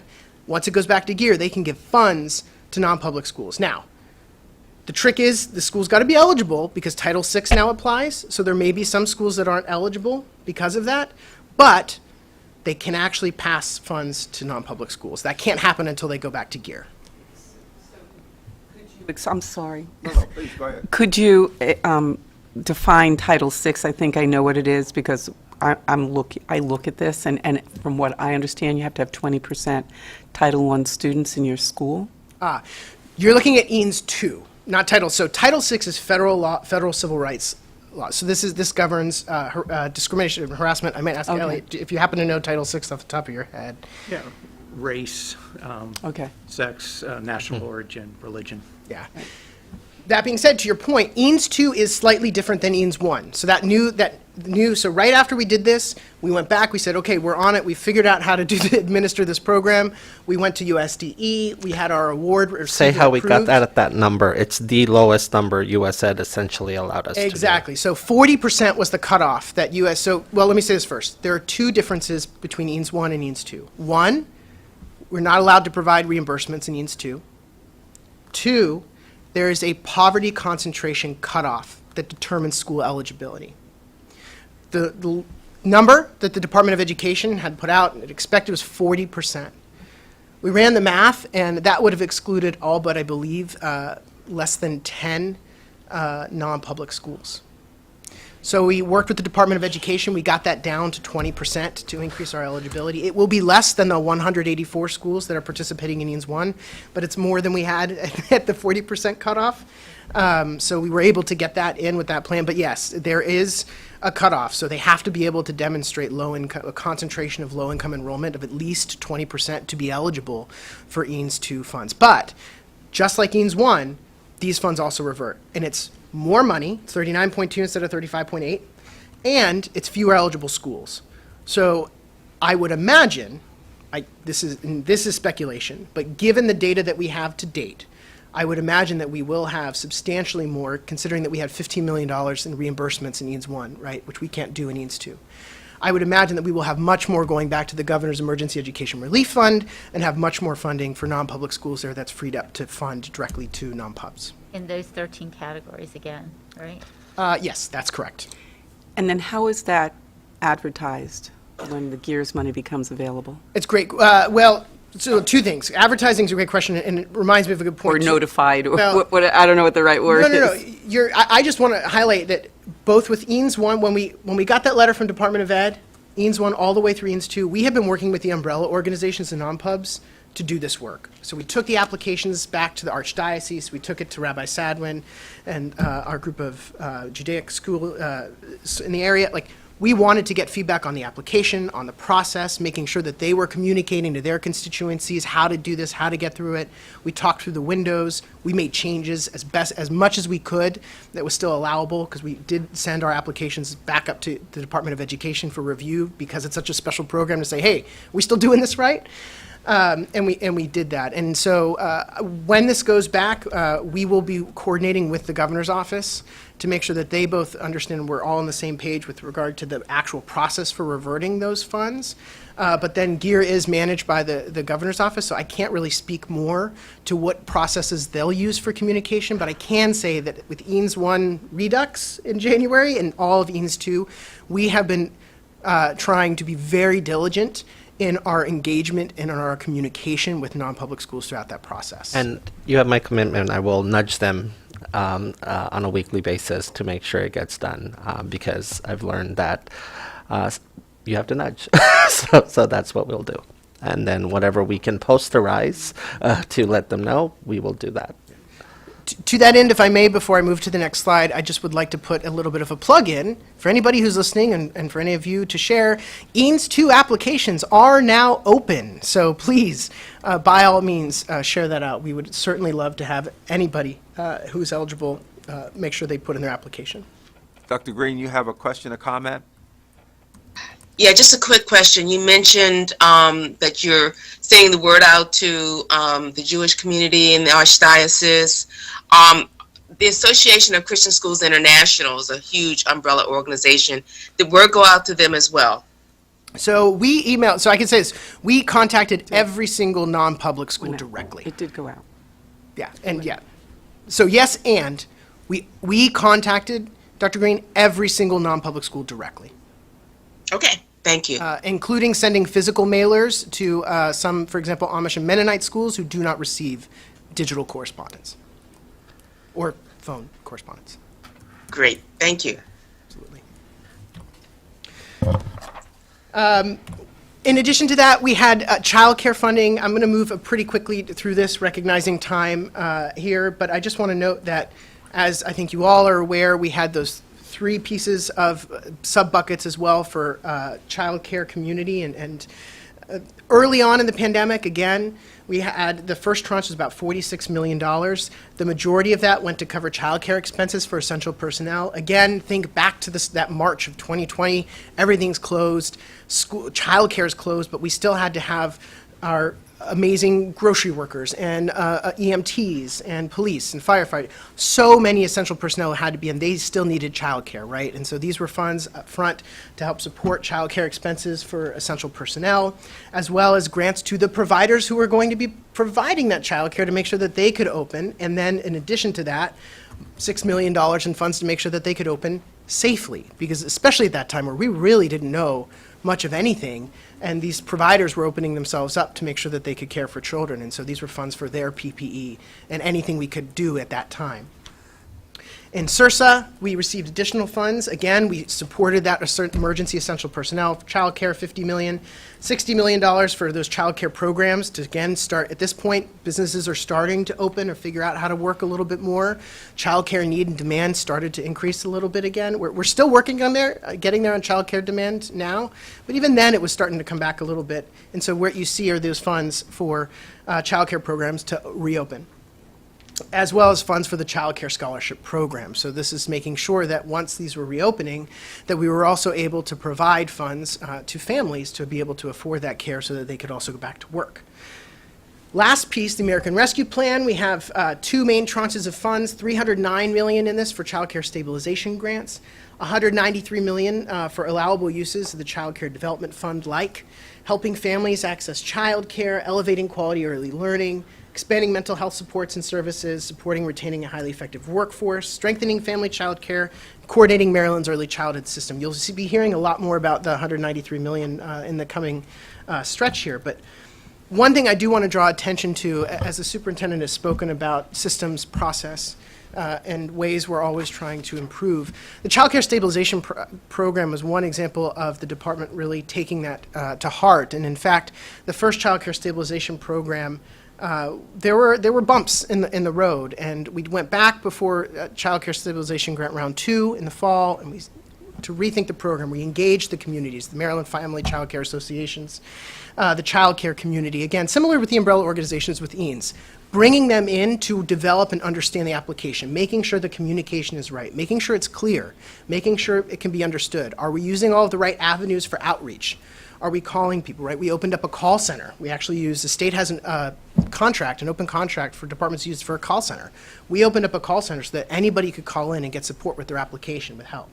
Next level customer service and support so that we're truly providing hand-holding through the entire process. We did not want there to be a barrier for somebody who is eligible to receiving and participating in this program. And so from engaging the community at the forefront of the work, maintaining that throughout the initiative, increasing our outreach to eligible participants, and then also being accurate with our data and being transparent with our data. Throughout the process, we've been publishing this and saying, here's how we're going to do it, here's how we're going to do the funding formula, here's the timeline for getting your funds, here's how that's going to work, this is what it means when it goes to the comptroller, this is when you should expect payment, really trying to be clear about expectations, and then, of course, following through on our end and meeting those deadlines, which we were able to do. So we hosted this really powerful deep dive session for early learning, and there were some real insights that those providers shared with us, which I think were very moving. Are any of these funds, now I know some of it is policy things that you want to address, but are any of these funds able to alleviate some of the things that they talked about? So some of it has already been doing that, and then there's another tranche that's coming that we have to set aside related to everything from reducing families' copay, further supporting the expansion of the scholarship, modernizing our systems, as well as helping them to accelerate their ability to meet the blueprint requirements in order to be eligible for that per pupil. Yeah, and I have also commissioned, as of this week, on finding ways to give credit for experience. And I want to see how I can do that.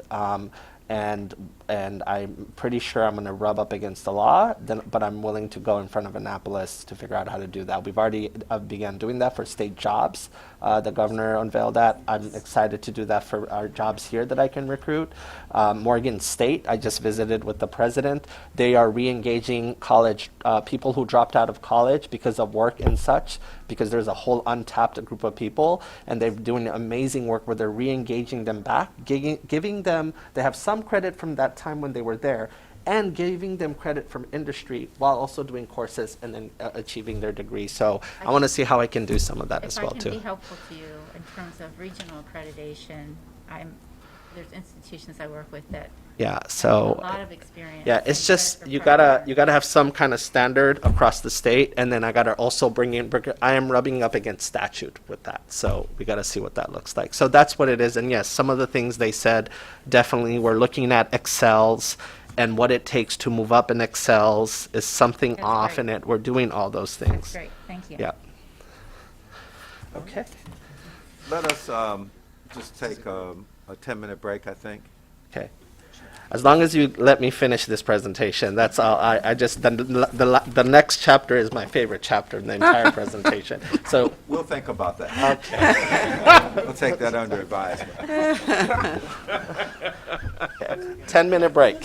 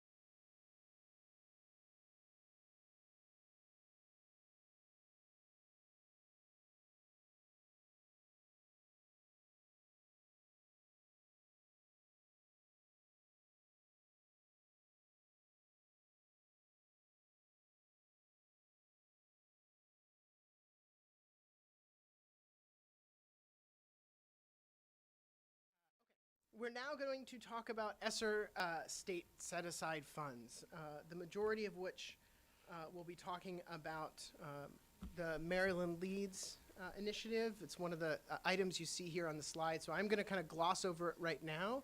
Just know that's intentional because we are going to dive deeply into that in just one slide.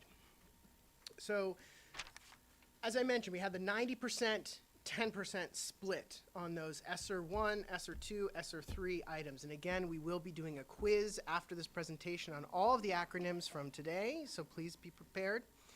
But for that ESSER bucket of funds, so again, ESSER elementary and secondary school emergency relief funds, these are the main and largest buckets of funds associated with those tranches of federal legislation. And in those, there was 90% and a 10% split. So with that 10%, this section speaks to what MSDE is doing with its funds that it does have discretion over, that are not formula-based pass-through to the local education agencies, to the school districts and the school systems. In ESSER 1, so that was the CARES Act ESSER funds, we had about $21 million in funds. Most of those went to reopening grants. Again, think back to the time of what we were trying to get schools set up to be able to do. Similarly speaking, Maryland Virtual Learning Opportunities and online virtual program development. These are resources that were expended in order for the department to make and develop digital course content, recognizing that virtual learning was here and in many ways will be here for, for a long time, I would imagine, in some way. But given how important that is and given that impact, the department made investments to help develop and is continuing to develop online rigorous course information.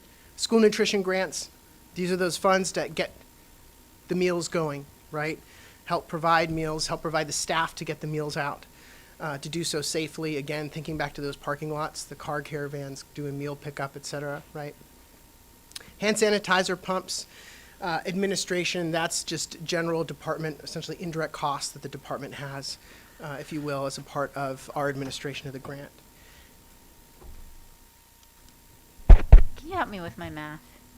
So I look at the numbers on page 4, and I think you're taking 10% of those numbers. And they're close to 10% for ESSER 2 and ESSER 3, but it looks like only about 5% for ESSER 1. Why the big difference? So part of this is because ESSER 1 pulls out, so this may be, actually, if you don't mind, do you mind if I jump back to this? I can walk through the tie out. Yeah, sure. Okay. ESSER 2, ESSER 3, additional resources, 87 million in ESSER 2, 195 million in ESSER 3. The majority of that, particularly for ESSER 3, again, speaks to Maryland Leads, which we'll talk about in just a moment here. In addition to that, we have the Adverse Childhood Experience grants. These were grants provided specifically to and for evidence-based youth development opportunities, specifically associated with the Association of Maryland Boys and Girls Clubs. These were provided to help do some of that emergency essential personnel childcare, some of the meal distribution early in the pandemic, and some of that work. We have funds for achieving academic equity and excellence for Black boys, the task force. Again, Dr. Green, we were all able to see that great video, that presentation on the work that's being done with those initiatives. Those funds supported that work. And then there's also funds for the Mental Health Response Team program. And so this is a team here at MSDE that is working with the local education agencies to help develop, support, and provide resources for emergent mental health crises for students in school systems. That being said, do you want to address her quick, the 10%? It's all the way low. Oh yeah, you're yes. right. You're right. Yep. Okay, got it. But I will come back to you. Yep. Okay. So Maryland Leads. Maryland Leads is. Should you reference everything that they have? Yeah. Well, and before we get into this, I just want to call everybody's attention back. You have a couple of handouts in front of you. The majority of this we did send out in your packets, but I put some fresh copies today just so everybody has them. There are 3 documents in particular. One is a copy of the press release, the original press release that we issued for this back in February. I'll never forget that week, actually. That was a big week. the actual guidance documents for the Maryland Leads program, and then in addition to that, you have a packet of one page. They are all one page, but some of them are front and back. One for each of the 24 LEAs, and we'll be talking in a second, but I suppose it's a bit of a teaser trailer because we do have all 24 LEAs participating in this program. We'll talk about what that looks like in a second, but we're very, very happy about that. All of that to say, what is this Maryland Leads piece, right? Now that we're moving towards program award and administration, I want to go over in depth the goal of this initiative, the structure of the formula that drives the initiative, the components of the program from the application, the learning process that school systems went through and that we supported, the partner program and how that combines with the programs and activities that the local school systems have proposed, and altogether what eventually we'll look at here, what some of the actual awarded programs and activities are for the different systems. So Maryland Leads broadly is a collective effort. It is an grant initiative here at the department designed specifically to support local education agencies to overcome, to address, and attend to learning loss associated with the COVID-19 pandemic, but then also to move forward, right, to accelerate student learning, to narrow opportunity achievement gaps, to attend to some of the labor effects of the pandemic with building pipelines as well as supporting and retaining high-quality staff. The program is organized according to 7 high-leverage strategy areas. These are strategy areas that are tied to research, they're tied to evidence-based practice, they're tied to implementation, right? Not just a concept, but something that has been implemented and scaled. And those strategies are grow your own staff, staff support and retention, the science of reading, high-quality school day tutoring, reimagining the use of time, innovative school models, and transforming neighborhoods through excellent community schools. And we'll be able to talk, I think, in a lot more detail in a second about what some of those look like as we go through some of the awarded programs. But just overall with the program design, the way that Maryland Leads was structured was to be different than most of our other department grant initiatives. Different in many ways. Different, first of all, in the expectations that we have for what LEAs submit. And to hold them to those expectations, different in the way that the department supports, collaborates, and communicates with districts along the way as those applications, as those activities are designed, right? So this program takes on a whole new way of doing that. In addition to that, the program also incorporates partners. So I mentioned before, we have timelines for these funds, right? At latest, with the biggest tranche, we're talking about September of 2024.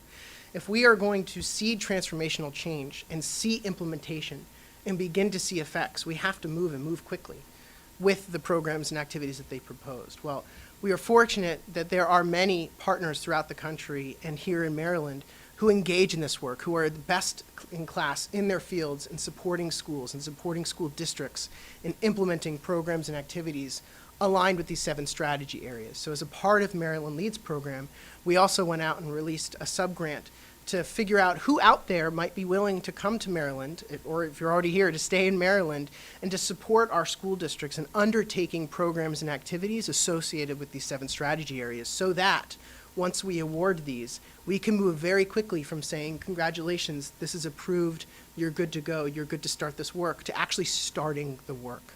And so that partner program will be essential to do that, to administer that. And we were very fortunate to have over 137 partners from across the country apply to be a participant in that program. And we are still finalizing right now LEA's selection of which programs, of which partners who were admitted to the program that they will be subgranting to support their efforts. But that work is ongoing now. In addition to that, of course, the question becomes, well, what sort of resources are we putting toward these 7 initiatives? What sort of resources are we putting toward this program? I talked about that ESSER set aside. We have $195 million in ESSER 3 in particular. This takes $165 million in funds, and it allocates them out to the school systems using a funding formula where we gave $2 million a floor to each LEA. And by gave, I should make clear here, we calculated a funding formula so that if every LEA applied and was awarded, they would be able to participate. That being said, this was a highly selective program. And so as I talk through what the department's support of the application development and revision process looked like, I want to make really clear here that though we earmarked these funds in the sense, right, we calculated and formula, we predetermined to make sure that every LEA could participate, they still had to do the work of submitting a rigorous, strong, feasible application. And so in order to ensure that and know that they had something to work for, we determined that each LEA could have access to at least $2 million in funds to start. In addition to that, we allocated another, so that's about $48 million. In addition to that, we provided another $30 million spread across the LEAs that we did run through the title formula. So there was a base amount for every LEA and then additional resources that we used with the title formula. We ran $30 million through that. The point of this, and the reason why this is important, is because in Maryland, when we have programs like this, and in fact, when we had ESSER 1, 2, and the pass-through for ESSER 3, as the superintendent said, those go to the LEAs via the title formula. That means that when we have programs that do that, there are school systems that don't receive a lot of those funds. They don't receive many of them, in fact.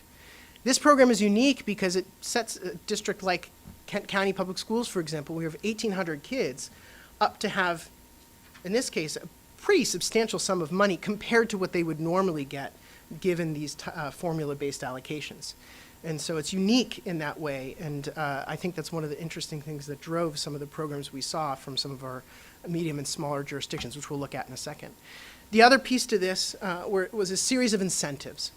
So we have 7 strategy areas here, but the 2 most significant strategy areas, the ones that the superintendent identified as being the ones that the department most needed, were most urgent to tackle, were grow your own staff and the science of reading. And so the way that we incentivized districts to do this in the formula is we built in, if you apply for and are awarded to a proposal for grow your own staff, you can get an extra $1 million. If you apply for and are awarded for the science of reading, and we'll talk about the science of reading in a second, but the science of reading had some extra strings to it. But if you applied for the science of reading, you had an extra $2 million. In addition to that, we talked about the fiscal cliff earlier, right? And the challenge that that presents. We built in a match component to this to encourage districts to identify local funds that they can use now and or in out years to sustain the work of this program. So we provided up to and including $1.5 million in matching funds to LEAs if they agreed, up to and including that $1.5 million mark. And that generated more than $25 million in investment from local money as a result of it in this program. So we're pretty excited about that too. Not just because of the amount of the investment, but because of what that means to sustain these initiatives. Dr. Millie McCarthy. Yes. So for sustaining, and this is, you may not know this, do local districts have the ability to set up investment accounts so that they can put money aside and then That's funny. and then let it grow? It's a great question. I think there are different ways to be creative with different sorts of funds. Certainly, federal funds are often harder to do or implement something like that. But what we did was for out year, we said, look, we know that you can't make commitments for a budget year that you're not in. We know we can't make commitments for anything outside of this current budget year in stone. That being said, if you give us a letter of intent, if you indicate what you're planning to commit, where it's going to come from, what you're repurposing to support that, right? Show us that you've actually put the intention to identify where these funds are going to come from. We'd even said, one example, we have some LEAs who said, look, we're going to hire 3 positions, for example, for this one activity or this set of activities. We will agree to fund them for an additional 5 years after this grant program, right? Can we count that towards our match? That would be an example of what we did. So it can get tricky, and it depends on the fund type, depends on the fund source, depends on who it has to be spent on, and the obligation and liquidation deadlines for the funds. I think that there are potentially some really interesting ways that you could create investment-y types of accounts to increase your revenue using large sums of federal investment. That being said, it's probably not for this conversation now, and not something that we were looking for specifically in the match program. Yeah. So I mentioned the different approach to the grant-making process. And so we saw this as a truly collaborative design. So this was not a, okay, everybody, here is this, and I'll point you now to that guidance document you have, right? That one with the blue cover page. We're not going to give you this document and say, great, we'll see you in 30 days. Hope you did okay with the application, right? We were very intentional with this up front. And I want to say, too, that design garnered national attention. From Preston's 74 million to, as you can see in the press release that you have in front of you, comments from the Secretary of Education, comments from Secretary Cardona highlighting that work. That's important here because times like this call for innovation, they call for transformation, and they call for change. And so this program implements that. So we released the guidance, and immediately following that, we had a whole host of different types of support for local school systems. So we had the written guidance. We then followed that with 2 general information sessions. So in case you couldn't make one, you still had an option to make another. Pretty general, us talking, here's a PowerPoint, we're going to walk you through how this is, overall, how this is going to work. Okay. Then we had 7 strategy-specific information sessions, and if an LEA was going to apply for one of them, they had to attend one of this corresponding session. But these were specific, again, more informational, but informational sessions where the LEA would attend, and we would walk through the expectation of the program, walk through the research that's in the guides, the examples of best practice, all the links, walk through the expectations and thoughts that we have with regard to the quality and types of submissions that we would hope to and expect to see with that particular program, and walk through the expected outcomes we would hope to see. Because again, I know we've talked about outcomes earlier with ESSER monitoring. From the very beginning of this, we are requiring and have required, and you'll see some in just a couple of minutes here, LEAs to craft thoughtful, smart, both in terms of the acronym, but also just the word smart, goals, right? We want to see evidence of impact. We want to be able to assess whether and to what extent these are driving the recovery that we need to see, whether or not these are going to be things that they do want to sustain after the program. So are these taped, these general information sessions, if we wanted to go and watch one? Great question. General information sessions are taped. Those are online. The strategy-specific information sessions, the PowerPoints are online. The next one that I'm going to go through here are the cross-LEA collaborative sessions. Can I just ask the superintendent, could you send the links to the board? Sure. It's, if you click on that link, it's basically on that page where Maryland leads, but I'll go ahead and send the link. It's a public page. In the bottom, everything's there. And these one-pagers that I comb through every single word and comma and period, he can tell you, they are also going to be up there as well. But yeah, I can definitely send you that. But yeah, it's all there. But keep Yep. going. All of those are resources on the bottom of the site. These, which we'll be walking through again in a minute as we go through the actual programs and awards, will be going online as well on that same page. So you'll be able to access all of this there. The guides that you have, press release, everything you have is online. Again, public transparency, right? We want this information out there. We want to make it accessible and engageable for the public. So next we had strategy cross-LEA collaborative sessions. And those were 7 sessions. These ones were not recorded. They don't have PowerPoints because this was an opportunity as a community of practice to bring all school systems together who are interested in applying for it and to think out loud. Where are you at with your development for this potential strategy area? What sort of programs and activities are you working on? How far along are you in that? What are you thinking about? What sort of items are you thinking about implementing? What does that look like? How are you crafting your goals, right? These were conversations where not only were we working directly with the LEAs in their program development, but the LEAs were working together, really trying to build a cross-state community of practice for each of these strategy areas. And we're actually going to continue that through into the monitoring and implementation of the grant as well. In addition to that, we have 32 one-on-one office hour sessions. So these were 32-hour-long time with the LEAs that they held, and these are the ones that weren't scheduled. These are the actual sessions we held. They would come, and this was just time for them. It was unscheduled. We made ourselves available to be resources for the school systems throughout the process. And then we were also responsive. We're going through, we're seeing where the LEAs and in what ways the LEAs need support, where the LEAs might need more help. We're reviewing the actual applications when we get to the deadline, and we realized, we really do want to strengthen these a little more, right? This truly was, while it wasn't competitive in the sense that we had those formula allocations determined, it was still highly rigorous in terms of the process. We went through, we were not going to grant awards. Awards were not guaranteed, and there are some that we did not provide. And that's because we had high expectations for this. And we are stewards of these funds, and if we're going to make these investments, it's important to know that they're set up to drive success. And so we got those, we said, you know what, actually, you're going to need to revise, but we're not going to cut you off here. We want to see you succeed. So we offered revision. We went back out. We had 24 additional hour appointments set up with all the LEAs. We did it another round. We went through additional clarification to where we finally got to the end and offering proposed plans. As before we get into the proposed plans, I'm going to point you into your guidance materials. This is page 9, I believe, of the guidance if you want it in front of you. It's also up here on the screen.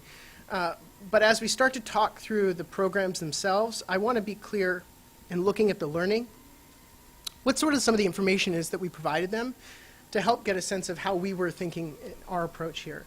So in the guide, we gave a page, or in some cases 2 pages, for each strategy area to help scaffold a district's thinking around program designs, grant activities, and grant programs. So we first, you know, the name of the strategy. So if you're looking at this, you've got Grow Your Own Staff.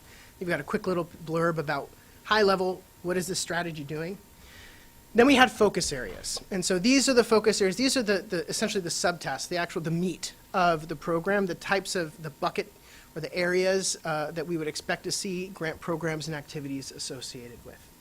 And so these were also the ones that they had to align to in their program, right? So you can do Grow Your Own Staff, and you have all sorts of room to design and be creative and be innovative, but these are the focus areas that are tied to research. These are the programs that will drive outcomes. These are the programs where there's evidence of impact. And to take that a step further, we also provided links onto how that's being done. So inspiration from the field. What do some of these strategies and focus areas look like in practice? What does the research say? Additional readings. What does the research say about this? I don't think it would surprise anybody here to say that the superintendent left more than a few on the cutting room floor with this one and truly handpicked every single piece of research, every single article, every single piece of impact that went into all of these. And there were plenty that we didn't make it into the final cut.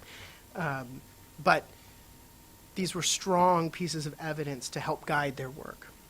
So they had to then cite these methodologies or approaches in their applications? Yes, the whole idea was to inspire when they pitch, to basically say, if you're going to turn teaching assistants to teachers, here's how it's being done in this place in the country with similar demographics, and here's how they're pulling it off. And so when you pitch your proposal, you know, it's not a mystery on how to go about it. You might have some differences and unique, but there are there's a universal truth into how to do this well. So yes, they had to do that as well too.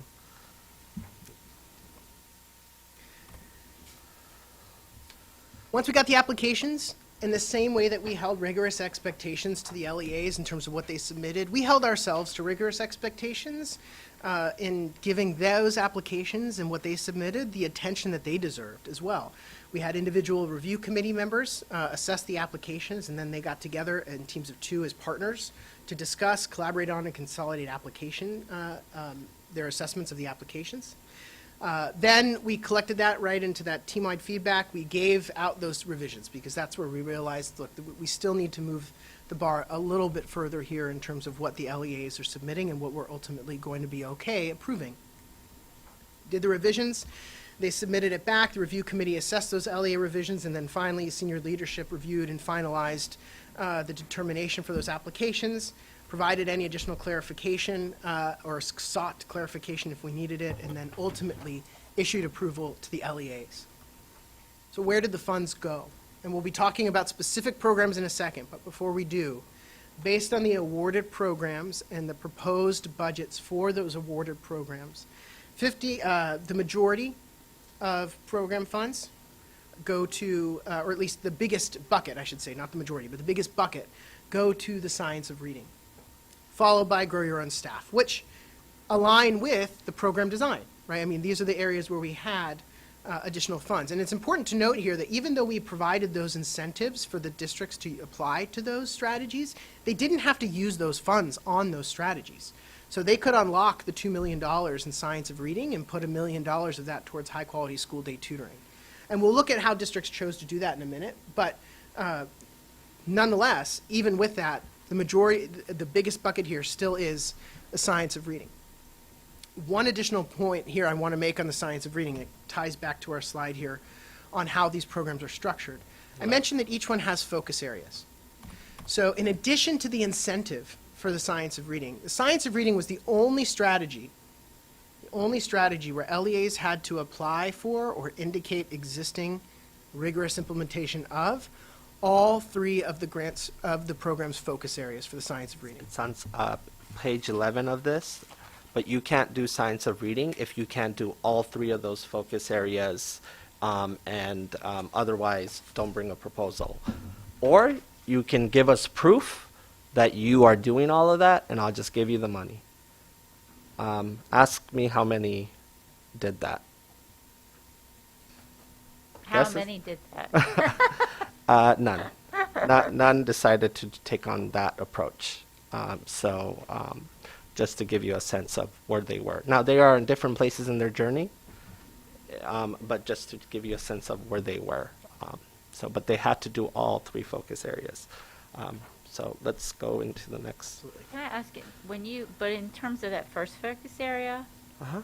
it's provide training, the department identified sources that they could get the training, right? The best-in-class partners in the country, and I normally don't like naming vendors, but now they're all part of the Maryland Leads program, like Letters.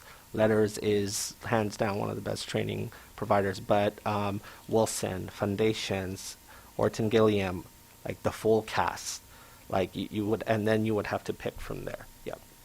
And then in terms of the focus area 2, high quality instructional materials, same thing, they're all there. And then with the universal screeners, the Ready to Read Act helped me put that forward, right? But also strengthening your ability to use that. The thing the Ready to Read Act didn't do, it's a line in there, but it's not an enforceable line, is it did not retrain or train the teachers of the entire state around the science of reading. That's focus area 1. That is what Mississippi did, North Carolina, Texas, and they did that as a mandate. We're doing this as here's the carrot. Do you want to take on this challenge? And the other thing that's slept on in the science of reading is part 2 of the science of reading. The phonics part is one part. The other part is comprehension. The way we teach comprehension is not good. And so you need content-rich materials. You need social studies. You need history. You need art history. You need texts that are rich. You need texts that kids can see themselves in. That's the part we also wanted to hit on as well. So they had to do all 3. And I'm happy to say, go ahead. Are all those resources on the website? All those resources are on the website, every single link, everything. Nobody said, but we're already using that vendor. No, some already had. So they were in different journeys. So Cecil, I didn't tell him to come today and share that. He did that on his own. But, they are using a quality curriculum called Bookworms. Right. And where did they get that from? Delaware. University of Delaware, and it's open source. So they're not even having to pay for the access to it. It's more so buying the material. So that's an example. But on Ed Reports, Bookworm is a quality curriculum, and then any gaps they were also filling. So we also pushed. You have this curriculum, great, but here's the gaps on the research. How are you going to fill that? Here's a Maryland Leads partner for that. Interesting. Great. Yeah. And I'm happy to say, in terms of who ultimately got those things, so let's talk about Grow Your Own first. So we'll start with Grow Your Own, and we'll go through each of these. And again, feel free to make reference to, at this point, we're going to walk through a couple examples in each of the strategy areas today. But again, if you're more interested or supplementary, perhaps not just Justin, spend the most time on Grow Your Own, Science of Reading, and Staff Support and Retention. And then the others we can zoom by because of time. But you can read every single district's plan that was approved down to the description of what they're trying to pull off, coupled with the target and the goal and the accountability target.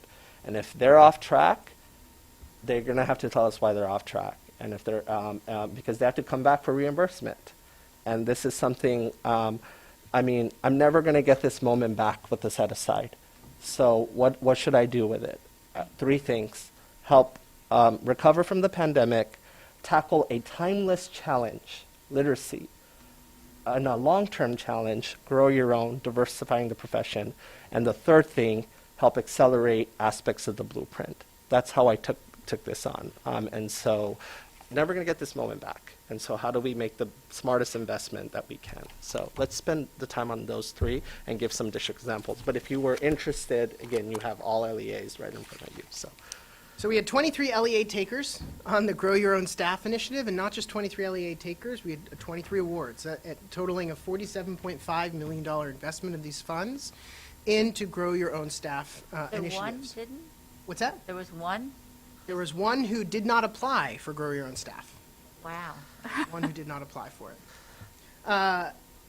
This is important for a number of reasons. We'll look at some of the specific examples again, but if we roll up and talk on a high level about some of what this program has the potential to generate, new GYO programs and activities have the potential and the proposed plans and the outcomes that the LEAs have described to generate more than 300 new teachers, 100 new paraprofessionals, and this keeps well with our conversations earlier today, to provide support for more than 400 conditionally certified teachers to pass licensure exams, and then in addition to that, in so doing, build sustainable talent pipelines for years to come. Some examples. Worcester County is piloting an administrator program, and so they're actually, again, GYO is not just for GYO teachers. There are different types of GYO programs, and so the program proposed for Worcester it's called Race to Lead, and the whole goal of this is to increase the number of teachers of color interviewing for principal and assistant principals by 30%, and to increase the number of teachers of color entering school administration by 20%.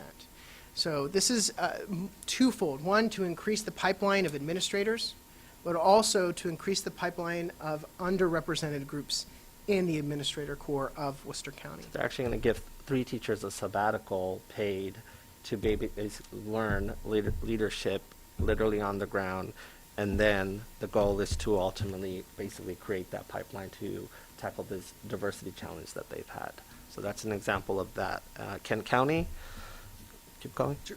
Kent's going to be matching, so they're working to generate interest from high school students. So we do see, several different LEAs proposed expansions to TAM programs, and Kent's tackling engaging high school students and building interest in careers as teachers through the creation of this career exposure coach. The goal of which is, again, to feed more students into the pipeline in the first place. Their goal is to get a minimum of 5 KCPS students to target what they're calling that new TAPIT program each year, and then the outcome of that is to have them not just target and identify them, right, but to have them enroll in an Institute of Higher Education in a teacher prep program by 2024. And then subsidize their education in that program. It's not just like, hey, become a teacher. It's also about, I'll subsidize your debt. And if you come back and teach for 3 years, I'll maybe get you closer to wiping out that debt, right? So just across that spectrum. And then Wicomico. Right, and so this is a slightly different approach. Here we're talking about earning AA degrees. And so this is to partner with local institutes of higher education to develop an early college program. So again, taking high school students, get them AAs, have them serve as TAs, potentially, eventually, maybe continue further. But again, pipeline backfill for paraprofessionals, for TAs, is another very important talent pipeline that we need to pay attention to. And so these examples here kind of reflect the 3 different approaches. I mean, they focused on administrators, they focused on teachers, and they focused on other instructional staff like paraprofessionals in building this. And to the superintendent's point, they did it both through these ways, through tuition payment plans, through collaboration with Montgomery County speaks to Educators Rising and their partnership with Montgomery College. Frostburg State's work, and they have an apprentice a 13-month residency apprentice program that they'll be working with in, my goodness, I think, is that Garrett? Washington County. Washington County. Yeah, Washington. Sorry, Washington County. Let's move on to staff support and retention. Okay. So staff support retention, 22 districts in this case, $35.6 million in this area. These programs are designed to, among other things, generate new and reimagined teacher induction programs, really to revise, revisit, and in Prince George's County Public Schools case, essentially overhaul the teacher induction process from the very start, so for early career teachers that they're able to sustain them and retain them. Also, to deploy new comprehensive health and wellness initiatives, and more than $20 million in retention bonuses for LEA staff, including non-instructional staff. And we have several LEAs who have implemented these bonuses to everybody in their system, every employee. Principals, teachers, central office staff, clerical support, I mean, truly any employee of the system. So Caroline County is using these funds to conduct an organizational wage and compensation study. So we know about the blueprint, right? The career ladder changes, districts having to get to that 60,000 floor, districts having to show 10% increase in benefits. And so that presents for different LEAs very different challenges based on how different their negotiated bargaining agreements are and all of the different components and moving pieces that exist. And so Caroline is taking this opportunity to start tackling this work now, the organizational wage and compensation study. That goal of also, by doing this work, increasing their retention rate by 10% annually over the next 10 years. St. Mary's County, developing differentiated pathways for new teacher supports. So here in this case, they have essentially, they're recognizing and differentiating teacher induction by the teacher type. So we have newly certified hires, new conditional teachers who've been hired, and newly hired teachers who maybe have career changers or who are moving in from another district or another school within that district. In all of those cases, those teachers require that oftentimes that early career support and education, but they all have very different experiences and need different types of support. And so they're working on differentiating that and providing essentially a three-tiered system of supports for their induction program. And in so doing, their goal is to increase non-tenured teacher retention by 10% between 21-22 and 23-24. One other approach that we saw in many of our proposed plans with our LEAs, we saw plans related to national board certification. Again, we know with the blueprint, certain teachers, depending on their eligibility, the position, how much they teach, are eligible for salary increases associated with the Blueprint for Maryland's Future if they have a national board certification. And in those cases, LEAs recognize that this becomes, because part of these funds are provided by the state and they are essentially required as well in local share, this is a big opportunity to get more teachers into local school systems if they can provide these salary increases and then retain those teachers. So Baltimore City is recruiting professional learning facilitators. They're going to do that. They have 48 existing national board certified teachers. They're going to pull from that pool to create these facilitators who will help serve and support identification of and providing mentorship and collegial support as other teachers go through and achieve their various national board certifications and go through those assessments. Their goal, of course, being that for year one, 40% of teacher participants who complete their contracts submit at least one portfolio component. In year two, moving that to 50%. Just for context here, they're setting that goal based on their current data. 15 to 22% is what they actually get in their actual cohort submissions, so that's a pretty big jump in terms of what they're expecting in terms of portfolio component submissions for part of their staff support retention initiative. Just an observation. Seed from these 22 LEAs is that all K-3 teachers, special education teachers, literacy specialists, and principals will be trained in the science of reading instruction. And also, the LEAs commit to adopting and scaling high-quality, content-rich, and culturally relevant instructional materials also aligned to the science of reading. And get better on implementing the Ready Act screener and leveling, bringing that up to third grade. And they're all at different places. Remember, that happened right before the pandemic. As you know, you were very much involved. And so also making sure that that component happens as well. And all of these, again, are in the partner program. So we vetted them. By the way, we also, there's a lot of them wanted to work with their local universities. We said, great, but they have to apply to the partner program. So we said we're not just going to automatically say that this provider knows how to do the science of reading just because they're there.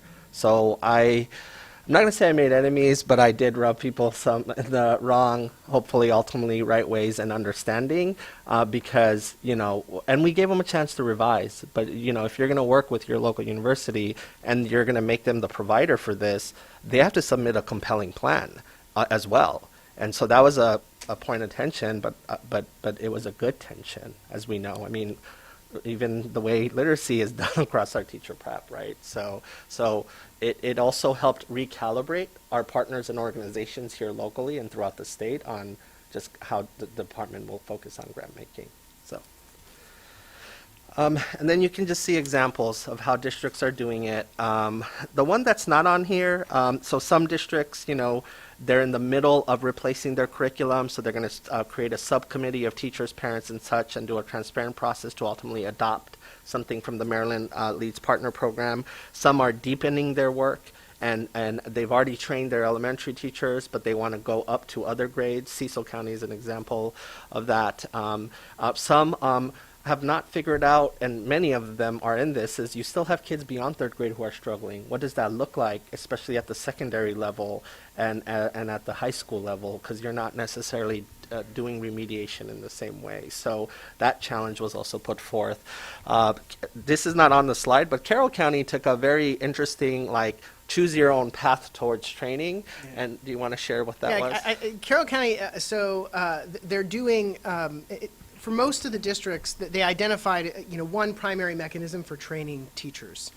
And the biggest difference was really some of the larger systems who really need to do a train-the-trainer model just because they're so large and there's so many teachers. Some of the smaller systems, at Kent, for example, are more able to, at least at cost, provide direct training in the science of reading to all of those teachers.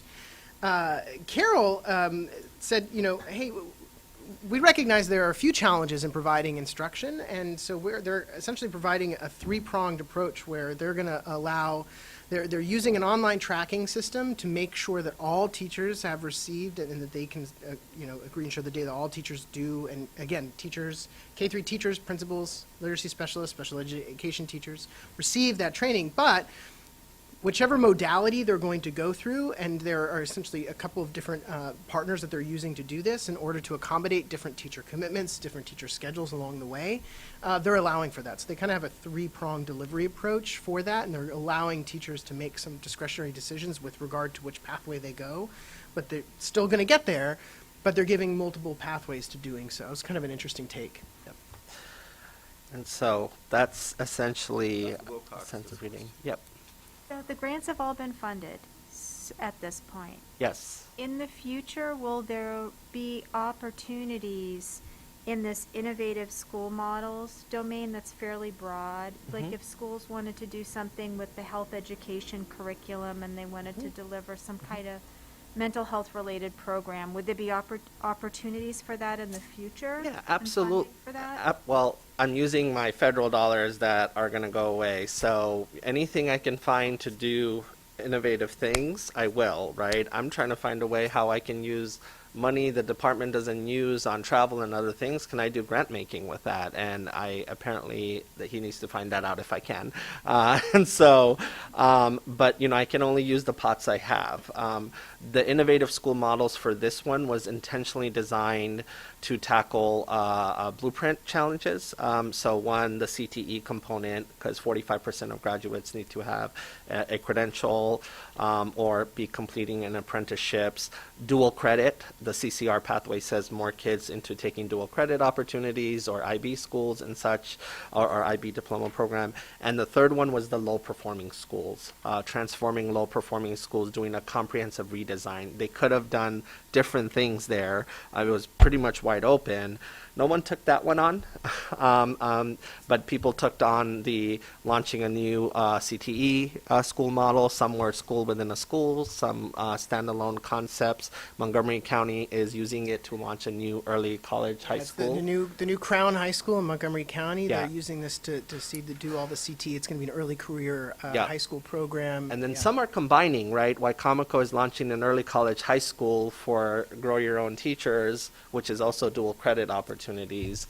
But yes, if they wanted to do that as part of like especially reimagining use of the time, that one was the most broad category. So Calvert is using, I believe, reimagining use of time, if you flip to Calvert, to reimagine how social studies is taught, and specifically using inquiry-based learning, and you can read about that and such. So they could.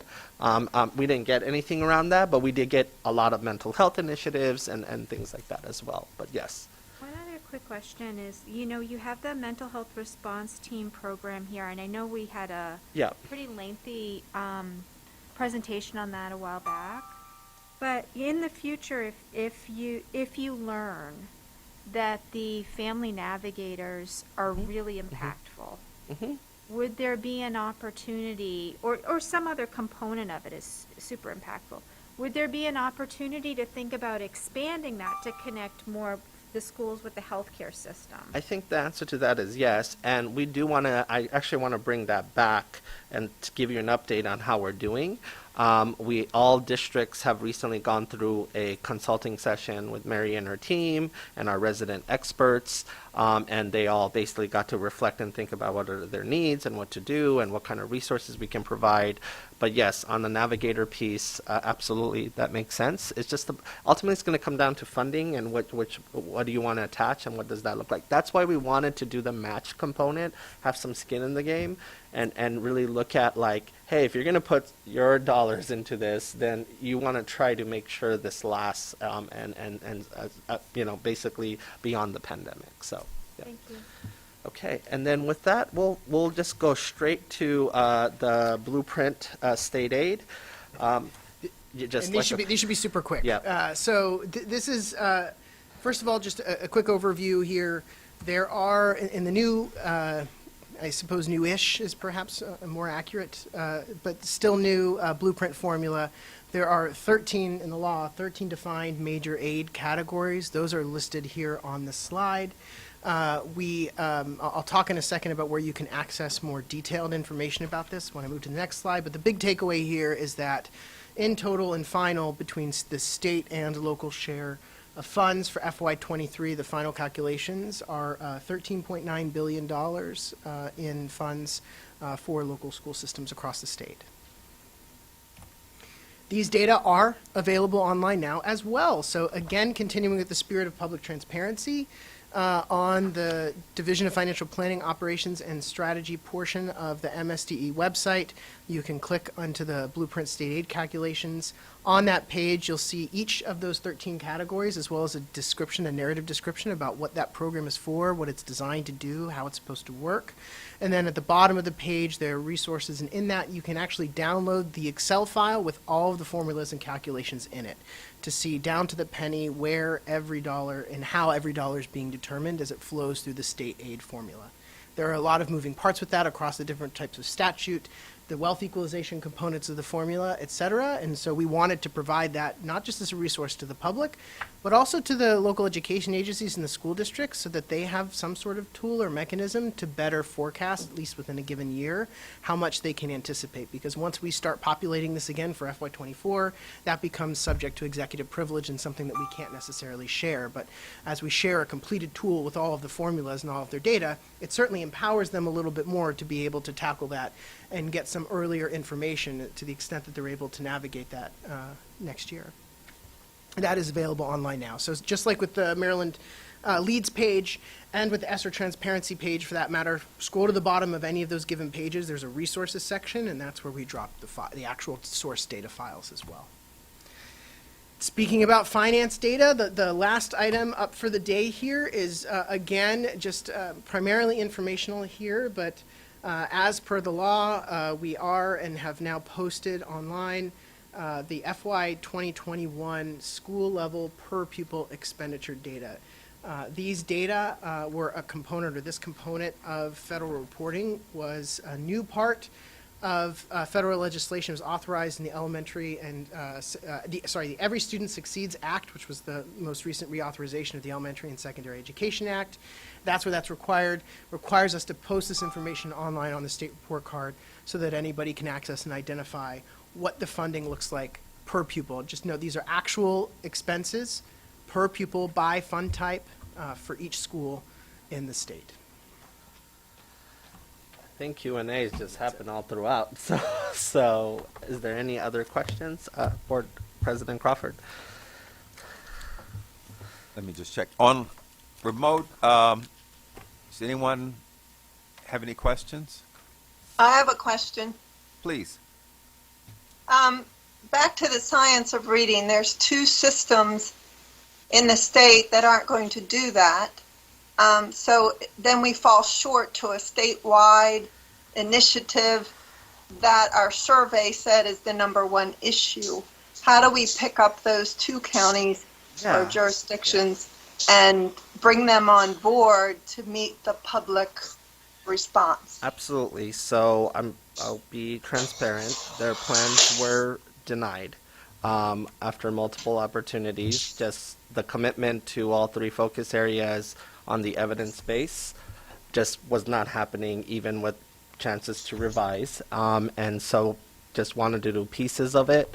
However, I have stated if they want to come back and tell us, if they want to change their mind on those things, we are open to it. We're just not going to do piecemeal funding. You have to commit to every aspect of it.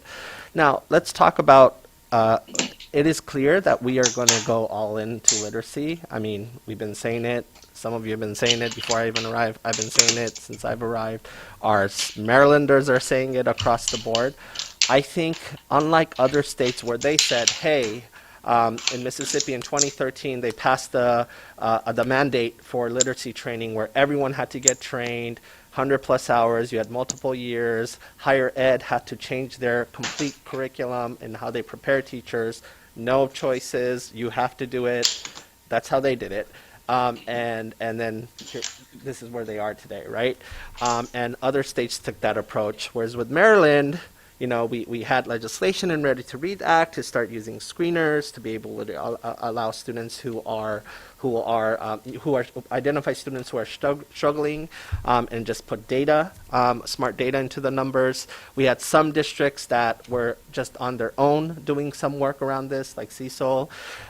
We had some districts who were just barely starting. One of the things Superintendent Smith of Montgomery County did right before he left, he got Johns Hopkins to do an audit of their system, and basically it came out and said we are not doing reading instruction well, and so they had to, right before the pandemic hit, and so that's where they were. But there was not necessarily any, I'll just put it this way, compulsion to you must train up and you must do this like the other state laws. So I was like, okay, so let's use Maryland Leads to basically accelerate, willingly if they want to, that approach and bring flexibility such as the way Carroll is doing in other places while ensuring all of the focus areas. But eventually, we'll have to think about regulations. We'll have to think about possibly a bill. But I think our bill, our regulations, would acknowledge what has happened, hopefully through Maryland Leads.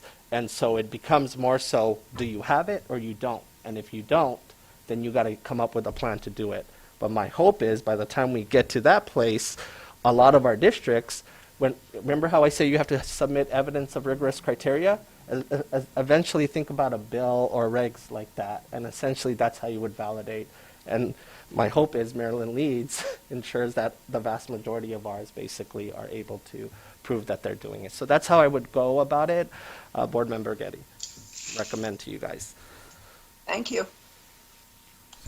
So much of what we have to do comes down to influence. I mean, we'll probably need regulation and maybe even legislation, but the degree to which we can work with the LEAs to do these things, the much better off we're going to be over the long haul. So this will be a good pilot to see how well something like this works. Any other questions? Okay, seeing. Yes, this is Chin Chin. Mr. Wakul. With the NBC certification, is it like are these LEAs doing it through a cohort model? Yes, that is the research cohort. There's power in peer pressure. There's power in being part of a club of people going through something that you're trying to accomplish. There are folks who will do it in singletons, but if you want to get more and more teachers to, finish something, or individuals such as your TAs, to pursue an associate's, ultimately a BA, and become teachers. It's a cohort model. So Baltimore City, Cecil, as part of Blueprint, everyone, is setting up national board type point of contacts who hopefully would run that coordinator experience. Like Cecil is using the Maryland Leads dollars to kickstart a part-time national board coordinator. You saw Baltimore City is using a whole strategic approach to do that, to make sure that, they can get teachers to finish the process. Because it's like getting another master's degree. Yeah. So what would you say stops like teachers from going fully throughout like the portfolio and doing all the documentation? It's like getting another master's degree. That's exactly it, because it's like getting, it's time. You got to put a lot of time. You got to put a lot of, effort into making sure you finish all the portfolio components, right? So if you can incentivize that, you can pay people to go through the experience while also ultimately getting paid after they, get that permanent stipend as per the Blueprint. That's what keeps them. It's ultimately time, it's motivation, it's being able to do it. And then for some, it might be something before Blueprint, because there's been a spike in the number of people that want to be national board certified in the state because of Blueprint. And so, but before that, it was just individual motivation and such, or maybe your district had a cohort model. But remember, districts were not being reimbursed or fully covering the costs. Yeah. So. Ms. Chang has a question. Yes, I just try to follow up with this. So many programs and initiative and grant being put in these 7 areas, and I think they're all great. On one, I was thinking on the back end of I know we're constantly monitoring every program, according to the LEA's goal setting. But on the back end, is it possible we can collect? I know we really collect a lot of information about the ratio and equity and different gender learning, But I was just very interested in this re-imaging the use of time. Since there are only 10 LEA applies for this area, focus on this area. Is it possible to kind of look at the higher performer, medium performer, and lower performers, after the implementation, what's the improvement in terms of the area that each LEA focus? That's what our mid-year check-in will be for. That's what the communities of practice will be for, right? The communities of practice will be a low-stakes environment to be able to reflect with your peers. So those who are doing reimagining use of time or something similar that requires them, creatively using their schedule or existing resources, we bring them together to reflect. So that's where we'll be getting qualitative and quantitative indicators towards their ultimate indicator. And I do plan to provide progress updates regularly. One of the things that I haven't spoken to Clarence and Chip about yet is I'd love to have a board space where I'm bringing a district and they're giving an update on what they're doing with Maryland Leads and how it's going and around that initiative and strategy. I think that would be a powerful thing to do as well. And what I really want to do is in summer of 24, there's a Maryland Leads conference, and we are celebrating what we have been able to pull off and do, hopefully. So Definitely. That's my goal as well, too. Yeah. I think that's a good idea. We'd like to do something like that. Okay. Anything else? Thank you. Congratulations. Nice program. Justin has Very been really great, inspiring. and he loves this stuff. He brings the fun back in a lot of things. Thank you. All right, thank you. Very good. Yeah. And thank you for allowing me to go over. I just needed to. This is my last board meeting, capping off my first year. And, from masking to reorganizing the department to staffing to many other things, I wanted to make sure there was something academic and meaningful, and Maryland Leads gave me that moment. And I remember Clarence saying, we got to do something on literacy. And I kept saying, "Don't worry, it's gonna come." Like every other day. Every other day. It's like before even the strategic plan. I'm like, "No, we'll do the strategic plan." I'm like, "It will come," and here it is. And so I just wanted to, make sure we ended on that note. And art systems are doing amazing things. One of the things I told them is if they found Comar in the way, let's have that conversation, and I'll go up to the board and ask whether we want to consider a waiver to it if it's right for kids, it's right for to do things, and to solve a problem. So we were also, that helped them, give them cover to think big as well, too. Thank you. Also just include not only the Comar, but if there are statutory issues. Yes. Go back, then let's go back and do that. Let's take that back to the legislature. Absolutely. Well, we're now at the state board member reports. I would like to recognize Mr. Bokum. This is his last meeting with us.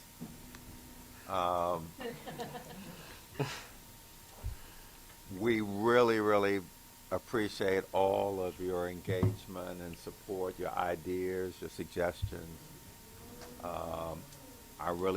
You really made a real contribution over this year. We've had a challenging year, and when you are rich and famous, you remember the little people here at the Maryland State Board.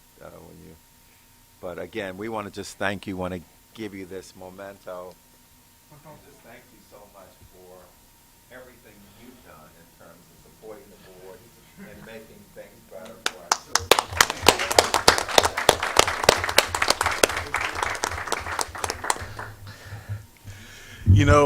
Words simply does not say how thankful I am for having served Maryland and having served on this board. I remember just whenever I started just joining student council, I first served my local board of education, then being appointed to the state board. It truly has shaped what I want to do with my life and shaped my journey. And then to my dear colleagues, thank you for influencing me. Thank you for mentoring me. Thank you for teaching me about Annapolis. Thank you for teaching me about mental health, advocacy, being just good role models for education. And thank you for always being there. Thank you. So many people I could thank, but I just know that it truly has been an honor and a privilege and something I will never forget in my life, having had the opportunity to serve on this amazing board with amazing people and get to do amazing things. You get to see results come out of it too.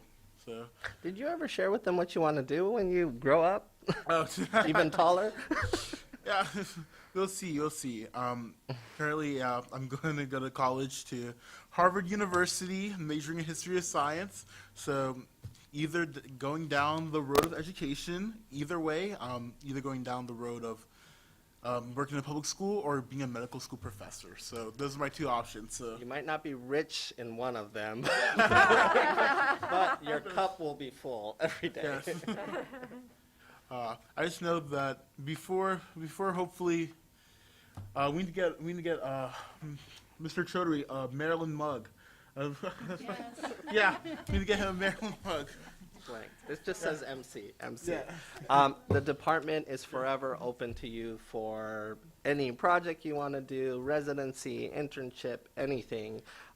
Please know that. And if you say that, I'm going to take it. Yeah, of course. I would take the opportunity. Of course. If I'm going to get amazing work out of someone, I'm going to definitely.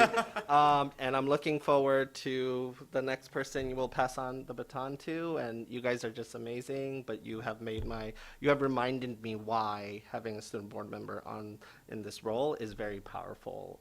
And I always and having the ability to vote too. And so it was been very powerful. Thank you. And also, I forgot to shout out Maren Thomas over there in the thing there. She'll be our next state's mob. Woohoo! You get to take on this amazing opportunity, get to see amazing things, get to go to amazing opportunities. Truly a blessing. Yep, that's all I have to say. Thank you. Thank you.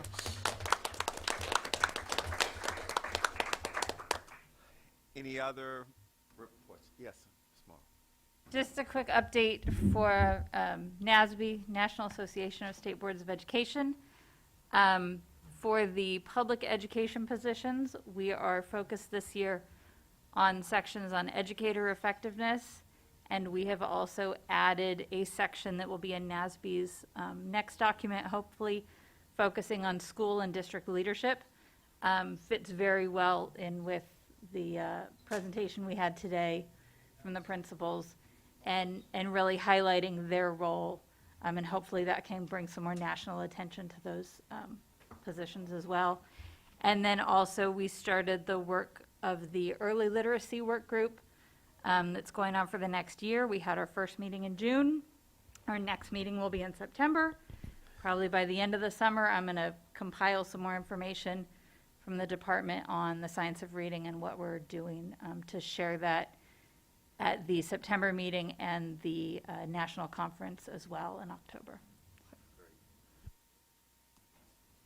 Dr. Green, you have an update as well?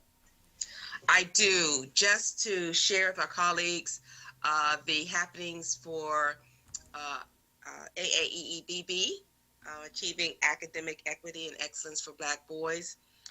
First of all, the schools are in the process of gathering data. Mr. Chaudhry is a data person, and that's wonderful because they have to truly show that what they're doing is being effective. And then secondly, an August 2nd summit, the first annual summit for AAEEBB schools, plus other schools are invited as well. That's going to be on August 2nd. I believe it's going to be at a high school, and the name of the high school escapes me. I'm not sure if Mrs. Bryce or Dr. Lawson might know. But also, some of our pilot school educators attended special training just last week. So they are still on the move and doing well, and we hope that they will continue into the next year. Good. Any other comments? Let's see. I think someone just buzzed me to make sure I've got everything. I think I have everything. What I'll just mention is we have a roundtable with local board leaders tomorrow, and we've got one more, I think, in July. And PZAM has asked that we host roundtables, so we'll probably do a couple of roundtables with the superintendents. When we come through this, I want to come back to the board and let's talk about some of the things that we've heard in terms of engagement, outreach, commitment. What do we do? How do we follow up? And obviously this feeds into the strategic plan, but there may be some things that we, the board, would want to do ourselves as we learn more from these sessions. Okay. Mr. Crawford? Yes.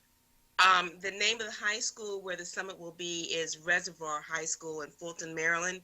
It'll be from 8 until 4:30 p.m. It is free, and interested people can register on Eventbrite. Very good. Okay. At this time, if there are no other reports, at this time I'm going to read a statement that would allow us to adjourn to executive session.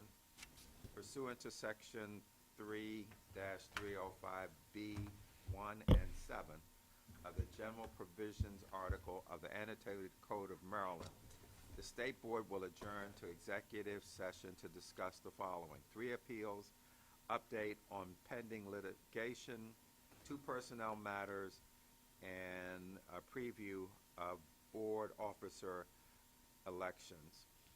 The floor is now open for a motion. It's General Sufter, second. Seeing no discussion, all in favor, please say aye. Aye. Remote, are you in agreement? Aye. Okay. Aye. Aye. All righty. Okay. And abstentions? Okay. Then I think we have it passed, right? Okay. So we will reconvene in an hour. And again, members of the public, we appreciate you being with us today. Thank you. So, about 5:30.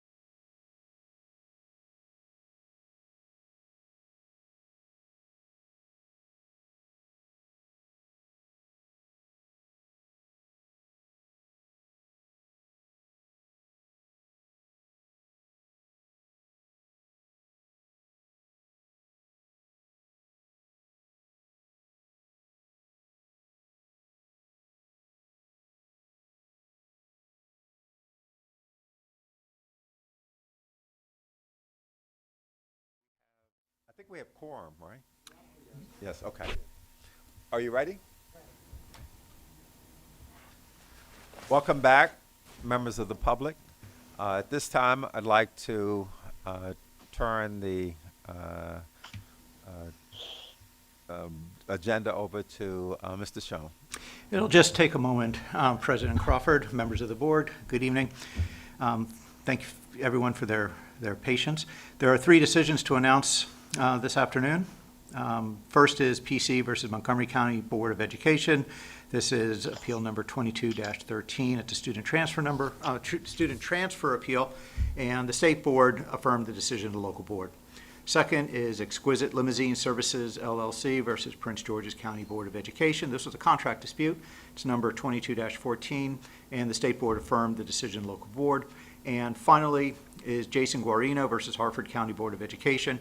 This was a teacher discipline matter. It's 22-15, and again, the state board affirmed the local board decision. Thank you. Very good, thank you. Are there any other matters that we have for the good of the order? Motion to adjourn. So we have a motion from Ms. Halley and General seconded by the General. Seeing no further discussion on that, we'll just do a voice. All in favor of adjourning, please say aye. Aye. Aye. Opposed? Abstentions? Thank you very much. Thank you. Thank you. Good luck. I hope you get there on time. No speeding, though.